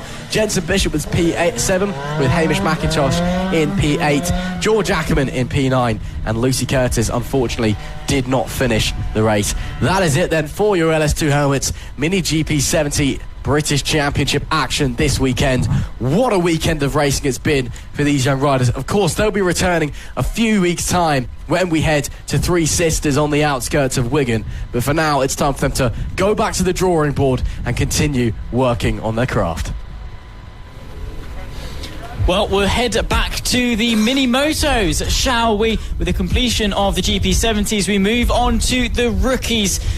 And these young riders, again, the first step on their journey. They take to their final race of this weekend. And, well, what racing it has been all the way through. Emilio Pereira has been the one to beat. But Jensen Cedras, what a battle that was in race 2, with Cedras narrowly able to get the victory in those changeable conditions that we had. But who have we got going? So is that Oliver? I think it might well be. No, that's not Oliver Hall there. A problem for someone. We'll just get that confirmed for a second. Maxwell Keats. Is that possibly Maxwell Keats? We'll get it confirmed for you in a moment's time, and indeed it is the 24 of Maxwell Keats. So a real shame for him there. Hopefully they're able to get the bike going very shortly so they can make the grid and the start of the race. But yeah, what a battle it was in race 2 in the changeable conditions. Now we're in the dry. Maybe the game will change again. Maybe we'll have a different race winner for the 3rd time this weekend. You can see there, front row of the grid, your 2 race winners so far, Emilio Pereira and Jenson Cedras. The number 2 was charging in race 2. Can he continue that pace, or can Emilio Pereira use the sunshine to his advantage and plough on ahead? Shall we get underway for our sighting lap then? It is Emilio Pereira. He starts from pole position. Jenson Cedras alongside him. Tommy Williams is in P3 with Austin Dils in P4. Reed Saxelby and Finley Stiles down the 3rd row of the grid, followed by Randy Carter and Joey Aftersich. Maxwell Keats is due to start in P9. We'll have to wait and see if he makes it to the grid, with Ethan Baelish rounding out the top 10. Kaylee Newth, she starts in 11. Again, great qualifying for her, with James Dermott in P12. Emerson Oakley is 13th, with Freddie Taylor going from P14. Noah Barfoot, he starts P15. P16, meanwhile, we'll just get that up for you in a second. But there are 22 riders on this grid heading into this one, so plenty of riders to look forward to. P16 is Logan Paisley with Daisy Grayson in 17th. Jensen Brown is 18th, with Tyler Shiraldi 19th. Claudia Dubman 20th. Caden Bailey in 21st. And Casey Reeson rounds out our grid of 22 riders here today in the final race of the FAB-Racing Rookies Cup, the second round of the FAB-Racing Mini Bikes British Championship. What a weekend of racing it has been for these young riders, and I'm sure they can finish it off with a bang here. And well, Zach, you know, obviously it's been a long weekend for these young riders, some of them as young as 6 years old, but I'm sure they'll want to go out and give their utmost in this final race. I think so as well. It's their final race, obviously, of the weekend. It's been a long, tough weekend. Of course, the torrential downpour that we had yesterday, the changeable conditions this morning. Now we head our way to bone-dry running. Emilio Pereira, Jenson Cedras, the top 2, the 2 race winners of this weekend so far. They're going to go toe-to-toe once again. Which of the 2 is going to come out on top today and take home the second victory of 3? They're all lined up, ready to go. The confirmation has been given. It'll be eyes to the light, of course, just waiting for some final checks, and they'll get the signal to go racing. The final time, of course, this weekend. The signal is given, eyes to the lights. The 2 race winners share the front row. Pereira on pole, Cedras alongside. Let's go racing for the AC40 Rookies. Great start there, but Emilio Pereira gets completely swamped off the line by 2 riders who catapult themselves into the top 2 places. Poor start then for the championship leader as they run their way through the first section of Ellough Park Raceway, and it's a very tentative start for the most part amongst most of these riders. But who's that that's been able to take the lead of the race? The 57 machine, Reed Saxelby leads the race. Wow, what a great start that is from Reed Saxelby to get up into the lead. How do Cedras and Pereira respond? As we continue round on this opening lap, you can hear the cheers of the crowd roaring on these young rookie riders as they hustle and bustle their way through the S's section and towards the back end of the track. And now as they head out of that chicane, very awkward through there. Going to get the bike slowed down for a hairpin, and then immediately followed by a left. And now through the paddock bend they go as well. Lots of riders still following each other. 2 riders at the back as well. May have been some incidents on the opening lap, but as we get to the end of lap 1, it is Reed Saxelby from Tommy Williams. And as I say that, actually, there goes Emilio Pereira up into second place. So it is now Saxelby from Pereira from Williams, your top 3. Jenson Cedras just in the background, but they're still fighting, still jostling for position. Unfortunately, Cedras was not able to make any gap appear, and as I say that, Pereira up the inside of Saxelby goes to the lead. Yeah, Saxelby actually is going to give it a good go. The straight line speed of the 57 gave it a go around the outside, heading into the sweepers, but that put him offline, and that could well open the door for Tommy Williams to have a look under brakes. Looks to go to the outside, does Williams on the 51 machine. I think he might well have been able to get that move done. He hasn't quite. The 51 sat behind for the time being, but nonetheless, the race 1 winner of Emilio Pereira takes the lead of the race once again. 7 laps still to go, 6 at the line. But this battle for second, let's bring it on. Yeah, this could be very, very exciting indeed. Here we go. Battle coming in. Cedras looks for a way through Pereira once again. These guys, tooth and nail, going to leave it all out on the racetrack. Cedras was faster on the previous tour, 101.638 in comparison to Pereira's 101.728. So it's tight between these two. And Pereira, much more defensive line there, has to hold the inside. Oh, Saxelby, a little bit of a mistake there, potentially opens the door for Tommy Williams, but using that straight line speed that he seems to possess quite a lot of. As I say that, to the outside, Tommy Williams, oh, that would have been brave and spectacular had he been able to pull it off again. Nudges a nose to the inside, but cannot quite make the gap appear. Oh, while this is happening, Austin Dils watches on in wonder and marvel, hoping that they either come together or hold each other up so much that he can slide on through. Cedras, great exit, but Pereira ultimately gets the drive down out of the final corner. 5 laps left to run. We see there some of the back markers further down the pack. That's going to cause some problems, as there we see is that on number 19, Finley Styles doing a double overtake, or attempting to anyway, 3 wide there. As there we see Saxelby holding on to his 3rd place, swiping through the traffic they go. And you can see there, obviously with a high vis on, that means they are not just a rookie rider, but this is the first time they're racing required to wear a high visibility jacket, just to notify the other riders so that they know that they may potentially be just a bit lacking in pace in comparison. It's their first time on the bike in a competitive manner. But as this battle rages on, it will still be Saxelby that holds on, but they're swapping positions everywhere we go. Tommy Williams and Austin Dils trading blows like a heavyweight fight for the championship. This is brilliant racing, as there Tommy Williams manages to hold on to it and maybe start to have a look at Saxelby.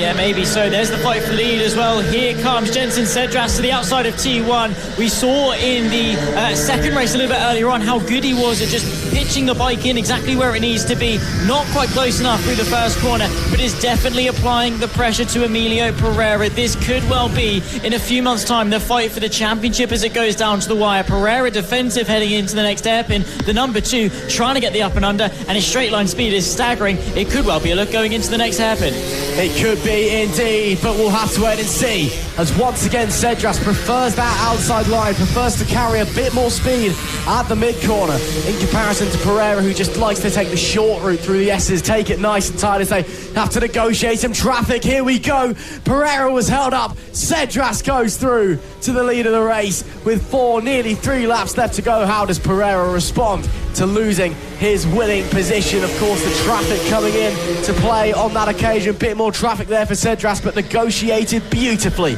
as they rocket down the front straightaway, nearly reaching speeds of ridiculous pace for the age these guys are at. But as it stands, Cedras leads from Pereira. These front 2 once again building a decent gap over the likes of Austin Dils in P3. 6 seconds back from the race leaders is the number 85. With the number 2 and the number 31 continue to battle up the front, as they have been all day today. Obviously, race number 1 in the wet conditions was Pereira's to lose, but since then Cedras has given him an almighty challenge and continues to do so. With nearly 2 laps left to run, it will be Cedras from Pereira at the line. Yeah, exactly. Penultimate lap of the race then coming up. Cedras seems to be the one with the measure, but look at how busy it is amongst this mid-pack. A very abundant field is the AC40 Rookies class. There are a lot of bikes on circuit at any one given time, but how close are they all? I mean, behind Pereira, it's Dils versus Saxelby, Williams and Styles. That's the fight for P3.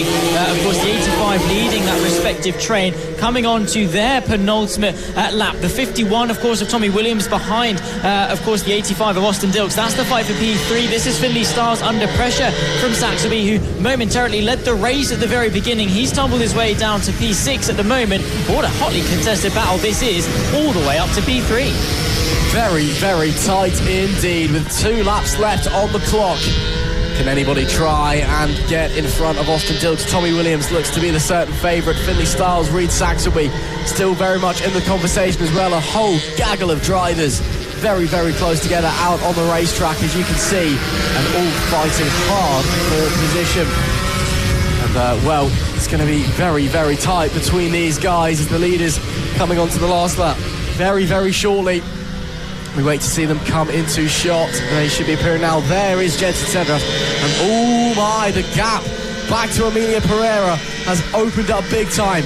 1.5 seconds. I wonder if traffic got in the way, because we've gone from a battle to the lead to suddenly, with 1 lap left to run, Jensen Cedras looks fairly comfortable out in front.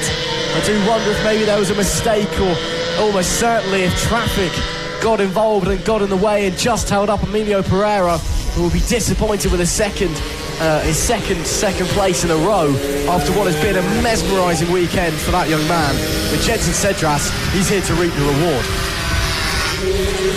Well, here we go into the final couple of corners. Jensen Cedras has absolutely smashed at this race. He has been the rider on top form, has to negotiate this final bit of traffic, but he's going to win this race with a decent margin back to Emilio Pereira, and he is going to take his second victory of 3 races for round 2 of FAB Racing in 2024. Take a bow, Jensen Cedras victorious in the final race of the weekend, and that is points closed in the championship. Top scorer of round 2 in the AC40 rookie class, Jensen Cedras. What a performance from Jensen Cedras. What a race once again from the FAB-Racing Rookies Cup. Never fails to disappoint. Of course, that is it for these guys this weekend. 3 races done and dusted, with Jensen Cedras taking victory in race 3. Emilio Pereira was second, with Tommy Williams third. Finley Styles in P4, with Reed Sachs will be 5th, Randy Carter in P6, Joey Athisic in 7th, Austin Dilks in 8th, James Dermott in P9, and Ethan Bayliss rounding out our top 10. Of course, the FAB Racing Rookies Cup will return at Three Sisters in just a few weeks' time. Of course, we're going racing on a Friday and a Saturday rather than a Saturday and a Sunday, so make sure you're tuning in for that one to see more of the FAB Racing Rookies Cup. LC40 Elites presented by OH Logistics coming up next. And well, we've had some spectacular races from these guys this weekend, especially with the rain hammering it down. But now, even with clouds still in the air currently over the circuit, it is sun, sun, sun. And well, hopefully the racing is fun, fun, fun. It's going to be absolutely incredible, I am sure. The riders just getting ready down in the dummy grid and just having a last chat before they head out onto the grid rather, should I say. But it has been a brilliant, brilliant weekend from these guys so far. Of course, Mason Fedrick has been the one to beat on top of the grid, but you know, we've seen the likes of Rex Austin, Caelan Ratcliffe, Preston Baker.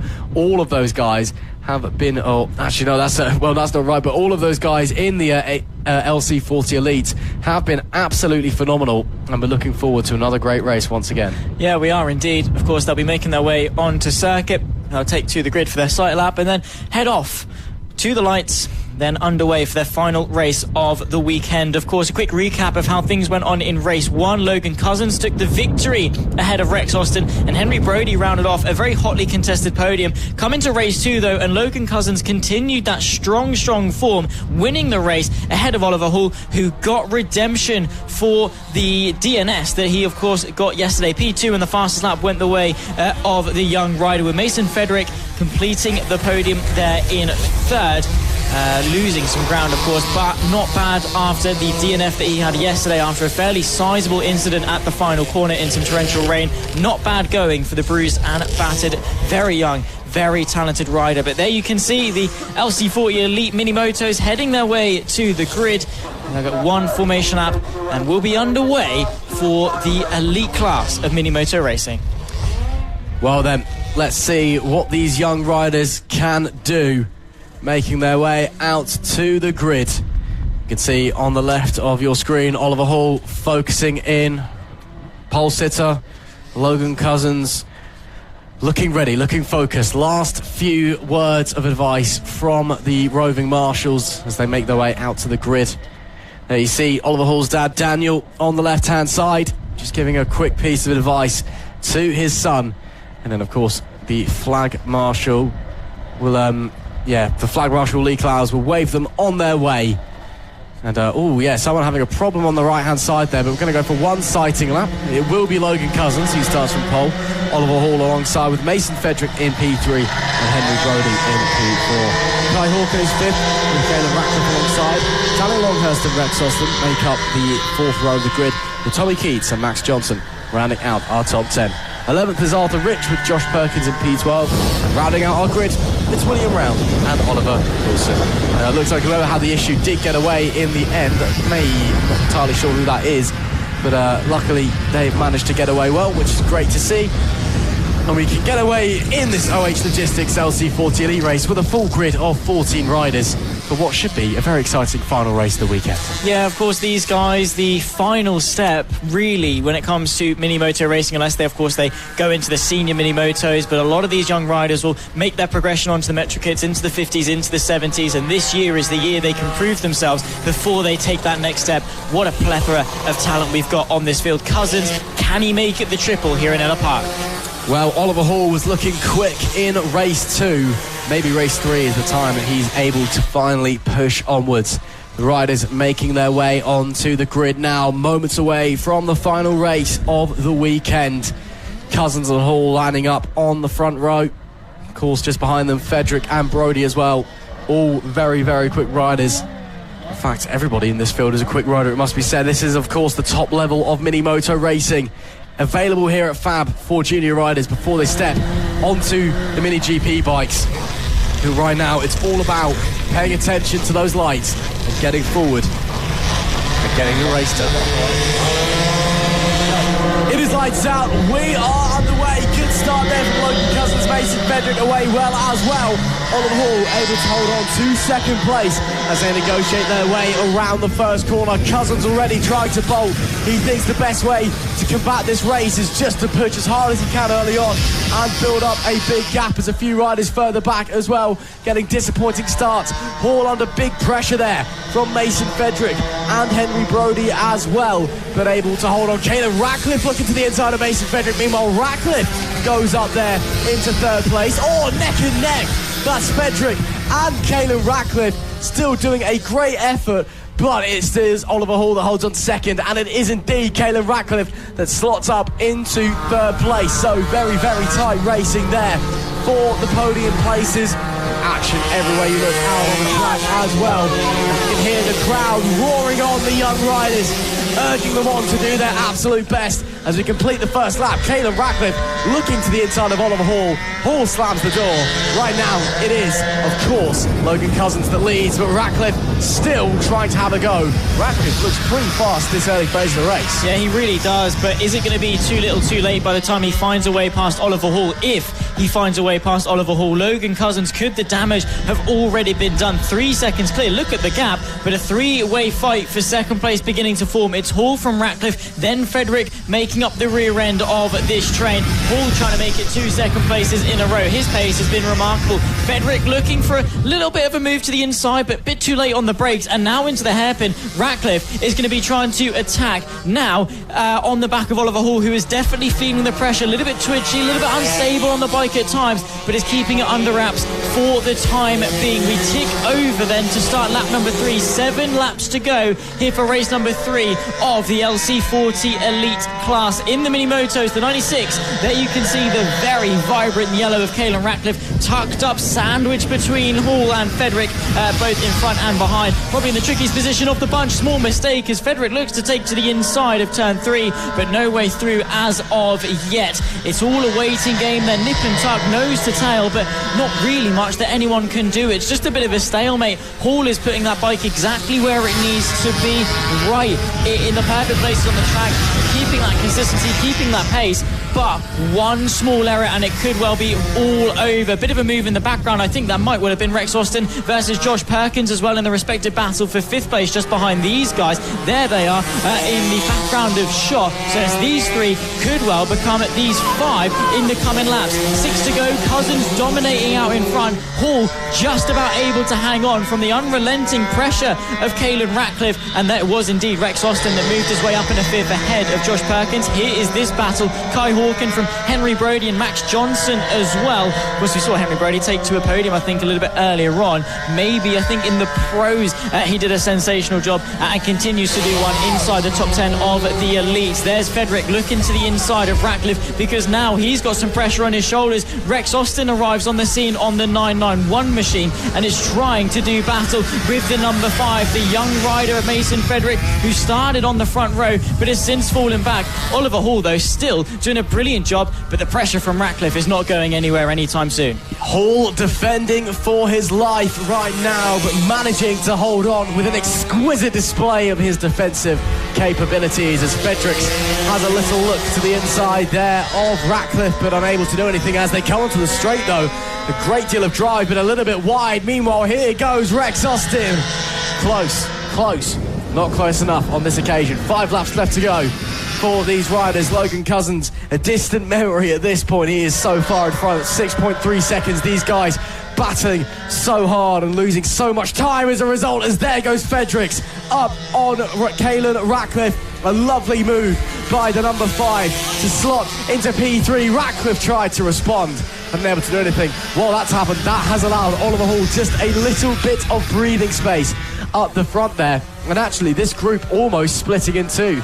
It's, well, that's just the nature of battles, you know. Something happens and it scatters riders all over the show because you're just held up and you lose time and other people do different things. Goodness me. Mason Frederick, that was very close to contact with Oliver Hall, but Mason Frederick suddenly looks like he's found another gear. With 4 laps left to run, looking for any way to get into P2 ahead of the number 3 here in the OH Logistics LC40 Elite Championship, race number 3 at Ellough Park. What can Hall do to hold off Frederick? Frederick to the inside on the brakes, but Hall swings back round. Frederick still unable to try and find a gap, still unable to really capitalise on any attempts, any attacks that he has made on the rider in front. But right now, it is Cousins from Hall, from Frederick, from Austin, from Ratcliffe. Your top 5 looks like Rex Austin got by Caelan Ratcliffe as we were focusing on the battle between Oliver Hall and Mason Frederick. There is your race leader though, Logan Cousins. And again, look at the space that he's got behind him. That man could do the race backwards, quite frankly. He'd still come home in first. Yeah, he probably would be quite close, I reckon. Yeah, 7.8 seconds at the moment is the gap. His pace is staggeringly quick. A master at work and a name for the future. The number 7 machine of Logan Cousins running away with things out in front. What a weekend it's been for him. He took the double at Lid. Could well have gone for the triple. Who's that's down? That's the 30. That's Josh Perkins has had an issue and is off the bike. I think that's coming on the inside of T1 and has just had a bit of an off. Indeed it is. He's now waiting for instructions and unfortunately is going to be out of this race. That's a shame. He was running quite well, fighting with Johnson and Morgan and Henry Brody as well, very much within the shout of the top 5, but not going to be enough as we head on to the 3rd last lap of this race. Yeah, Cousins looking comfortable, to put it mildly. He has got a huge gap back to this massive battle of cars. Mason Frederick now been demoted down to P5 by Caelan Ratcliffe. He was looking at Oliver Hall for second a moment ago. Runs very wide on the exit of turn 1. That's going to cost him momentum as Ratcliffe then runs wide. I think he was trying to get a slingshot type manoeuvre on Rex Austin, but it did not pay the dividends. Then there goes Mason Frederick to the inside. Oh, have they come together? Have they come together? Indeed they have. It looks like Frederick and Austin coming together. Words exchanged between the pair who were in the battle for the podium, but it's all come to naught. The pair of them down, maybe even out for Rex Austin as the red flag has come out here at Ellough Park. Yeah, another bit of contact between Mason Frederick and Caelan Ratcliffe. That's what cost them the race yesterday in the wet weather. They had a small bit of an incident at the back end of the circuit. It seems that rivalry has boiled over once again. The good news is they seem to be okay, but quite a fast section of the circuit going into that particular corner, heavy braking zone as well, not worth the risk, and with such little time left to go, it might well be the case that the race is called as is with only 2 to go. A shame for both of those young riders though, because the potential was there for at the very least a podium. Yeah, absolutely. Ambulance going over just to do some checks, but good to see that all the riders are up on their feet and okay. Logan Cousins then, that will be the end of the race given the lack of time that's left. So Logan Cousins will be declared the winner of Oliver Hall in P2 and Rex Austin in P3. Kai Hawkins should be P4 with Max Johnson P5. Henry Brody should be 6th. Oliver Wilson in 7th. William Round in 8th. Josh Perkins in 9th. And then, of course, provisionally, we've lost Caelan Ratcliffe, Mason Frederick and Danny Longhurst. We will get these results confirmed for you, of course. But a bizarre end to that race. Of course, safety is paramount, and obviously the officials felt there was the correct decision to bring out the red flag there. So obviously you don't want to see the race end how it is. We just had that confirmed. That is the race result. Race has been ended there as a result of the red flag. But yeah, that is a shame to see the race not end under the checker. But that is the race result. You see, of course, Caelan Ratcliffe and Mason Frederick, they will not be within the top 10. So William Brown will actually be promoted up to P8 because Caelan Ratcliffe and Mason Frederick will not be classified as a result of falling off and causing said red flag. So Logan Cousins then, it's 3 from 3, but probably not the way you wanted to do it. No, you always want to cross the checker flag. It feels better to do it that way, but win to win at the end of the day. Don't really matter how it happens, how it comes about, as long as you cross the... he didn't cross much of a line. He started the second last lap in first and was then able to win the race, which is good for him. That's the LC40s done for the weekend. They'll be back when we head to Three Sisters in a couple of weeks' time. Race number 3 in the Moto Team coming up next here at Ellough Park, the second round of the FAB-Racing Minibike British Championship here in Beccles, just off the coast of Suffolk.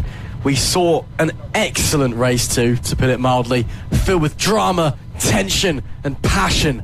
Maybe we'll be getting something similar in race 3. The riders just making their way over to the dummy grid.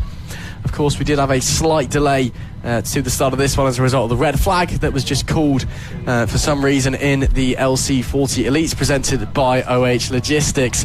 But, these guys will be shortly getting going here, so making sure just everyone's getting the way. Of course, the one we want to keep our eye on, Jack Van Eden, he will be starting from second place, the leading open rider here on the grid. Anyway, of course, race 2 was doing a superb job, and then out of nowhere just dropped it and crashed, and that was the end of that for Jack Van Eden. I'm sure he'll be wanting a bit of retribution coming into this one. Yeah, I think so. You always want to end the weekend on a high, and if you've just come off the back of race 2 on a low, you want to fight back, because the pace was there for Van Eden, took the victory in the Open and overall yesterday in race 1. But of course, when it comes to the standards, Team Acme Racing took their first victory ever by winning in the standard class ahead of Ben O'Keefe. It was a very, very hard fought battle for the most part, but Acme Racing able to open the gap after the battle for second ensued.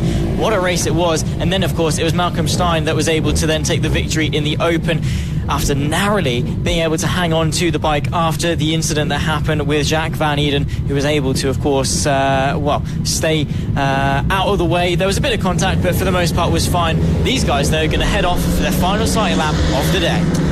It will be Team Acme Racing starting on the pole. Jack Van Eden in P2, the leading open class rider. Ben O'Keefe P3 with Malcolm Stein in P4, that's second in the open class. Harrison O'Keefe is 5th with Team Ernie the Badger in P6. Sam Sadler is 7th with Sean Whittaker 8th. Madison Martlew is 9th and Guy Kite is 10th.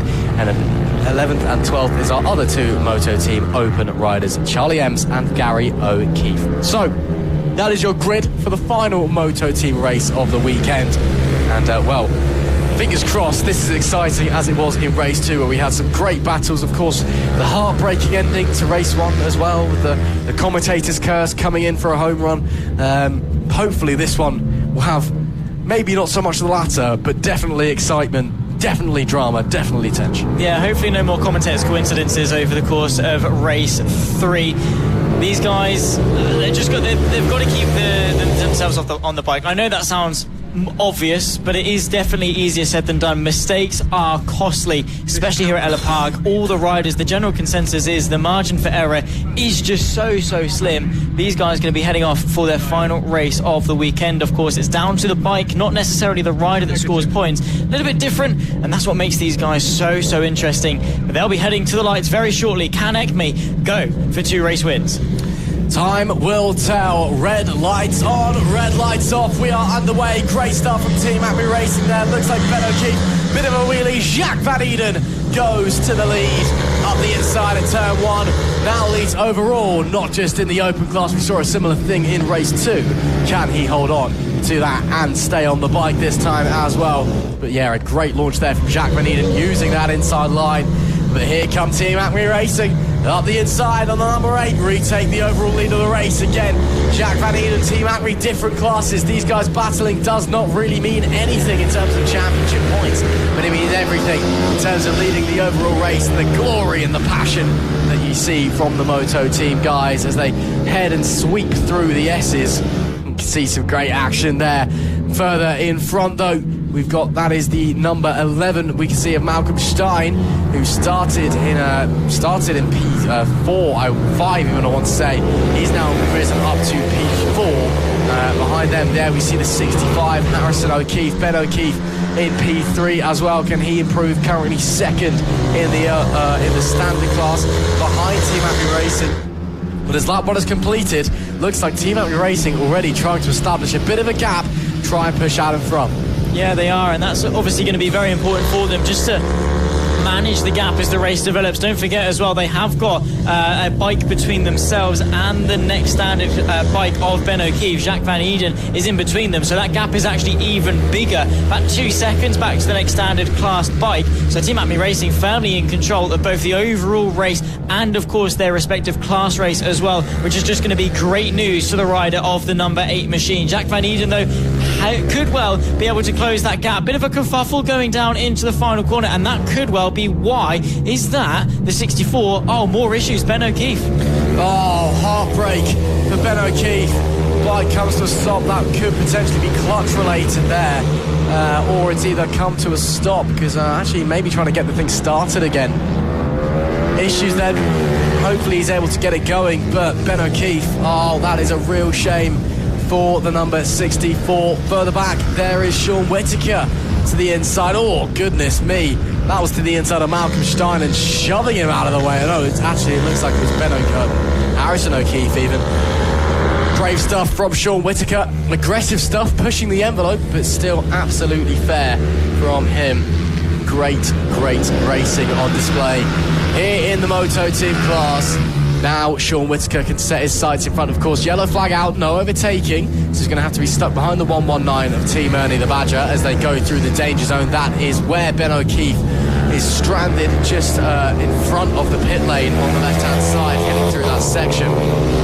Now they're throwing Sean Whittaker, put the hammer down, try and start pushing. Look at the gap that Team Acme Racing have already. Of course, Jack Van Eden leading the open class. Sean Whittaker, or I should say Malcolm Stein, is P2, Charlie M's P3 in the open class. Standard class is Team Acme Racing, followed by Ernie the Badger, followed by Sean Whittaker. So these guys, well, racing for an overall podium, but especially for Whittaker and Ernie the Badger, those guys are racing for championship points. And as an overtake happens, we see more issues. Who's that that's pulled off to the side? Is that Malcolm Stein that's maybe having problems there? I'm not sure who it is. Oh dear. Yeah, I'm not sure who it is. It's Charlie M's on the 2-3-1, I think, has had issues. Meanwhile, there goes Sean Whittaker up into second overall and second in the standard class. Whittaker with a lot of pace. Yeah, exactly. Moving his way forward quite nicely, actually, is Sean Whittaker. Up in a P3 then in the standard class, and slowly but surely reeling in Team Ernie the Badger. That's going to be the fight for P2. Maybe the win is out of reach with Team Acme Racing so dominant out in front. But P2 is on the cards, and we could well have a decent battle for it. Jack Van Eden hanging on quite nicely to the open victory as things stand, provided he's able to keep it pointing the right way and keep the bike nice and upright. Of course, just keeping it on the tarmac, keeping it exactly where it needs to be. The 119 of Team Ernie and the Badger, though, slightly held up, it must be said, by Van Eden, and that could allow Harrison O'Keefe to get involved and go for P3. It could do indeed. 6 laps, nearly 5 laps left to run now here at Ellough Park for the Moto Team. Jack Van Eden holding on to that position. Of course, he's essentially in a race of his own unless you put Malcolm Stein truly in the equation. But with 2 bikes in between them, I think Jack Van Eden is looking pretty comfy in the lead of the open race at the moment. We've got Team Acme Racing and Sean Whittaker now trading fastest laps. 5 laps left to go, and well, Sean Whittaker on that previous lap, goodness me. What is that? That's what? 1.2? Yeah, that's 2.2 seconds. No, 1.8 seconds faster. I can't get my numbers right because it was a 57.5 and a 55.7 and it threw me for 6. But Sean Whittaker, that is ridiculously fast on that previous lap. 1.6 seconds separated the pair of them at the line last time. They are going to be very, very close, very, very quickly. Yeah, there's a reason they say never trust a commentator's mouth. However, they are going to be sliding their way through the sweeping section. That's the 11 of Malcolm Stein on the back of this train, of course, led by Jacques Van Eden, the 119. That's Team Ernie the Badger going for the move. Look into the inside of the hairpin, across class battle, but a battle nonetheless that is going to affect each and every single one of them. That 65 machine you see there. However, a change for the lead. Sean Whittaker catapults himself the long way around in Team Acme Racing. That is a fight for class position, and the standard lead changes to the 01 machine of Sean Whittaker. What a move by Sean Whittaker. That was brilliant. Another fastest lap as well at 55.602. He is flying along at the moment and doing an absolutely excellent job. Fantastic stuff from Mr. Whittaker on the 01 machine to get up into the lead, not just of the standard class, but the overall race lead as well. And now that he's in the lead and he's got fresh track in front of him, he can just sit back, relax, and push to his heart's content, continuing to bang in fastest laps, I'm presuming, as well. Brilliant stuff from him. He's going to make it 3 laps to go in a moment's time. There's still battles still going on. Of course, this is still Moto Team, so anybody could be on the bike. But Sean Whittaker on his own machine doing a fantastic job at the moment, even though because he's named his team Sean Whittaker, if it wasn't Sean Whittaker on the bike, it would still be called Sean Whittaker. Won't get around that one, but that actually is Sean Whittaker on the bike. So, yeah, bit confusing, but still, action further back as well. There we see Malcolm Stein, again, still trying to chase down Jacques Van Eden for the open class win. But there are still 2 bikes in between the pair of them, Harrison O'Keefe and Team Ernie the Badger, and they're both fighting as well for the final podium place in the standard class. So it is a bit problematic, but that's the nature of multi-class racing. It gets beautiful like that sometimes, a beautiful mess as wow, what a move that is from the 119 to get up into the podium places in the standard class and overtake Harrison O'Keefe there. Great stuff from them. It's going to be 2 laps to go very, very shortly, and these guys are still racing right to the line. Yeah, and that's what we want, isn't it? We want these guys to be giving it all the way to the end. That's the white and black, the 119 machine. You can see Team Ernie and the Badger sat behind Jacques Van Eden, who sat nicely in P3 overall, but that does mean that the standard podium drops back to Team Ernie and the Badger, who is under pressure from the 65 machine of Harrison O'Keefe. So let's see how these two are going to do battle, because that is for class position. We are on the penultimate lap of the race. Time is wearing thin. Harrison O'Keefe's good pace that he showed a couple of times this race has seemed to have sort of thwarted off ever so slightly by the pack racing. It must be said that the dynamic of this pack has slowed him down a little bit, unable really to be going for many moves, but he's not got a lot of time left on his hands. Sean Whittaker out front, 4 seconds clear of Team Acme Racing. Then it's this battle here, the 17 of Jacques Van Eden, just running a consistently quiet race, it must be said. P3 overall and winning in the open class. Last lap left to go though for this man right here, Sean Whittaker, on the back of the 666. That's Guy Kite that he's lapping, but he's got time, he's got pace, he can take it nice and easy and just cruise his way around the outside of some lap traffic as he pursues victory. Wow, what a performance it has been from the number 01 of Sean Whittaker. Moments away from a brilliant ride to a brilliant win. Of course, both overall and in the standard class as well. As he comes in through the S's section for the final time, Sean Whittaker probably already feeling pure elation beneath that helmet. Doesn't shoot a wave to the crowd, doesn't need to. He's in all black, he's too cool for school. As he comes to the final corner, Sean Whittaker with a ride for the ages. What a brilliant performance from the number 1 machine. Takes victory in the final Moto Team race of the weekend. That is superb. Further back though, still plenty of racing action going on. Who is going to be on top in the open class? Who's going to get the final podium place in the standard class? We'll find out in a moment as Team Acme Racing takes second and the fight goes right to the line. Jacques Van Eden takes the win in the open class, and Team Ernie the Badger just about gets the final podium place in the standard class. But it will be Sean Whittaker who takes the win in the standard class. Team FAB-Racing in P2, Team Ellie the Badger in P3, and Harrison O'Keefe in P4. Guy Kite, or Sam Sadler P5, Guy Kite P6. Unfortunately lost Ben O'Keefe from the standard class. In the open class, Jack Van Eden took the win. In P2 was Malcolm Stein. P3, Gary O'Keefe. Unfortunately, we lost Charlie Ems as well. That's it then for the Moto Team, guys. They'll be back next time in a few weeks at Three Sisters. But an enjoyable race nonetheless, Zach. We've just been told in our ear, actually, just as this race has come to an end, that the rain potentially coming in. This could change things. Oh. Yeah, we've just seen our commentary box window. A lot of rain on the horizon. This could get very, very interesting, to put it politely, especially when there is another big race coming up very, very shortly.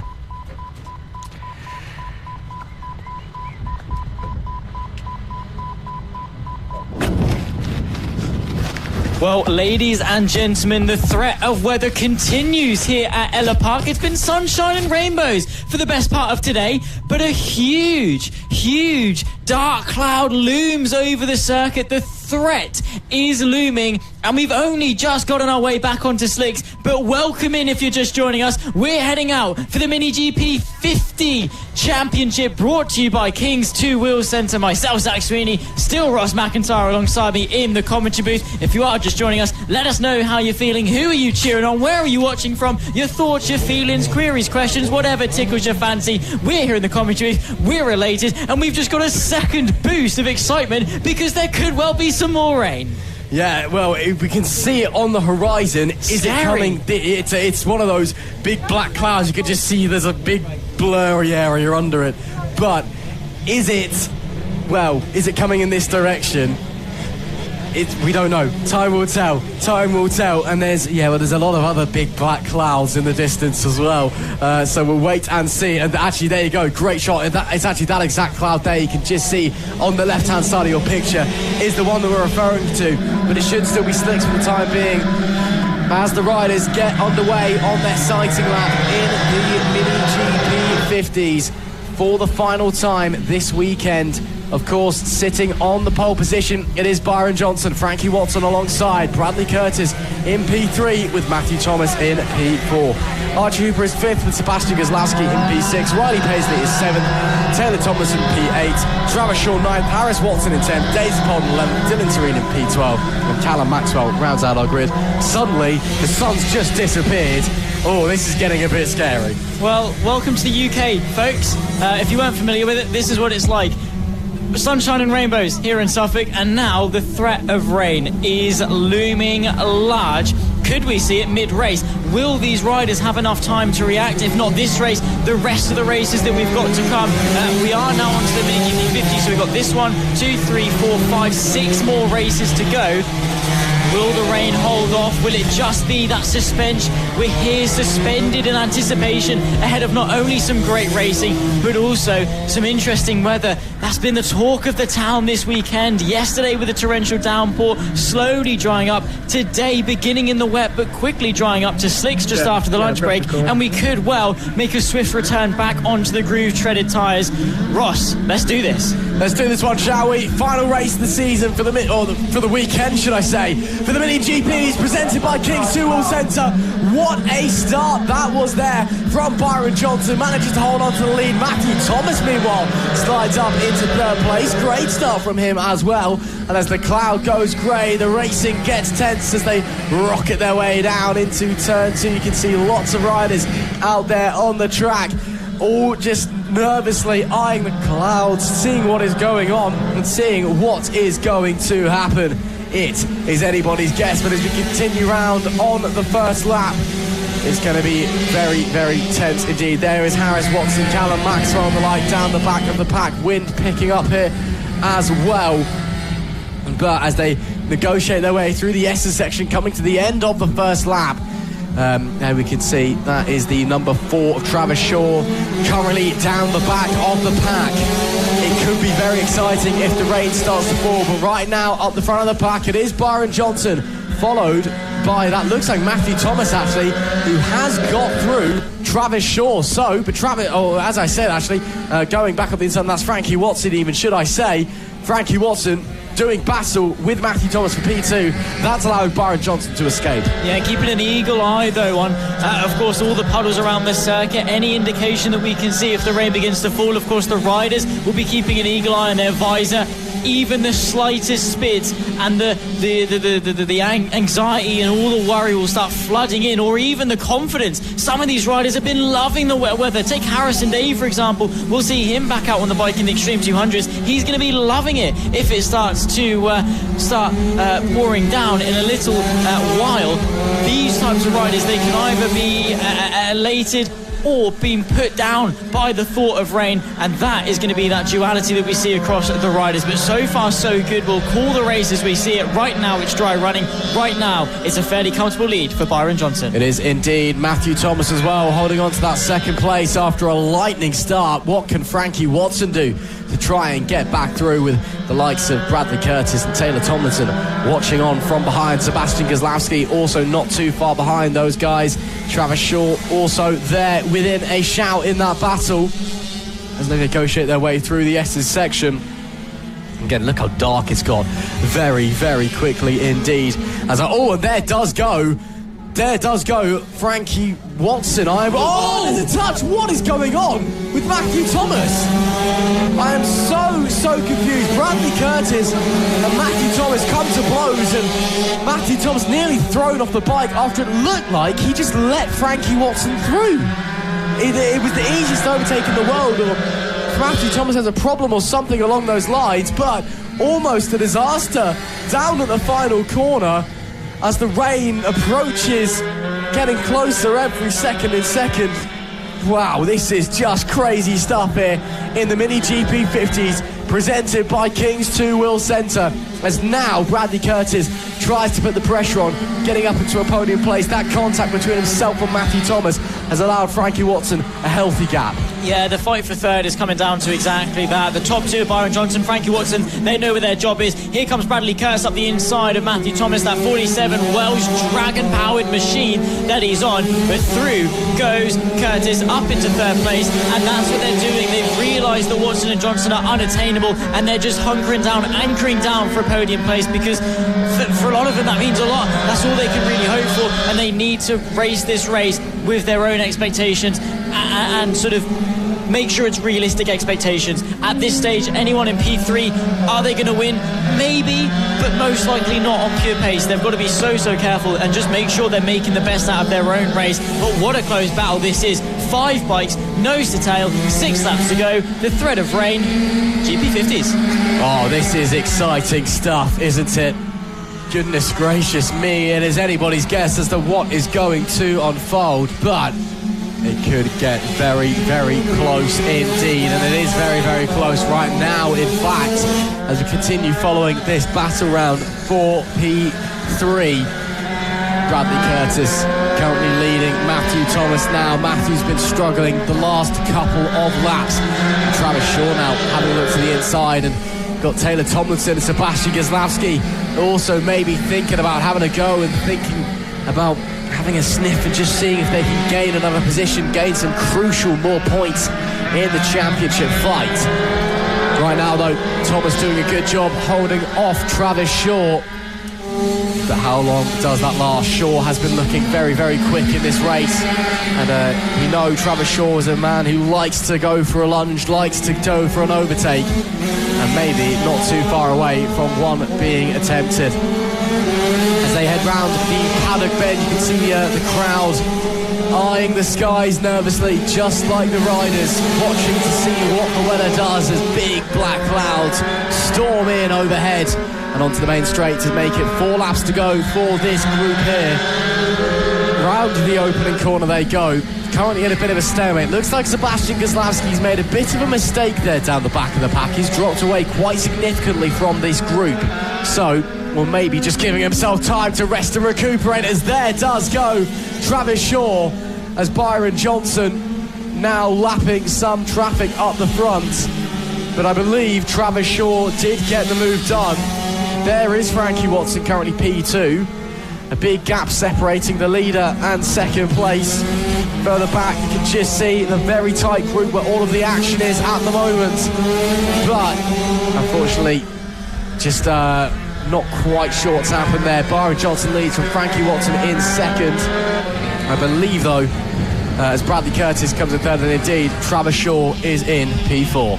Yeah, looking very, very good. The number 4 in P4 running very nicely. Travis Shaw, good couple of moves so far this race. There you can see the 14, Frankie Watson, as things stand in second place, closing in that gap actually to just under a second and a half. Bit of traffic contention for the 37 machine. That's put him off rhythm ever so slightly. That's going to knock his confidence maybe, knock him out of rhythm, and obviously, most definitely, most importantly, slow him down ever so slightly. Maybe Frankie Watson can reel him back into contention, obviously, after issues in race 2 and not making it onto the podium in race 1.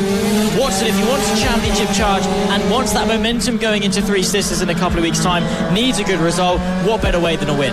Yeah, that would be absolutely incredible for Frankie Watson, and he is starting to turn the pace up, but is there enough time to go?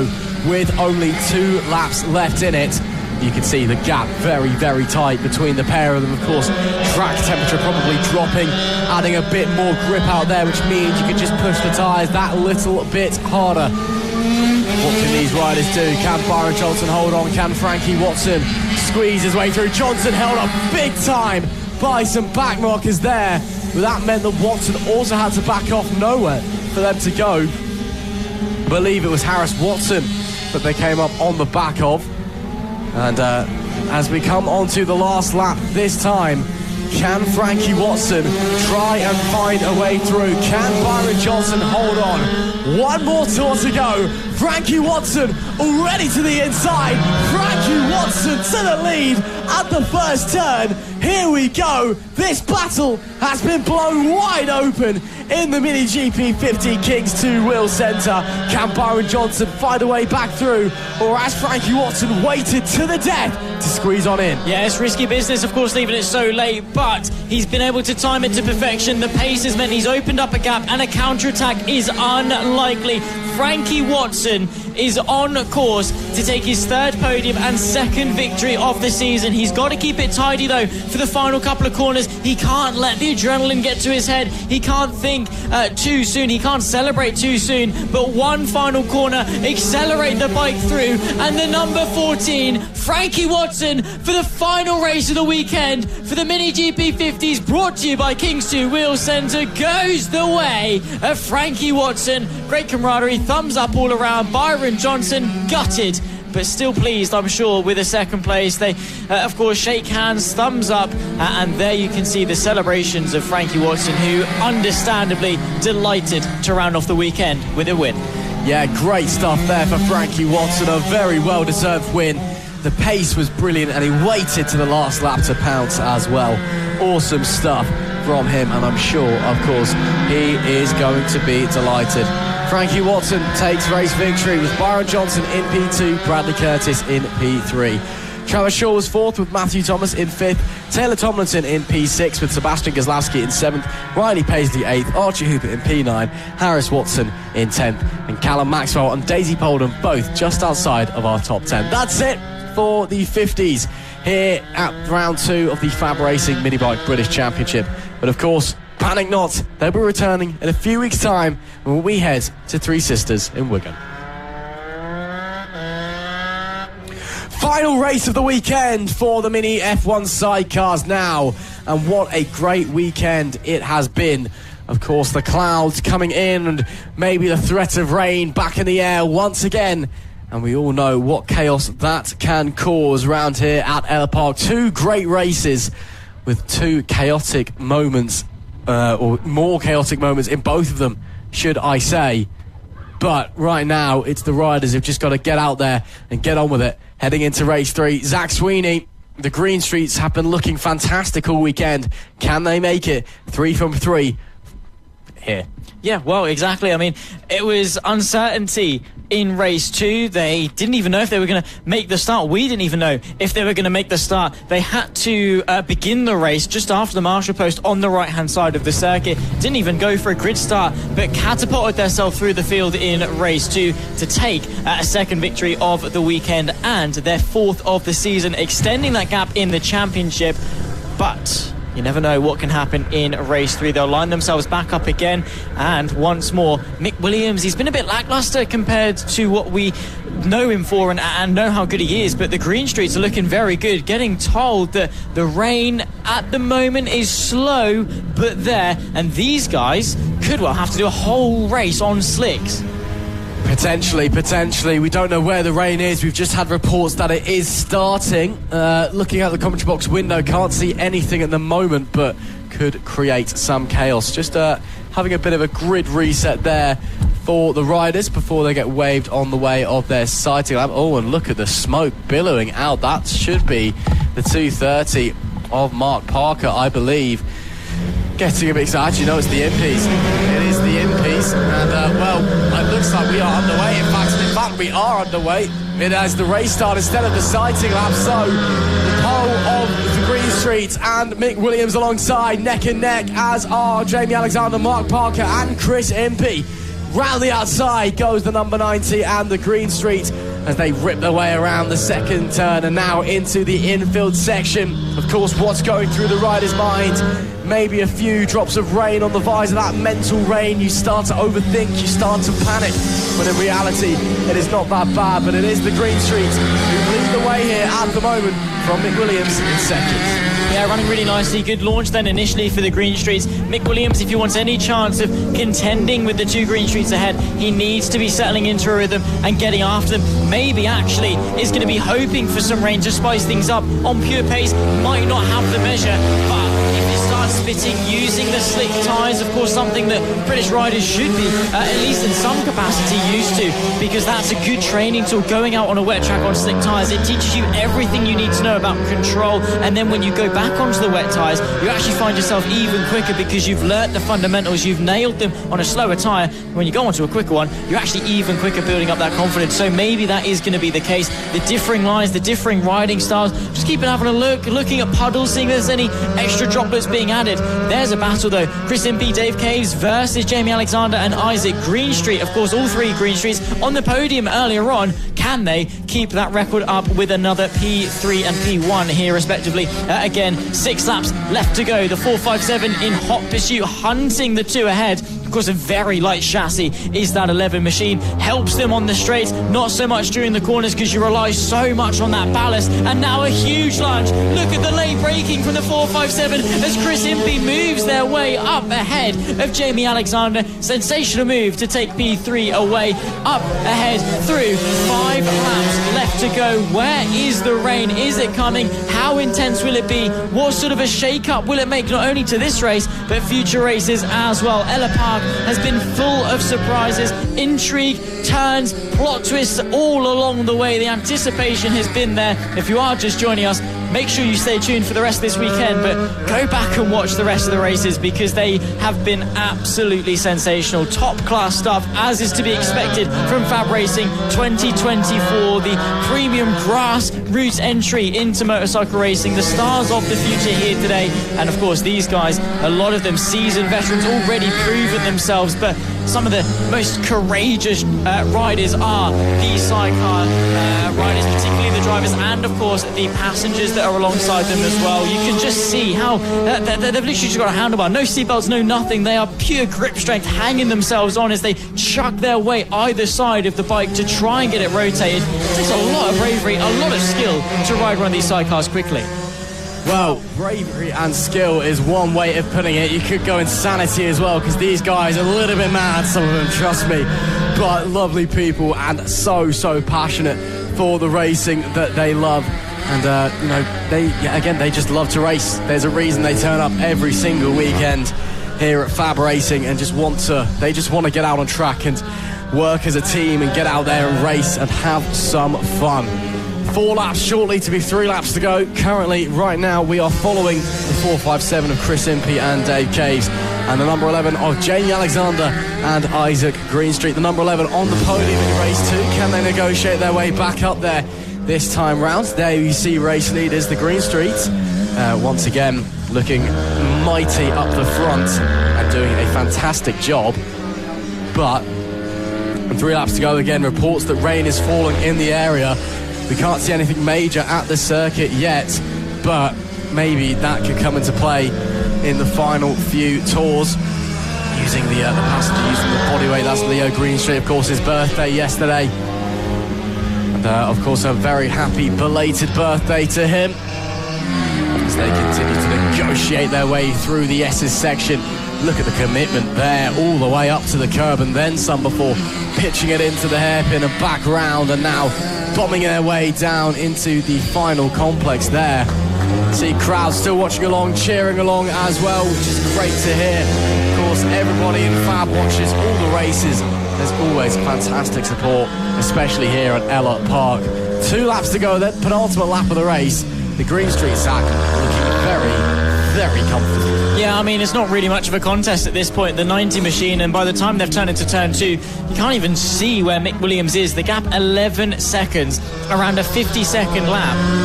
That's a huge gap to have gained in only 7 laps time as well. Their last time by 57.2, 4 seconds pretty much to the dot quicker than the 26 bike, of course, of Mick Williams and Michael Elms. These guys are just on fire. Their rhythm is there. They're full of confidence. They know what they need to do. The bike is in such a good place as well with setup and how they've built it and constructed it. And then, of course, the chemistry, father and son duo, as we always say, that rhythm, that relationship from rider to passenger is looking so strong. 2 laps left to go. This podium battle as well could still be on between Chris Impey, Dave Case, Jamie Alexander and Isaac Greenstreet, the 2 bikes that are fighting for 3rd and 4th. Last lap left to go for the final race of their weekend. Greenstreets just need to nail one more tour and bring it home, and bring home what will be the end of an absolutely fantastic weekend for the team, making it their 5th win in a row so far in 2024, and the first time in a while that they've swept a weekend. It's been since 2020, early 2023 I think was the last time they completely swept a weekend.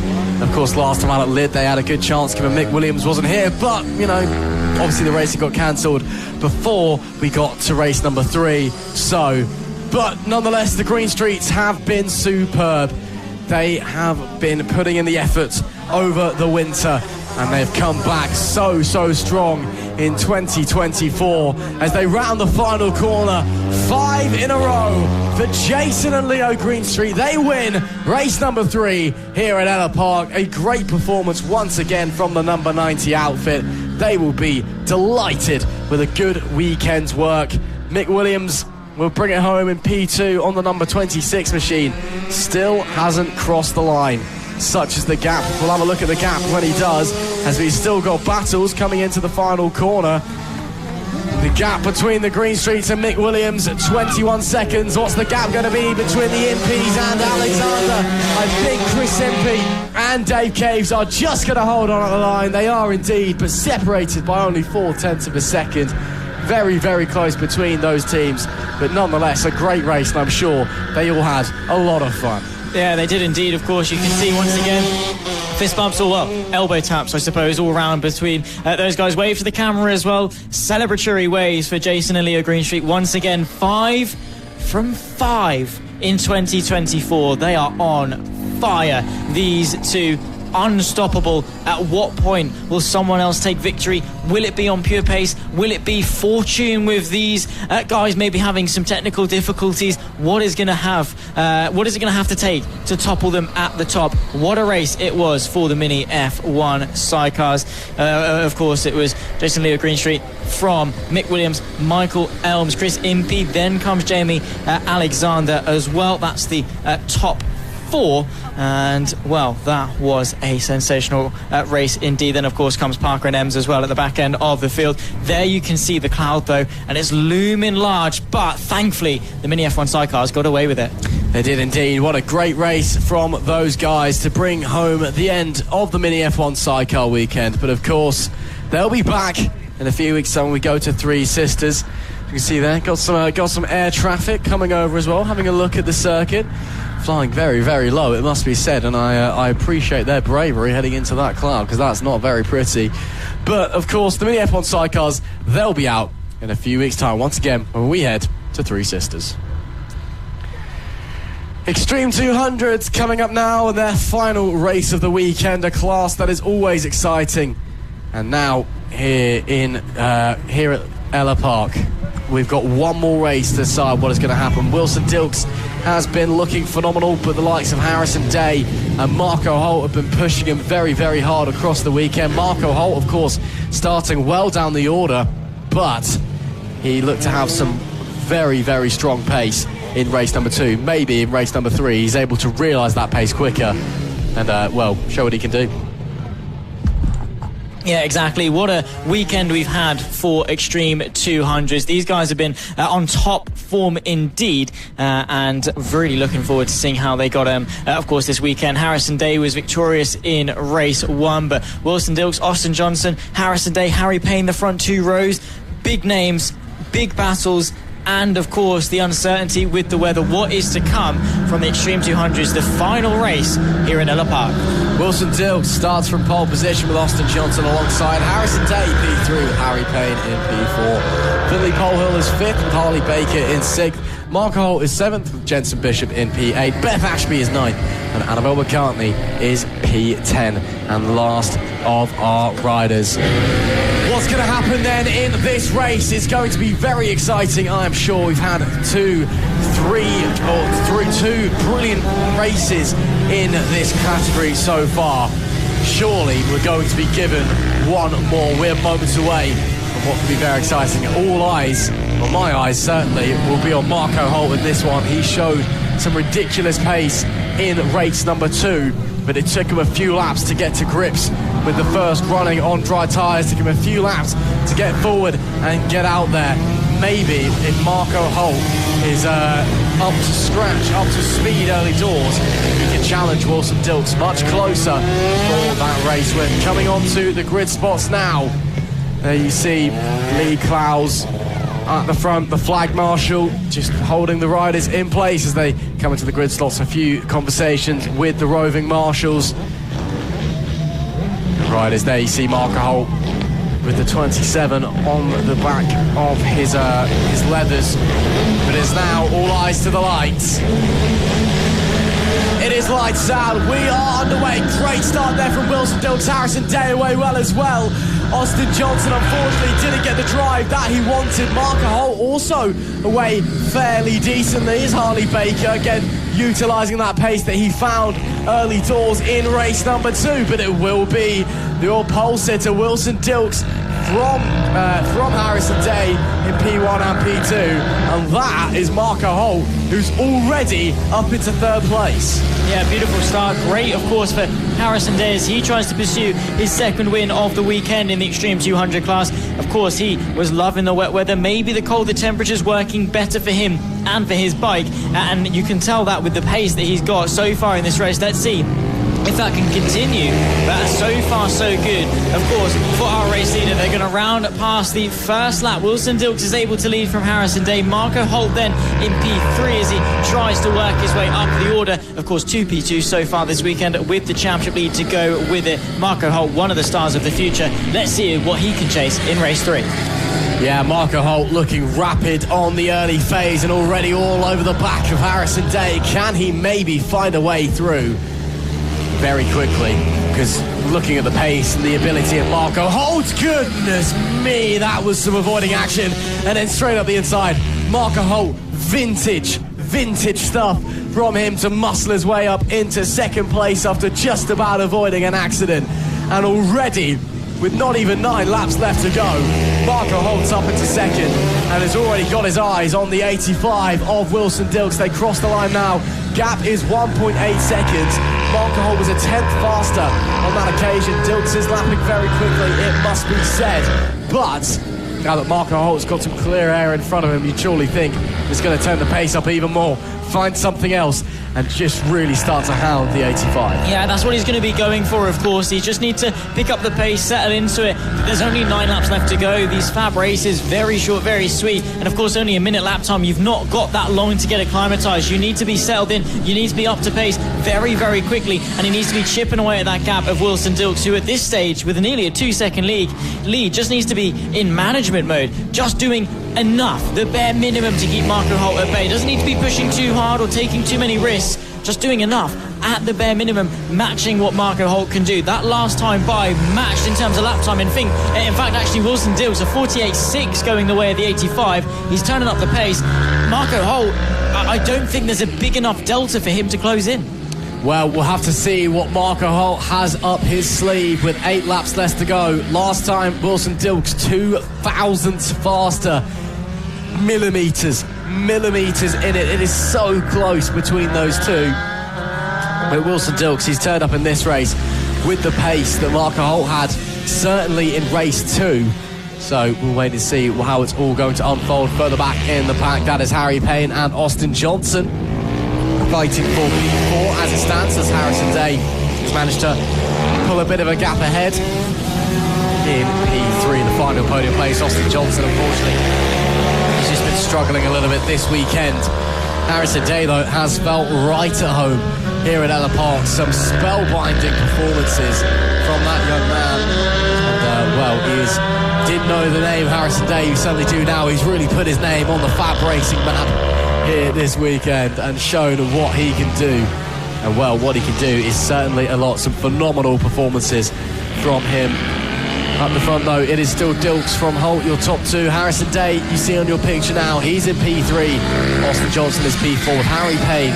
That is your top 5. Fastest lap at the moment, it does belong to race leader Wilson Dils, a 48.655.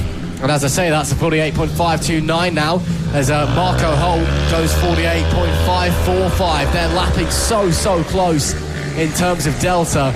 Wilson Dils just ever so slightly faster at the moment.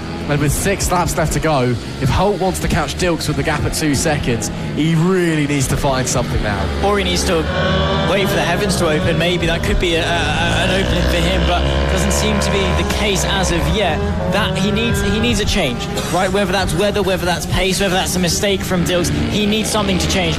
Right now, the same thing, lap after lap. It's not a bad thing. He's running great pace, sensational. They're within a second of the lap record, actually, considering it's not, optimal conditions out there. So the pace is great for these guys riding, but something needs to change. He can't be doing the same thing lap after lap with the same pace and expect change.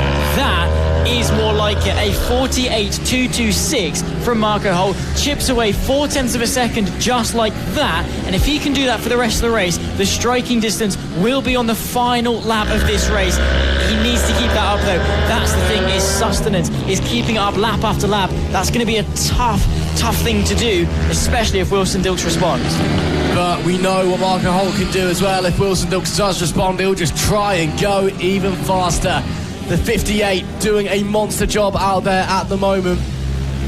Let's see what the delta is when they come to the line this time. It will make it 4 laps to go in this final race of the weekend for the Extreme 200s class. Once again, Wilson Dils is not a personal best. Holt's made a mistake. Some of those actually dropped to 10th. So Holt now getting into crunch time. Of course, he's got to catch Dils and then pass him as well. With 4 laps left to run, he really needs to start chipping away at that time if he wants to make his way onto the top step of the podium. Right now, Wilson Dils looking absolutely phenomenal up the front, it must be said. And just Holt, just maybe slightly faster, just doesn't have enough in his pocket. And again, just goes to show a poor qualifying position as Marco had, but certainly by his standards. And it can ruin your entire weekend in terms of results, because Marco, he'll be annoyed he wasn't on the top step come the end of the race as well as he makes his way. Let's have a look at the delta once again. And Marco faster, but not fast enough. Only chips away 0.2. It's down to 1.5 seconds with 3 laps to go. I think time's running out. Yeah, it's unfortunate for Marco Holt. I caught up with him yesterday just as we were about to leave the track, and I asked sort of what happened in qualifying, because your race pace was great, and he said there were just some issues with the new wet tyres, I think, the Pirellis that they've got.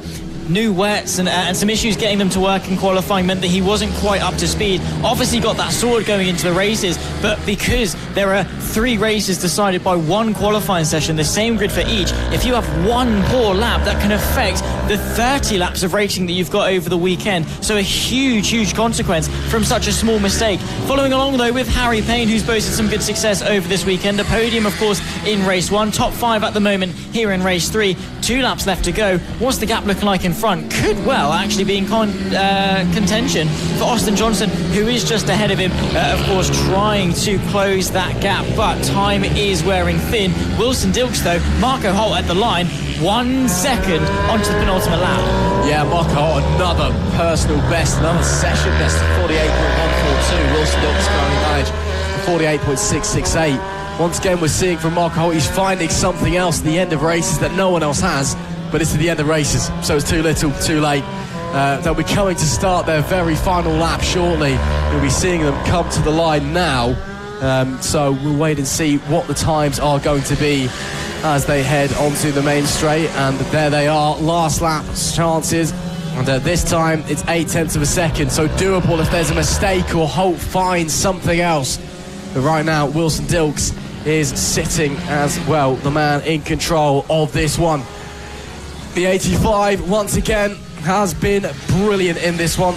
Of course, the 58, Marco Holt, has been charging hard, the 2 mirror numbers. But who's going to finish on the top step? Yeah, well, we'll see.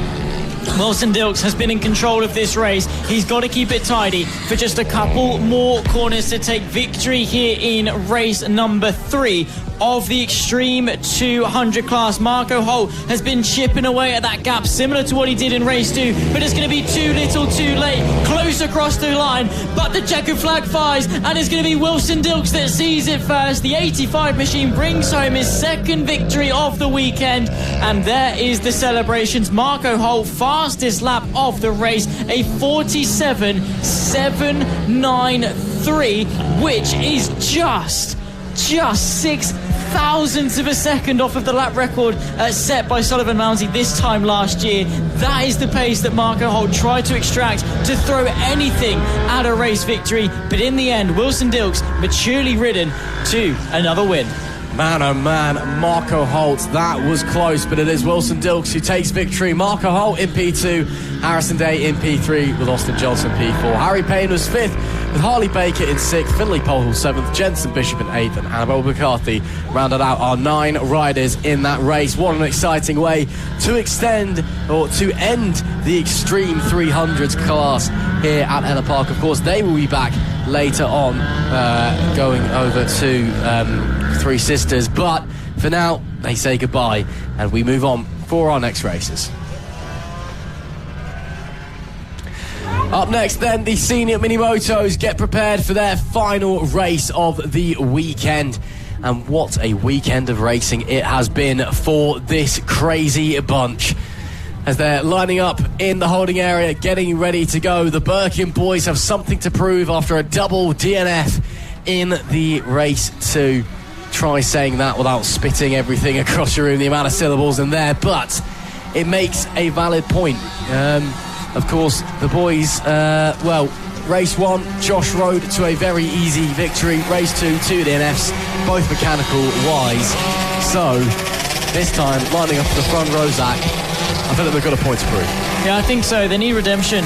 Of course, in race 1, Josh Birkin was able to do it. Race 2, they both had issues. Maybe, hopefully, Matt Birkin has been able to sort his reliability issues with the chain. Of course, Josh Birkin having that mistake in race 2 as well. So they're going to be hoping that everything is going to be nice and good. A little bit of communication, it must be said, between Rhys Gentry and Matt Birkin as they get themselves off for their Sidecar lap, and they'll be raring to go, getting themselves warmed up, ready to go, hopefully, for some carnage and chaos here at Ellough Park.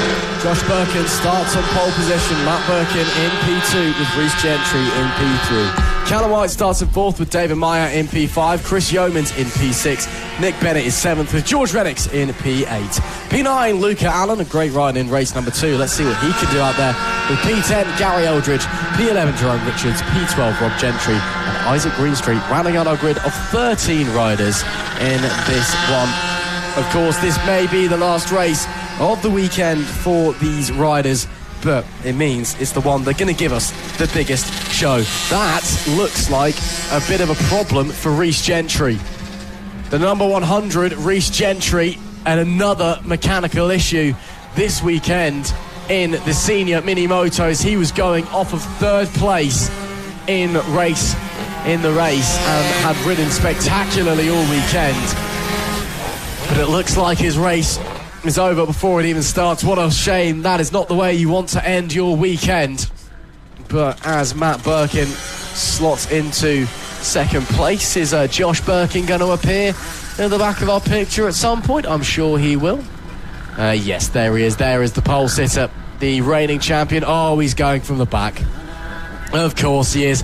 Right then, Matt Birkin feeling very lonely at the front. Let's go racing, shall we? Senior mini motos are underway for the final race of the weekend. Wow, what a lightning start that is from David Meyer, having to challenge to the inside there of Matt Birkin, but he's not quite got in front at the moment. Matt Birkin manages to maintain the lead heading into turn number 2. And David Meyer just behind, doing a fantastic job as it stands, as they all filter their way through 3 and into the hairpin down turn number 4. Now shooting their way back out. I'm not entirely sure actually if Josh Birkin is out on track, so it may well be that it's just Matt who's out there for the Birkin boys, putting in the show, putting in the effort as they negotiate their way through the tricky section down the top end of the circuit. Right now, it is Matt Birkin who leads the way. Just been told in our ears, race 2 of the seniors. So obviously, we thought that David Meyer didn't win race number 2, then he did win. Apparently, he's now back under investigation over a transponder issue. So who knows what's going on in race number 2? We'll let you filled in on that one as soon as we know. Matt Birkin leads, though, as it stands. And he is doing a mighty, mighty job of it as well. And I can confirm to you, there is no Josh Birkin out on track. He may well have packed up and gone home. So, unfortunately, no more Birkin brothers antics for the time being. But Matt Birkin out the front doing a monster job. Nick Bennett keeping him honest, though, at the moment. The 7.11 in P2. But it is a 1.7 second gap, running very similar times as it stands. Yeah, looking quite close, actually. Good start, of course, for Matt Birkin. Hopefully this can continue, and by that I mean hopefully his chain can stay on the bike. The number 5 leading quite nicely, then it must be said. Nick Bennett versus Chris Yeoman and David Meyer there. 2, 3 and 4. Callum White completes that train then, as they're all very hotly contested in the fight for P1. Let's see what's to come over the course of the rest of this race. 6 laps left to go. Matt Birkin with some good pace. Yeah, Matt Birkin doing a great job up the front, seemingly unchallenged at the moment. The real battle is for the final podium place, really, between Chris Yeomans and David Myatt at the moment, who, again, potentially might get disqualified from race 2 again, because he didn't have a transponder, he did have a transponder, and now he might not have a transponder. Who's got any idea what's going on? Race control clearly very hard at work, as there we see sliding on through some of our riders, pushing it to the absolute limit. Chris Yeomans had to hold on for dear life for 3rd place there. Meanwhile, David Meyer still trying to slot back into the podium places. Can he find a way through on the run down to the line as it becomes 6 laps to go for the senior mini moto?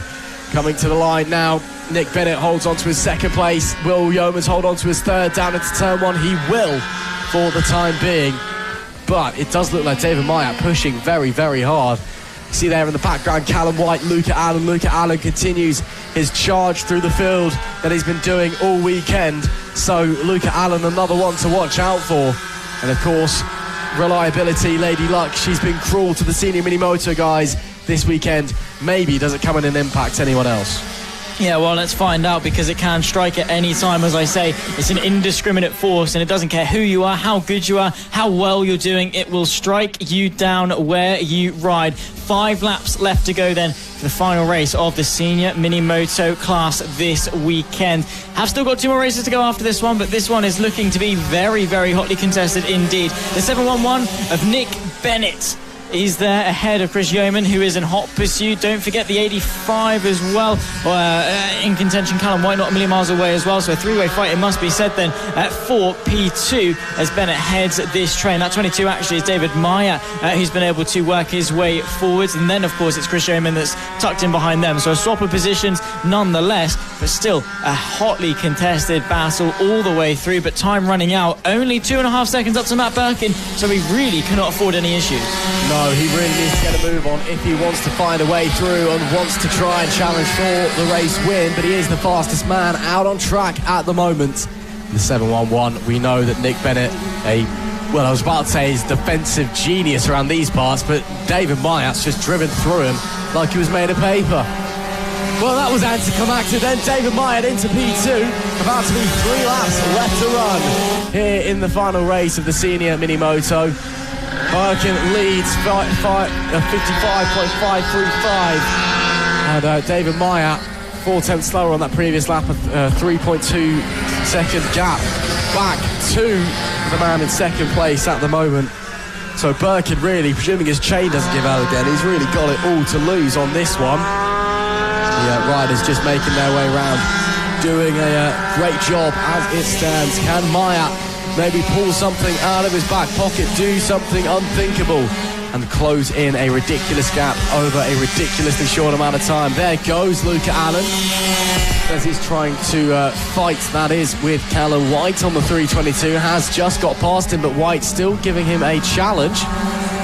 But I believe Luca Allen should have nailed that 5th position down now as we come to the line. Once again, it is now 2 laps left to run, penultimate lap of the race.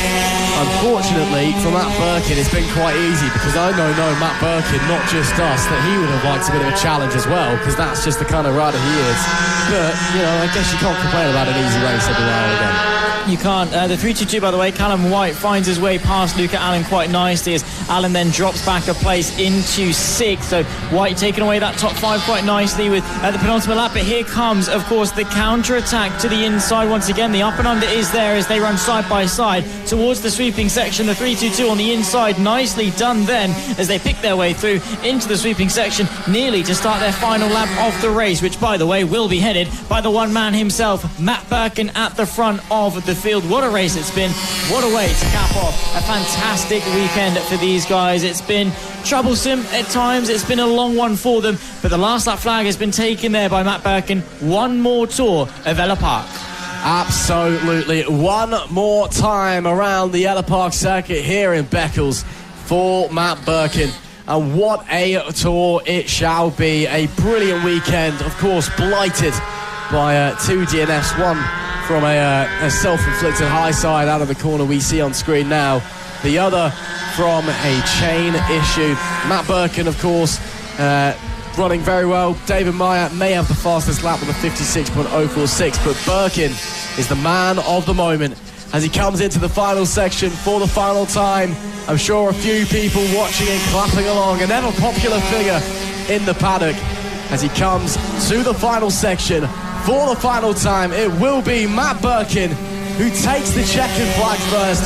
He will win in race 3 in the senior mini-motos and weaves to show his delight. What a performance from Matt Birkin. Just goes to show when your chain holds out, you can do anything. Yeah, the potential was there all weekend, it seems. Just reliability issues that let him down.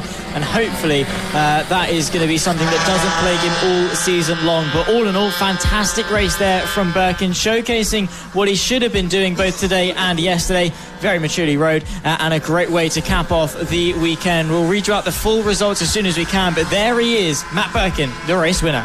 Indeed, what a performance there from Matt Birkin. David Meyer in P2 with Nick Bennett rounding out our podium. Chris Yeomans was 4th with Luca Allen getting up into 5th place. Callum White was 6th. George Rennicks was 7th. Gary Eldridge was 8th. Isaac Greenstreet 9th. And Jerome Richards was 10th. Just outside our top 10 we did have Rob Gentry and then unfortunately we did lose Steve Johns and Reece Gentry as well. That is it then for the senior mini-motos in here at Ellough Park for the second round of the FAB-Racing Mini Bike British Championships. And, well, of course, they'll be back at Three Sisters, and that's a track where really doesn't suit mini motors. There's all lots of undulation through there, but they still somehow, as always, managed to put on an absolutely fantastic display, and we can't wait for them to be back. Final race then for the AC40 Pros is coming up, and it is sure to be an exciting one. We have had a great weekend's worth of racing from these young riders making their first steps into the motorsport world. But now, with the rain potentially looming once again, making their way out onto the grid at the end of a long weekend, it's time to go for it one more time. Do they have what it takes to keep it in the... we could see their rain in the distance just saying there. Oh, that's Frederick. Again. That's Frederick, and that's Frederick that's gone down, your pole sitter, alongside Kai Hawkin. What's happened there to Mason Frederick? Well, not the first time that we've seen a rider go off before the race even started. We saw it yesterday with the rookies with Randy Carter, of course, but a peculiar incident nonetheless. Interesting that it collected another rider with him as well, but not the way you want to start going into the final race of the weekend, particularly Frederick as the pole sitter and arguably one of the favourites. Yeah, that is a bizarre incident. We'll just wait and see if he's going to be able to make it to the grid. He did stop just before the grid, but there he is now coming through. Mason Frederick will be able to take the race start even. But yeah, a very, very bizarre incident. I'm not sure what happened if he just gave it a bootload of throttle and then suddenly found himself over on his backside. But here we go then, one sighting lap before we go racing. Mason Frederick starts on pole position. Rex Austin in P2 with Caleb Ratcliffe in P3. Preston Baker was fourth with Kai Hawkin in P5 and Tommy Keats on the third row. Danny Longhurst and Henry Brody are behind them with Max Johnson and Arthur Rich in P9 and 10. Oliver Wilson and William round out our grid in P12. So a very exciting one to look forward to. The AC40 Pros have been brilliant all weekend long. Mason Frederick, he has very much been the class of the field, to put it mildly, but there have been other races in there with a shout. Of course, race 1, Rex Austin took a great win, and he's been very, very quick all weekend. Mason Frederick, well, I'm sure he would love to finish it off with a win as the riders negotiate their way across the rest of the sighting lap. Of course, Frederick did finish first in race number 2. Can he make it 2 out of 3 here, Zach Sweeney? Well, let's see. Of course, coming into this weekend, hasn't finished off the podium so far this season. He's been smashing it with his consistency and will continue to open up that gap, he hopes, provided he can finish well for race 3 here at Ellough Park. Of course, they'll be lining themselves up on the grid, final chats with parents and teammates alike, and they'll gear them up, give them that final prep, that final hype up ahead of race 3 for the AC40 Pro Mini Motos. The signal will be given. These guys are the stars of the future, wanting to prove themselves on the world stage. The lights come on. Ellough Park, race 3. The AC40 Pros are underway. Good start from the front row, but there's the 93 of Preston Baker trying to pick his way past Caleb Ratcliffe, who's fighting with him as well. The 96 able to settle himself in P3. Mason Frederick leads, but here comes Rex Austin to the inside of turn 2. The 901 tries to find his way past the number 5 of Frederick, but no way through as of yet. It is still Frederick, despite the small incident on the run to the grid, that still leads, but very narrowly. Oh, look at that, looking to the inside of Frederick, getting through on the inside of Frederick. What a move that was to take the lead of the race. Mason Frederick can only sit and watch as they fly on by. So through goes Rex Austin. Frederick under pressure once again. We did see him go down on the formation lap, as that maybe caused a bit of a problem for the number 5. He's now under real pressure from Caleb Ratcliffe behind as well. So leading the way on the opening lap, it will be Rex Austin from Mason Frederick in P2, from Caleb Ratcliffe in P3. Caleb Ratcliffe trying a move on Mason Frederick there, but unable to make the gap appear. As it stands though, Rex Austin with a great move, gets up to the lead, maybe no. Not quite for Mason Frederick. And he'll have to sit and wait for another opportunity. Yeah, he will. Here comes Caelan Ratcliffe, though, to the inside of the sweepers. Great acceleration and bold, brave, brilliant move to the inside of the first part of the sweepers. Beautiful stuff from the 96 machine. Of course, Frederick and Ratcliffe, bit of a rivalry brewing as the counter-attack is on. Frederick back down the inside. What can Ratcliffe do by the time they reach the next braking zone? He's going to launch himself one as well. Inside of the hairpin. No way through for now, but the young rivalry that brews at such a young age. Frederick, Ratcliffe coming to blows a couple of times so far this weekend. Could it once again finish in fireworks? The fight for the lead, though, with 7 laps to go, comes down to Austin, Frederick and Ratcliffe. It is super close out there. But who has got the super skills to maybe try and challenge Rex Austin for the lead? Frederick looking very close. He tried here last lap. Can he give it another go? And he will look to the inside. He will try. But Austin slams the door and ultimately refuses to let him through. And now Frederick under big attacks from Caelan Ratcliffe. Has to slam the door on the number 96 as well. That gives Rex Austin just a little bit of breathing room up the front of the pack. But once again, look at Frederick. He just gains so fast on the race leader. But then Rex Austin just able to hold him off again. Last time round, Austin had the fastest lap of the race of 55.522. That only being the second lap, though. We'll check the splits, we'll check the times coming to the line this time. This time, Mason Frederick at 55.133, looking to the inside, managed to get the front wheel there. Just couldn't get it slowed in time and had to back out of the move. But it just shows Mason Frederick is there or thereabouts in pace to get through Rex Austin and lead this race. He just needs that dynamic moment to pull the trigger. Maybe it's this one. It is this one, unless the switchback is able to do something magical for Rex Austin. Oh, and it is super close there for Mason Frederick, but maybe it just wasn't meant to be. Yeah, not quite, but he's going to launch one on the brakes once again into the hairpin. Nicely done. Of course, Austin sees it coming through the chicane. Very much is a corner. You have to dip it back to the left in towards the final hairpin. Of course, it's Austin that leads from Frederick. Ratcliffe as well, taking a backseat to this battle, just wanting to see how it all unfolds. But Mason Frederick is riding so well. His initial acceleration struggles, but his bravery on the brakes is what wins him races. Let's see what he can do. Not into turn 1, but maybe soon. Yeah, Frederick is definitely pushing for the race lead. He would love another win, but is he close enough? Does he have the pace? He's certainly looking to the inside there. Again, that's the little problems Frederick has. He sees a little gap and thinks that's maybe an opportunity, when in reality it isn't, because you've got Rex Austin just cutting back across once again. Austin is masterfully... Oh, look at that!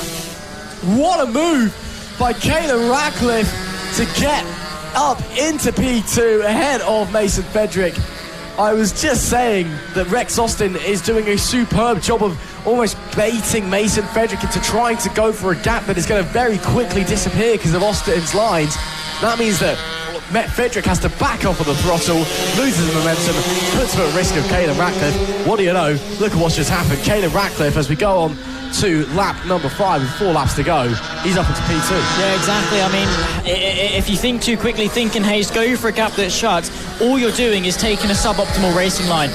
Of course, that wide arc that you want to take to carry that speed through, particularly on a bike, they're not very good at sharp turns, so of course you have to keep that momentum up. And if you're tightening a corner, trying to go for a move that's never going to be on, all you're doing is ruining your momentum and allowing the riders behind to close back in. That's exactly what Ratcliffe done. He spotted his moment and he seized his opportunity. Half a second, though, the gap at the front. Austin has been riding this race with such maturity. He's been overtaken a couple of times, but he's not let that get to him. His confidence levels are through the roof, and he is one of the most consistent riders on this field.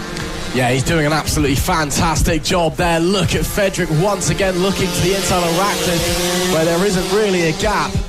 But he's certainly trying, and I'll give the young man that as they make it 3 laps left to run. The light fading here at Ellough Park, not because it's getting dark, but because of the clouds overhead. And the riders desperately trying to find their way through. Of course, it's the last time that the junior riders will be out here at Ellough Park at the second round of the FAB-Racing Mini Bike British Championship. And as it stands, it will be Austin from Ratcliffe, from Frederick, your top 3. The 96 doing a great job holding off the 5 at the moment, but I'm sure that Ratcliffe wants to put his attention ahead on Austin and just try... Well, I was going to say try and put an attack in, but he's under attack himself as Mason Frederick launches a last-second dive and gets up into P2 once again with nearly 2 laps to go. Frederick, wow, that it was out of nowhere, and suddenly feeling confident. Look at how close he is to the back of Austin. Where's this come from? Mason Frederick to the inside at turn 1, into the lead, maybe, not quite. Oh, goodness me, big wobble, but still, yes. Mason Frederick in half a lap, third to first, brilliant. Elbows out quite literally for these two young riders. Rex Austin, Mason Fredericks doing battle here today at Ellough Park. What a race it's been. A lap and a half left to go, and Austin is feeling the pressure. He's trying to counter going into the S's, but there's not quite enough. He's just trying to put Frederick under pressure, trying to knock his rhythm ever so slightly, but a bit of traffic to contend with as well. Who knows who's going to come out on top? Is there a late braking move into the hairpin? No, there's not. Traffic negotiation then, let's see. This is going to be close. Oh, Frederick's got it right. I don't think Rex Austin has. No, he does not. Mason. Oh, no! Oh, no! Going down there last second. Oh, goodness me. That was very, very close. Final lap of the race. Mason Frederick now has a sizable gap, and Rex Austin has an even bigger one ahead of Caleb Ratcliffe as a result of that incident at the final corner. I believe it was Oliver Wilson that went down. But that is breathing room for Mason Frederick, and that surely is game over, because with all the pace that Rex Austin has, I don't think he's going to be catching that number 5 over that much over the remainder of this lap. I don't think so.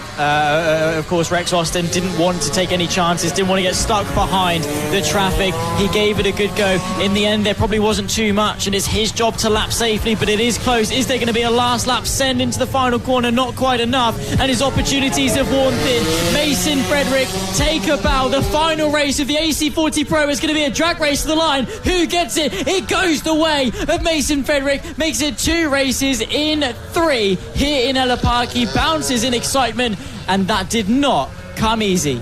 Jumping up and down like Jefferson Starship, but look at the gap between Mason Frederick and Rex Austin. Less than half a tenth of a second between the pair of them at the line. Where did Rex Austin find that pace from? Unbelievable stuff. Caleb Ratcliffe rounded out the podium there, but man, oh man, oh man, that was close between the leaders at the line. Frederick just about holds on. I mean, had the finish line been 10-20 metres further on down the racetrack, we could have had a different person on the top step of the podium after that one. Yeah, unbelievable. But it wasn't. It wasn't 10-20 metres.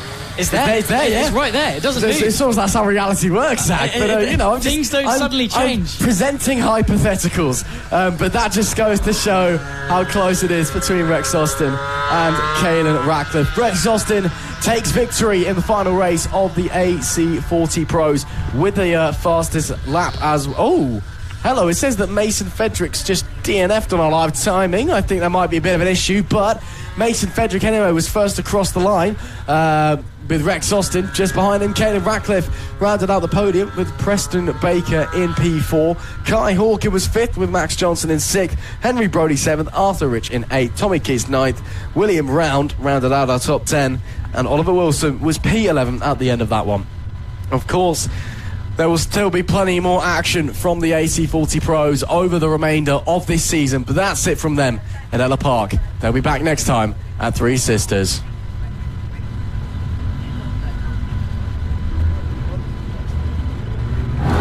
Final race of the day, final race of the weekend, and final race for the Pit Bike 140s. We've seen 2 excellent affairs here in this one, and it's all eyes, I'm sure, once again on Jamie King and Lucas Brown. They've been the class of the field this weekend, must be said. And, well, a titanic tussle in race number 2. Hopefully we get a repeat of that in this one as well. But Jamie King will be hoping that he finishes on the top step of the podium this time. Lucas Brown starts on the pole position with Jamie King in P2. Charlie Egan from 3rd. Alfie Goward is 4th with Rory Jones in P5, Thomas Dudson 6th, Sean Whittaker 7th, Sam Sadler in P8, and Michael Collis in P9. Zach Sweeney, what does Jamie King have to do to finish on top of this one? Finish ahead of Lucas Brown. Easy as that. Oh, wow. Really? Wow. Just ride a bit quicker, do it a bit better and you'll be fine. Simple as. Absolutely not. Lucas Brown is the next generation of talent. Of course, in the British Talent Cup, he's leading the championship, but Jamie King, he's a veteran. He's done this for years. 4-time champion here at FAB-Racing. He knows what he's doing. He knows the job at hand, and he was so close. Tantalisingly close in race 2, but that's not enough. It doesn't score race-winning points to be a little bit behind the race win. You need to be ahead. You need to cross that checkered flag first, and you need to beat what is one of the most talented young riders in the country. Jamie King, Lucas Brown, toe-to-toe. This is going to be epic. This is it. The final race of the weekend, and maybe the final chance at a home victory for Jamie King against Lucas Brown. Time will tell what is going to happen. It is all eyes to the red lights. It's lights out. We are underway. Lucas Brown gets a good launch. So does Jamie King. So does the 20 of Alfie Garrett. King to the lead in turn 1. Wow, that was a move I don't think anyone saw coming. Jamie King takes P1 down at T1 on lap 1. Further back, there is changes for positions and a few riders trying to straggle their way around after disappointing starts. Look at Alfie Garrett into P3. Great start there for him, as Charlie Eagling unfortunately got away disappointingly. But Jamie King into the lead at turn 1. Now he just needs to hold it. Well, yeah, that's the most difficult job. It's such a long race. Still 11 laps left to go. It'll be 10 at the line, of course. A bit of contest down at the backside of the circuit. That's the 22 of Thomas Dudson. Of course, fighting clutch problems over the course of yesterday. Has managed to sort them for this race. And is followed very closely by Charlie Eagling. Of course, the young rider just turned 16. His best result so far came yesterday with a P2 and continued that success into today. Lap 1 in the books. Jamie King from Lucas Brown. Well, this is a race. We've got it on our hands. Jamie King is throwing everything at this race as if he's got nothing to lose. Well, he has nothing to lose. You know, he desperately wants that first win since 2022. He's been so close on a number of occasions, but here at his home round at Ellough Park is the closest in reality that he's been, especially, you know, then with all due respect to Jamie, there's a few big names that aren't here this weekend, the likes of Chris Wells, the reigning champion. It just makes things easier. There's less competition for him to compete for the very top. So now it's just a one-on-one dogfight with Lucas Brown. And, well, Jamie, it's going to be 9 laps to go at the line this time. He is desperately going to try and hold on. I mean, last time in race number 2, it was the last lap move that did it. You know, Lucas Brown got through. Jamie King managed to retake the lead, and on the last lap, the halfway round, he lost the lead again, and that was it. A lovely overtake by Lucas Brown, it must be said, but absolute heartbreak, I'm sure, for Pit by Sonic. Let's see if this time he's able to hold on to the checkered flag. Yeah, but Lucas Brown needs to find a new trick then, I think, because Jamie King is going to know that. He's not going to leave that door open in the same way again. For those that were with us a couple of hours ago, heading into this hairpin right here, of course it's tight and then it opens up going into the braking zone. What Lucas Brown did was just left the throttle open, stayed to the left, waited for Jamie King to open up the corner and then pounced on the inside. That is not a mistake that the 76 will make again. Lucas Brown needs to find a different way through, put that pressure on, bait Jamie King into a mistake, make him work for it and force him into an error. Yeah, absolutely. Right now, Lucas Brown running slightly faster but unable to find a way through. King further back in the pack. Still plenty of action. There we do see Thomas, that's Charlie Eagling, following Thomas Dudson. They're fighting for P4 at the moment, just behind them as well. Rory Jones is also around, and Sam Sabler as well. Also in this battle, Dudson on the 22, Eagling on the 373. Two riders who had a bit of bad luck this weekend, unfortunately, but still doing a great job nonetheless. Of course, Eagling, another local lad as well, Ellough Park. Home circuit for a few riders here at FAB-Racing, which is always great to see. You know, obviously everyone wants to win at their home circuit, it must be said. But right now, it is Jamie King leading from Lucas Brown in P2. And there we go, crossing line once again. That time, the gap only 0.2 of a second. That was the first time really this race that Lucas Brown has been significantly faster than Jamie King over a lap, and he's really closed the gap down now. You can see visually It is tiny, the difference between them. And there we go. Lucas Brown thought about it. He thought about it into the hairpin. Same move he's done before, but I think he knew that Jamie King would just cut him off if he tried. Yeah, exactly. Jamie King is coming into this with such aggression. Of course, he is in the contention for the championship. Of course. But right now, I don't think Jamie King is thinking longevity. I think he is just vying tunnel vision, short term, for this one race win, just to get it off his back, just to get that weight off his shoulders, just to then allow it to roll in, because sometimes you wait long enough for one burst and two come at once, and that's what Jamie King wants. He just wants to kickstart it, have that catalyst, get the ball rolling, and right now he has got a good chance of doing it. But Lucas Brown is all over his rear end. 6 laps left to go, and Jamie King knows how insurmountable this pressure is. Start to think how long till Jamie King starts using some questionable defensive tactics, just absolutely park it on the apex and see how much time your opponent loses, because I would certainly be using them in this situation. But right now the 76 leads the 7-6, realistically 5.5 laps left to go. Full on squeaky bum time for Jamie King. Can he hold on against the man who has been so dominant this weekend? Can he hold on and take his first win since 2022 on home soil? Or will it once again be disappointment and heartbreak for Pit Bike Sonic? To the line, 5 laps to go. That time, King, new fastest lap of the race. Gap now extends just over a quarter of a second. A little bit more breathing room for the number 76. That's what he needs. He just needs that gap to be a little bit bigger, so he can just relax a little bit more. Will Brown try it? No, he's not. I think he knows King's got him covered into that hairpin. Got some lap traffic there, getting well and truly out of the way. That's very kind of Will Garrett to let the race leaders carry on as they are. But right now, Jamie King surely got to be feeling the pressure. Yeah, he will be. He'll know that. Of course, he made a bit of a mistake going into that hairpin, made that second left a little bit more of a corner than it needs to be. Of course, the bikes and having to lean, you're constantly taking time off every corner you have to make. You want to keep that as straight as line as possible. Also, a poor run off the penultimate corner could potentially cost him. Lucas Brown all over his rear end, but it's not enough of a braking zone. They're braking a second and a half after the timing line going into T1, and that leaves you maybe 20 meters of braking time heading into the apex. Not long at all, and that's not as long of a braking zone as it could be for an overtaking chance. So Lucas Brown going to have to find a new way through. That time, Jamie King did go defensive into the hairpin, purposely took a tighter line to maybe withstand a potential Lucas Brown attack, but the attack never came. Maybe Brown is holding off, maybe he's piling on the pressure, maybe he wants to crush Jamie King's heart with another last lap move. But we'll wait and see. Heading into the paddock section once again, the crowd eagerly watching along. Jamie, a forever popular figure around here at FAB-Racing. He helps organise a lot of the championship awards and things like that, and of course his Pit Bike Sonic YouTube channel as well helps open FAB-Racing up to a new audience. But Lucas Brown, as you said earlier, Zach, one of the next generation of superstars in British bike racing. That's a bit wide there though from Brown, leading the British Talent Cup at the moment. King's left the door open, Brown sits him up.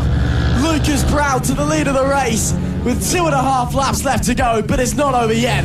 Jamie King is still in this fight. Lucas Brown has just done exactly what he did in race 1. He waited for Jamie King to open up the inside and then just stormed his way up the inside.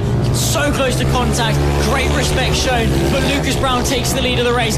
2 laps left to go. Jamie King needs to launch a counter-attack. It's now or never. He cannot afford to be on the back foot. If he wants that maiden victory, he needs to go and get it.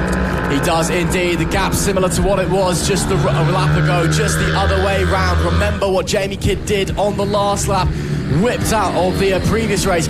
Ripped out a fastest lap out of nowhere. He was so desperate. He was just able to find something else. Maybe Jamie King can do the same in this race. Maybe he'll do the reverse of what Lucas Brown did to him. Last lap overtake. We'll wait and see as Jamie King tries to just put the pressure on the number 7.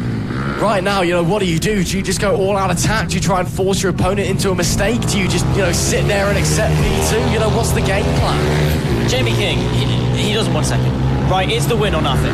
It is the win or nothing. He would rather win it than not have a chance. He doesn't want any what ifs. He doesn't want any maybes. He wants absolutes. And if it's an absolute crash, it's an absolute crash. But he wants to be able to chuck that move up the inside and at least say he's given it a go. Bit of traffic to contend with as well on this final lap. Who's going to be the one to come out on top? Lucas Brown, the next generation, or Jamie Keane, the esteemed champion? The traffic gets in the way. King goes to the inside, and I think that might well seal the deal as Lucas Brown is able to get the better run. Just a third of the lap left to go, but he's compromised. Here comes Jamie King potentially. Jamie King had to back out though. Brown still compromised. It is going to be to the very end of the race. Jamie King, once he got in his locker, a good launch there from Lucas Brown. I think Brown, pending a mistake, may just hold on. It may be heartbreak once again for Jamie King because Lucas Brown has stolen it at the death. Checkered flag waves. Lucas Brown wins. Another incredible race in the pit bike 140s, but for Jamie King it comes to naught. That time shares a high five, a smile under the helmet. He seems a bit happier with that one. I think he knows he's been part of a great battle. But Lucas Brown, take a bow. What a ride once again, meticulously slicing his opponent and picking the right moment to strike.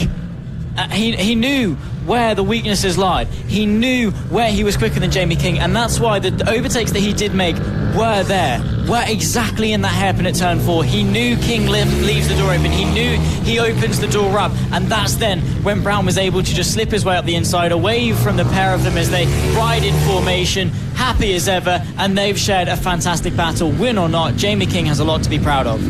He does indeed. What a race we've just seen to end the weekend's racing here at Ellough Park in FAB-Racing. Lucas Brown takes a victory after once again crushing the heart of second place Jamie King. Alfie Garrett was P3 with Charlie Eagling in P4, Thomas Dudson 5th, Rory Jones in 6th, Sam Sadler in 7th and Will Garrett in P8. Of course, the pit bike guys, they'll be back out in a couple of weeks' time when we head over to Three Sisters on the outskirts of Wigan. Oh, Jamie King, you can tell he's exhausted after that one though. Just head in his hands, needs a moment to breathe. Handshake. It's almost like a disbelief sense of humour that I'm reading from Jamie King. It's heartbreak, but it's funny at the same time. But you know, Jamie's always got a smile on the face. That's the kind of person he is. But of course, maybe next time at Three Sisters, he'll be able to give it a go. Well then, that is about it here at Ellough Park. We have got through all 30 races here for the second round of the FAB-Racing Mini Bike British Championship. Thank you very much for joining us for every step of the way through the trials and tribulations, the rain and the sun, and anything and everything in between. Zach Sweeney, it's been a pleasure to have you alongside me here in the commentary box as always. And you know, a great weekend of racing here.